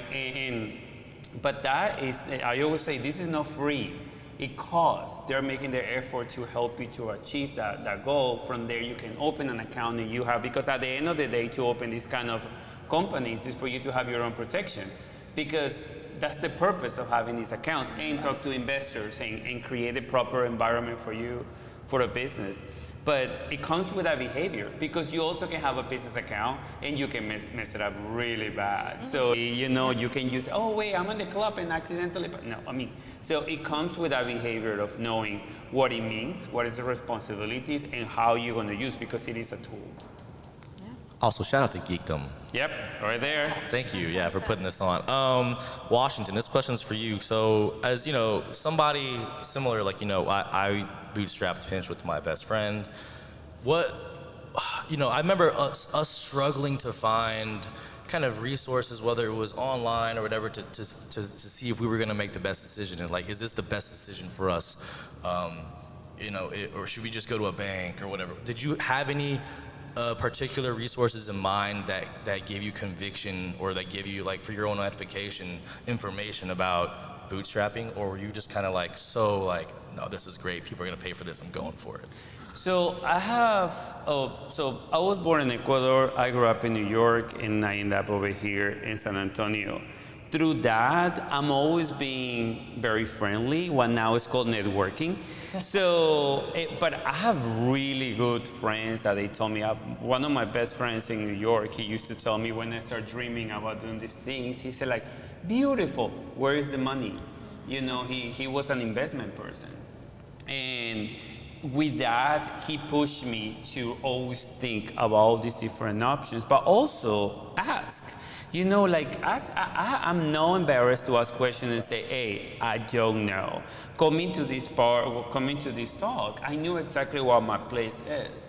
I know where I'm growing, I know where I'm continuing, right? So in that way, I offer that pathway for new entrepreneurs. And yeah, I just ask questions, you know, because it's a lot of people like you, like everybody here, you know, that we have those conversations all the time, you know, but that with a specific goal, I pursue the people that can provide me that information. And for me, knowledge, that's the number one resource to use. And then from that, I use the tools that are offered to me. You bring up a good point too, because there was a point whenever we were going through bootstrapping where I was kind of like, you know, there's a lot more, it seems very rigid, like, okay, I can go to a bank, I can access venture capital if I have that world open to me, or I can bootstrap, but like, it's far more nuanced, I feel like, you know, you can get creative with bootstrapping. Yep. I know for us, we did like a little special deal where if you gave us $100, we'd give you $200 in restaurant credit. And like, that's still technically a form of bootstrapping. Yes, so absolutely. I think it is important to, you're right, to not think about it just in ways of like, okay, bootstrapping means I have to give my own money up, but like, how do you get there there's millions of ways you can get there for sure. All my friends from college have those cards. Really? I tell you, like, yeah, they were like these, double food, like, yeah, so they haven't it worked. spent it yet? No, well, they expanded, like, whenever you did that, like, yeah. Another rush of people coming in with the cards. I know, actually it was funny, like the first 3 months I was like, did we make a mistake? Everyone's using these cards. I guess this is gonna be hard to distill to one thing, but what would you say from each of y'all's perspective is the single best piece of advice in regards to small business finances or financing a startup? Depends. I'm just kidding. I'll go original. I'll take it. I would say we look for commitment. Commitment can be in many different forms. Bootstrapping happens to be our favorite because that basically tells us you're all in. You understand what your company is worth. You're not ready to give up a piece just yet, but you've done the work, you've spent the time. Also, have you put in money yourself? Not just bootstrap, but I mean you've made a bet on yourself. That is very important for us because we're about to establish maybe a possible 10-year relationship with you because we're going to push you, we're going to scale, we're going to grow together, but it's not going to be a fast one, right? It's going to take time. We better like each other. We better work well together, but that commitment has to be there. So if you're coming to me and you haven't done these things, bootstrap, figure out the plan, bet on yourself, you've taken every single dollar, and this is the passion, the conversation's not going to go very far with VC. We got to make sure that before we bet on you, you've already done that on yourself. That is absolutely, you could have not said it better. But going off of that, for us, the commitment and also being transparent and honest with yourself so that we truly understand. When you're not being honest with yourself or us, it's hard. It's really hard. So besides being committed is absolutely for us also just knowing and being realistic as well. Yeah. Being realistic, it's hard sometimes when there's not those true, real world, you know, your feet are not on the ground. Right. Yeah. And so we get into a tricky situation. So even for all the business owners out there, we say besides being committed, you want to be honest and true to yourself so that you can be honest and transparent with us as well. And to me, I think that I work in banking, so I knew that the requirements that they are for you to get along. But more importantly, I truly, like you say, I believe in what I'm doing. Yeah. Right? And this is not something that is going to stop in San Antonio. This is something that we're doing in Ecuador, in Peru, in Colombia. So I want to have that conversation with Kat, but I want to sit down and I want to negotiate. Yeah. Right? So I want to be in that, place myself in that position that we develop a 10 years relationship. Right, and for that, I learned the requirements that they need, and that's my bigger goal, right? In halfway, I will get along. I already put in my personal investments. I have so it's all these things that I took the time to learn, not just to create and create a quick buck. So, what do you? How do you personally identify finding an investor? Like, what are things that you look for an investor, whether it's an angel or a VC or whatever it may be? I'm not looking for an investor. I'm looking for mentoring right now. And somebody that I'm repeating all the time, and so many people say this on Twitter. I don't use Twitter, but I see all of you guys talking on Twitter that they put like, don't look for finance, look for mentoring. I really do that, but I do because I enjoy the conversations. I build relationships, and you know what? When the time will come, I'm sure that I'm going to find somebody and say, you know what? I trust for us to develop that 10-year relationship. Yeah. And I think that's smart because you're not ready, but you're already doing the networking. Yeah. You're having those critical conversations, the ones that really challenge you or the mentors that really are going to make a difference for you. And when you start kind of building up to the point that you're ready to have that conversation, you've already had some kind of proven conversations that have gotten you ready. So I worry when the founders, that's the first meeting they're going into to ask money, and they've never had a mentor, and they've never talked to an advisor, and they don't even know if their valuation even in market for what they're doing. You can tell that founder has not done the homework, that they're not ready. But everybody wants to have these conversations, and it does take time, and you may get one shot. Yeah. At times. What is the average? What is the average of years of the investors? Of these startups before they get to you? Depends. Some conversations go very quickly. It's great. Others, they're not ready for us. We tell them, go do your homework. They come back in a year. They're doing better, but not quite there. Let's put a little seed money. Okay, they're growing the next 6 months, and then we become their lead investor. So it really depends on the founder, how well they keep us informed, if they don't get dejected from that first no, and if they really feel like we're the firm for them. Because that is very impressionable on us if you keep coming back and your story keeps getting better and better. Right. So we've changed our minds before. Oh yeah. Oh yeah. Oh yeah. The better it goes, and the deeper and the more meaningful you want us to be as part of your journey, it resonates with us. We realize you're very serious, and we have turned some no's into yeses. Wow.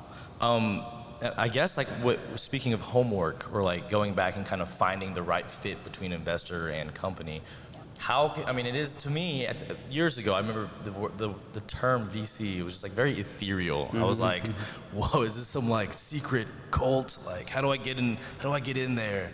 But like, how can somebody go about identifying a potential firm or investor? Like, where can they go, or what sort of resources can they use to find something?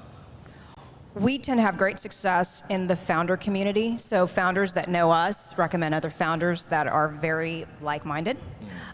Do your research. Not all firms are built the same. They look for so many different things, and some are very hands-off and only want to hear from you once a year. Others, like my firm, we want to hear from you at least once a month, maybe a quarter. We want to see you. We want to see numbers. We want to have a call. We're very active. So again, some founders are turned off by that. They'd rather not have someone so active. Other founders that are looking for that type of coaching and on hands and true partnership is right in line. Have I seen founders select the wrong investors before? Yes, I have.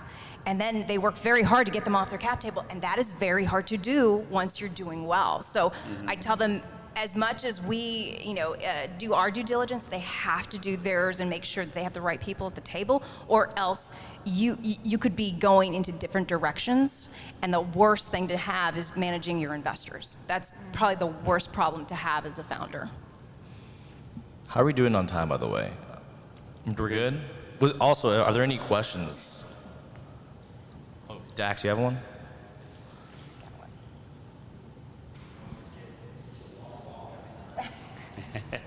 Can you take any longer, Dax? Jeez. Alfonso Soto actually asked online, what are some not so obvious mistakes or decisions from an early financing perspective that wind up hurting in the long run? For my industry, revenue recognition is a very important thing. You have to be able to understand how to recognize your revenue. If you handle prepayments and don't account for deferment, you can come and tell me that your MRR is, $10K a month. And then when I go and I review your financials, I find out that's not the case. That hurts during due diligence. So if you ever have a question on how to recognize your revenue and what your numbers should mean and how you want to communicate that to investors, be very clear and make sure that your numbers are true and accurate. And that's where an accountant or a financial firm helps, is because once you state your revenue and you get VC funding, if it's not accurate, you have to go back and restate, and it's not a good position you put your founders, your shareholders, or your company in. Right. So, and that's regardless if you're just starting even a little bit of cash revenue, it's truly important to understand exactly what the numbers mean for your business. I 100%, 1,000% agree with that. I'm not going to repeat everything Kat said. It's like she should speak the whole time. No, but you're absolutely right. And if you're a founder that finds themselves in this situation, you just have to understand that your two best friends are going to be your lawyer and your accountant, because they are the ones that are going to validate your business before you come to someone like me or Tatiana. Because once it gets to us, it's just not a good look. We worry about how transparent you're being. If you sold us on a story versus actuals, it gets to the point where we start to question other things because of misrepresentation of numbers. And I know as a business owner, you're probably wearing a lot of different hats. And this is the one thing that I often hear is, I don't have time to do that. Right. I don't have time to sit on a computer and learn QuickBooks, or I don't have the money to pay a CPA. And time and time again, and I will repeat myself again, it is the best investment you will make for yourself and your company, especially if you do want to end up talking to folks like us. You will reap the rewards of doing that. So I highly encourage you to never underestimate, having a best friend CPA that's going to help you navigate that. For me, I think it is even before that. If you're going to be partnered with somebody, make sure you know their finances, because that's going to trickle down if that person do not know how to manage their finances or do not contribute anything. And it sounds we get lost in this fantasy of like, yeah, I'm going to do this and that, and sometimes you don't take very serious. What this really means, this is a marriage. Like, this is truly a marriage. I spend more time in my office than what I actually spend in my house. And my finances from that part is important. So I've been in the situations like, yeah, we're ready to work together. Oh no, because I ask those questions before you actually go, down this road. So, I mean, and even for me, like years ago, I was on another panel and someone was like, what's the best piece of advice you've ever gotten for startups? And I was like, get yourself an accountant and a lawyer. Because I was burned, and like you just, to your point, Tatiana, like you assume, I have a background in finance, and I was like, I'll be fine, I can figure this out. But like there's so many moving parts that you also have to like be aware of, that I was just letting the ball slip. And the day we got our CPA, it was like, oh my, like why didn't I do this sooner? The day we got our lawyer, I was like, oh my God, what have I been doing the whole time? I've just been like blindly following, leases or whatever. But yeah, I definitely think bookkeeping is so important. And to add to that, actually, I'm not a CPA or an attorney, by the way, disclaimer. But what happens is if, as a business owner, you start up and you don't have all those financials in place, and then, you know, whether it's 18 months or some time down the road, you want to bring in a professional to fix that. Yeah. The majority of the time, the small business owner initially didn't have the money or didn't want to spend the money because every dollar counts, right? Well, now you're probably going to pay a lot more for them to help you backpedal and break it down. So I truly recommend that being one of your priorities if you are serious about doing this. And that coming with the knowledge, like it is those steps. Like I was on that time, like, okay, I can't afford this because I'm actually not making revenue, so why am I gonna spend money here and there? But it is workshops out there, it is organizations out there that they can provide you that mentorship. So whenever you start getting that revenue, you are in the right setting, right? And then from their own, yeah, I agree, you know, accounting and lawyer, that's a great investment from the beginning when you're doing the early budget.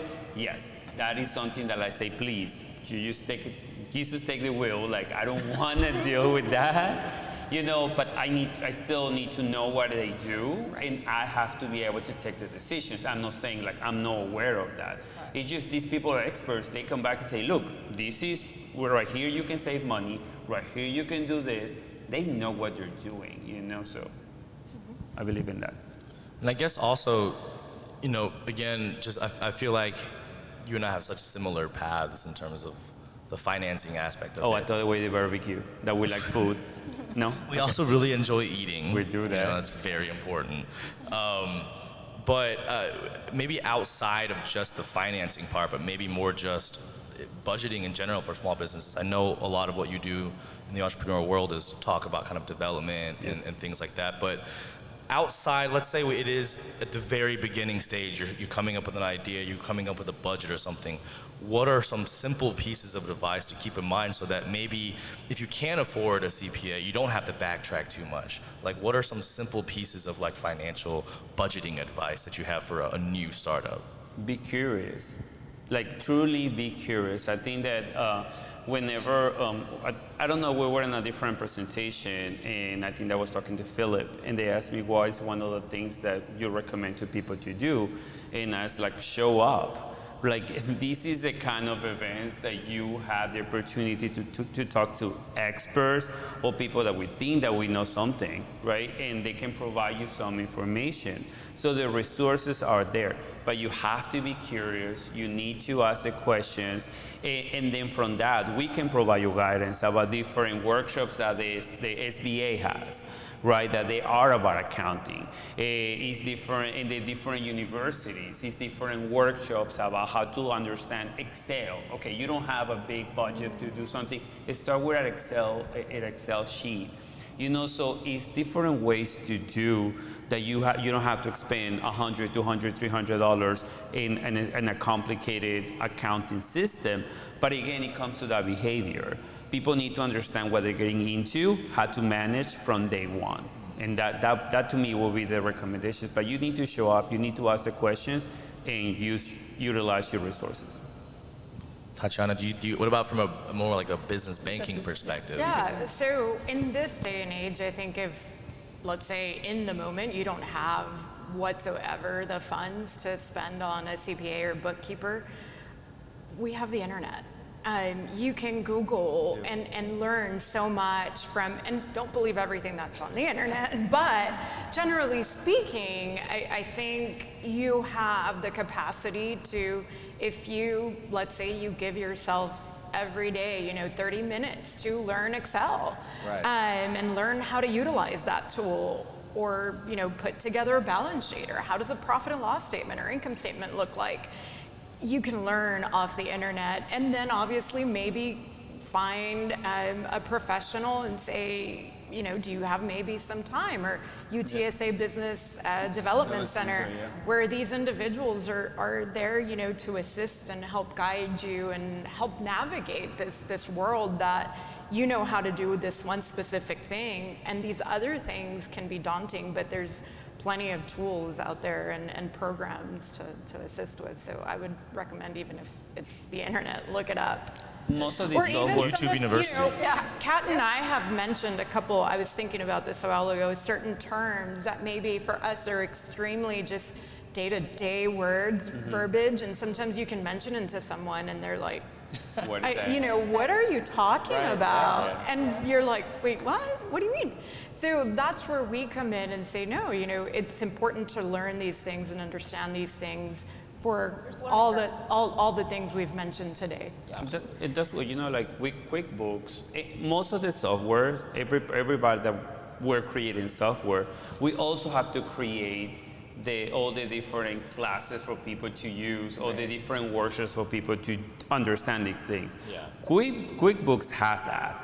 Okay, so you know, now that you mentioned the internet, go to QuickBooks, check out the different videos that they have, go to the different seminars that they have. That's what, when you ask me, I say curiosity, because if you search it, you find it. Yeah.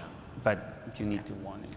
I would say my tips would be make sure you're structured appropriately, whether it's a C Corp, an LLC, make sure you have an operating agreement and a founder's agreement, because we've seen founder fallout. That tends to really creep up on folks when you lose somebody as you start to grow. And then also make sure you have an equity plan. Everybody knows what was discussed and make sure it's documented.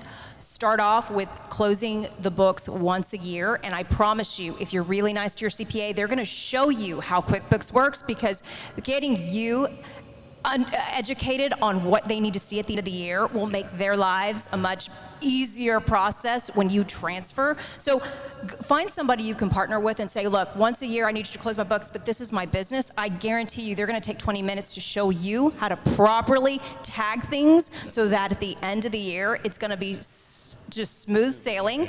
And as you start to grow, then you start doing that on a quarterly basis. And then you start having monthly closeouts. So and she or he's gonna let you know, I can't do this at the end of the year. You and I are gonna have to sync up more regularly. So they're gonna dictate to you, hey, we're gonna need a little bit more time. Your balance sheet, you're starting to raise capital. I need to show you how to properly do this so that I don't get inundated at the end of the year. So it's very much a process if you find the right CPA and attorney, but these are the things we've seen as they start to build and grow. You don't want to go back and try to remember what the founders all agreed upon 4 years ago. Like, it needs to be documented to save yourself time and potential litigation because you have cleaned it up. We call it cleanup when we're about to invest, but there is nothing documented. You have a few, back taxes, then it gets very hairy at all stages. So if you, with the mindset, you're serious, you're committed, you want to envision some of these conversations later on down the road, start getting your house in order and make sure you find those folks that are going to help you along so that, again, you focus on the real main thing, which is your business and growth. Yes. And I think that at the end of the day, this is what is one of the biggest benefits of geekdom, is you have literally the access at your door. You go, there's how many incredible lawyers and how many incredible, bookkeepers and CPAs that you can at least find. So that's one of the huge benefits of geekdom. I hope you didn't just say that because I was walking up here, but I had a question for the three perspectives that you guys all bring to the table. You mentioned burn rate earlier, Kat. What's an acceptable burn rate as a startup, as an investor, and as a banker? It depends, Charles. Jeez. It depends. It depends on the industry a lot.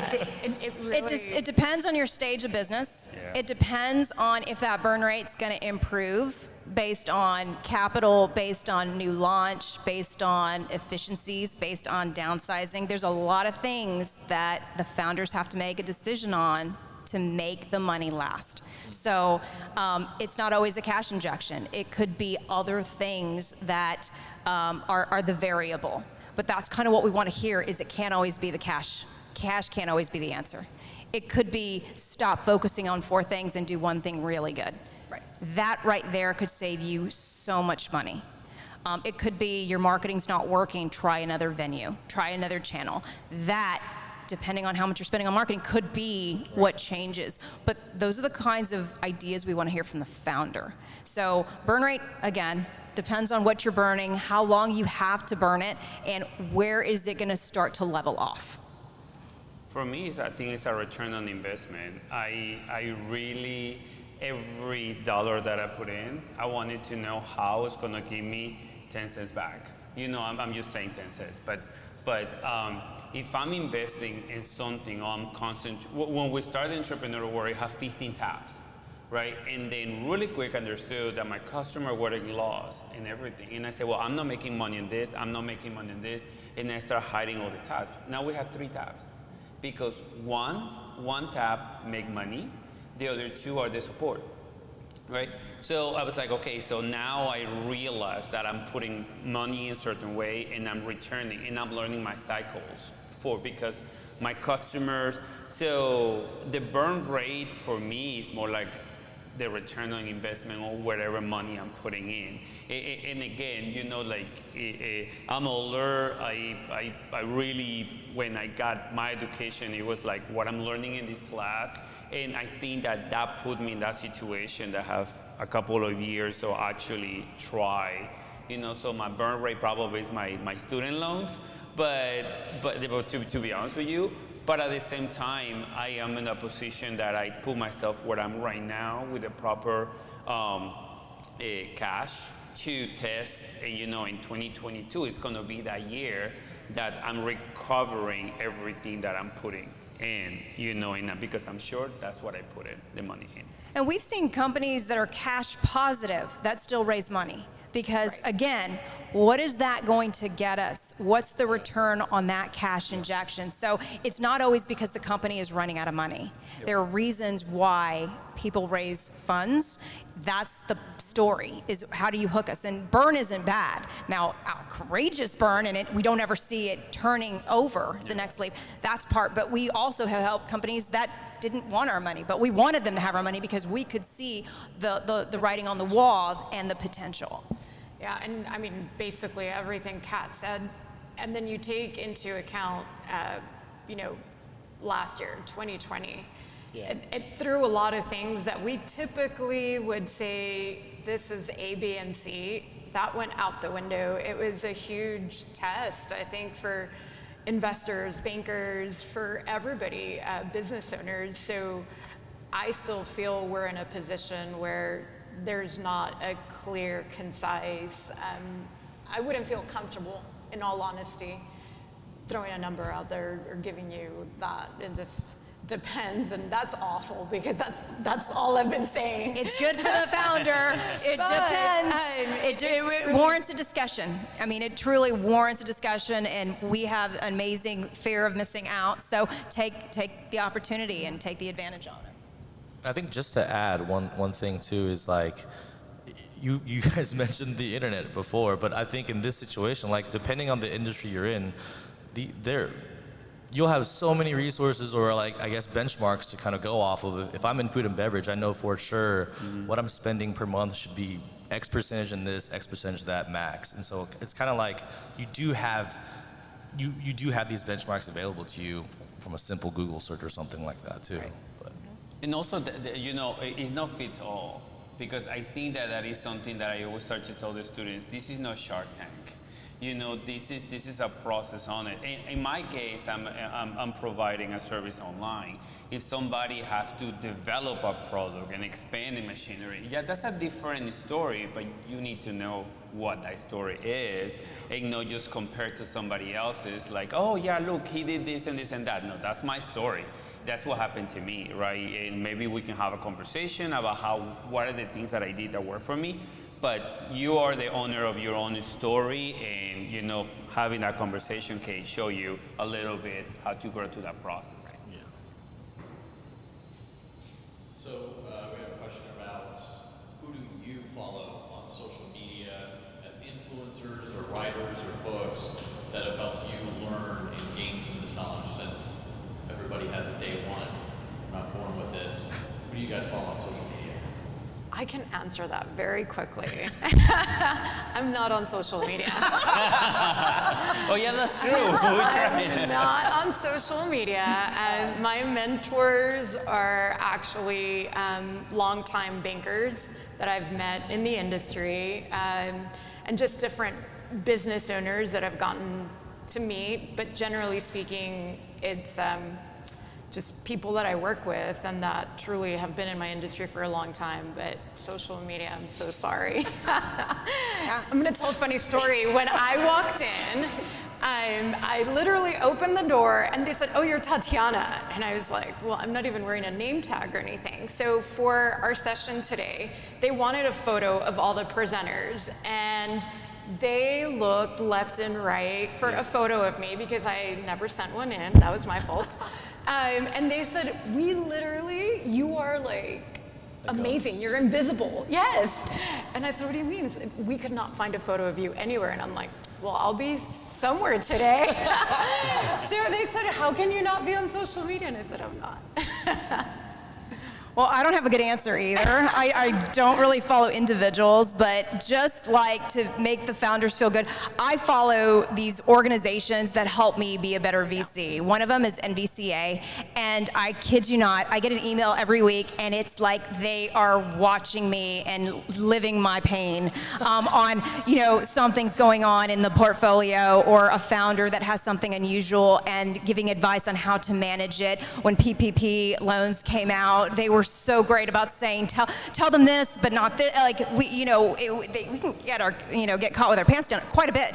And the fact that we have, as VCs, resources out there that say, hey, VC, you're doing fine.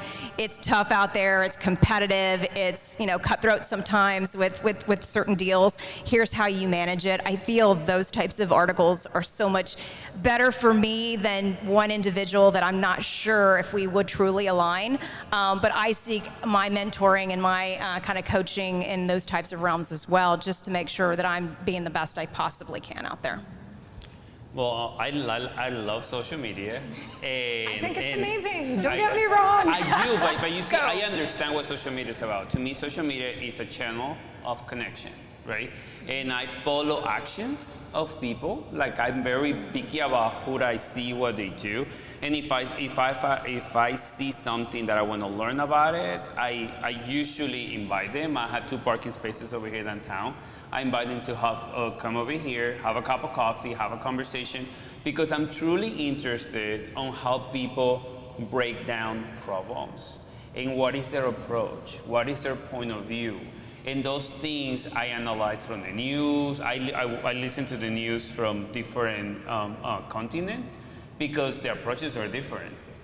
And that excites me, because we have customers in Latin America, here, and all that kind of things. I really, it's not specific about a person, because that person is unique. You're gonna be your own creature. So, but you can learn the skills, you can learn attitudes, you can learn approach, and that's what I'm looking on the different people that, like you guys always have cool stuff. What about you? They did a very cool video. We try to make it different. We try to be different. I guess my 2 cents on that would be, I just tend to look for people with genuine interactions, and people that are responding to questions, or people that are providing advice, not just because they're like, full of themselves, but like they're just really trying to be helpful. And I think even if they may have 10,000 less followers, you're getting like tangible, real advice, and that to me goes like, that's who I would like to follow for sure. But you brought up something that piqued my interest, and I had a question about. You talked about the pandemic and how that kind of affected, the idea of small businesses looking for loans or things like that. Do you feel like it's kind of changed the trajectory of what you guys are normally looking for good, or is it just kind of like a temporary until things kind of quote unquote return to normal, I still think we're in a very unique environment, even 2 years into it. I think it's been silver lining to magnify for a lot of business owners, kind of where if in the past you were good, sometimes you're like, well, it's not broken, why mess with it, or why do anything? And this just kind of was a little nudge for everyone. And so obviously, in looking at financials, if your financials for 2020 weren't stellar, we obviously understand, and we obviously have the conversation of where were you, what happened, where were your what was your plan? Everybody had to, from one day to the next, put a plan in place.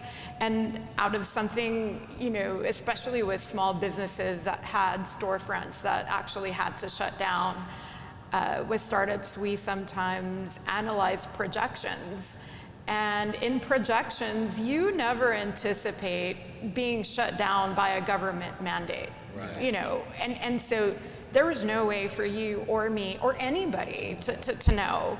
So we're understanding and forgiving of those things, and now it even opened up our perspective and our views of, you know, what if there was now one in the future? And you're seeing it across many different industries now, putting in these, you know, COVID plans or COVID little, yeah, exactly. You're seeing it in leases. You're seeing it in so many different areas that, like I said, it's really nudged every single one of us to have a different perspective and look at things from a different lens, and not just always have, you know, that, well, you know, you have to have positive net income, et cetera. Just be open. And then I know, Kat, you Active Capital specializes more in B2B SaaS, but like, did you see the pandemic kind of affect, you know, rounds and things like that? Or? So we had some companies go into a tailspin. We had some companies that thrived because it was remote access tools for collaborative, you know, collaborative tools. So while everybody was working remote, SaaS, cloud, you were still accessible, you could scale. So we did see a shift. We had some really strong founders with grit, had to buckle up, buckle their belt and make some hard decisions. We had others that just outperformed because of their segment and industry. So it was a great job on one hand, but wow, we're gonna have to make some really hard decisions on the other. Now, luckily, we had such amazing responses from the founders, so we picked well. Yeah. They had true grit, they did what they had to do, they maintained, they weathered the storm, but again, some of them thrived through it all. So it was a unique situation for us. Were there any questions? Any last minute questions over here? We're good on time? Awesome. Well, was that it? We're done? Dax, really? Yeah. Already? Well, I appreciate everybody being here today, especially you, 500 people in the audience over here. Shout out to everyone watching, and a huge, huge, huge shout out to you three. Thank you so much for kind of giving us great answers. Seriously, thank you so much. And where can they reach you if they haven't, you know, if they want to reach out or connect?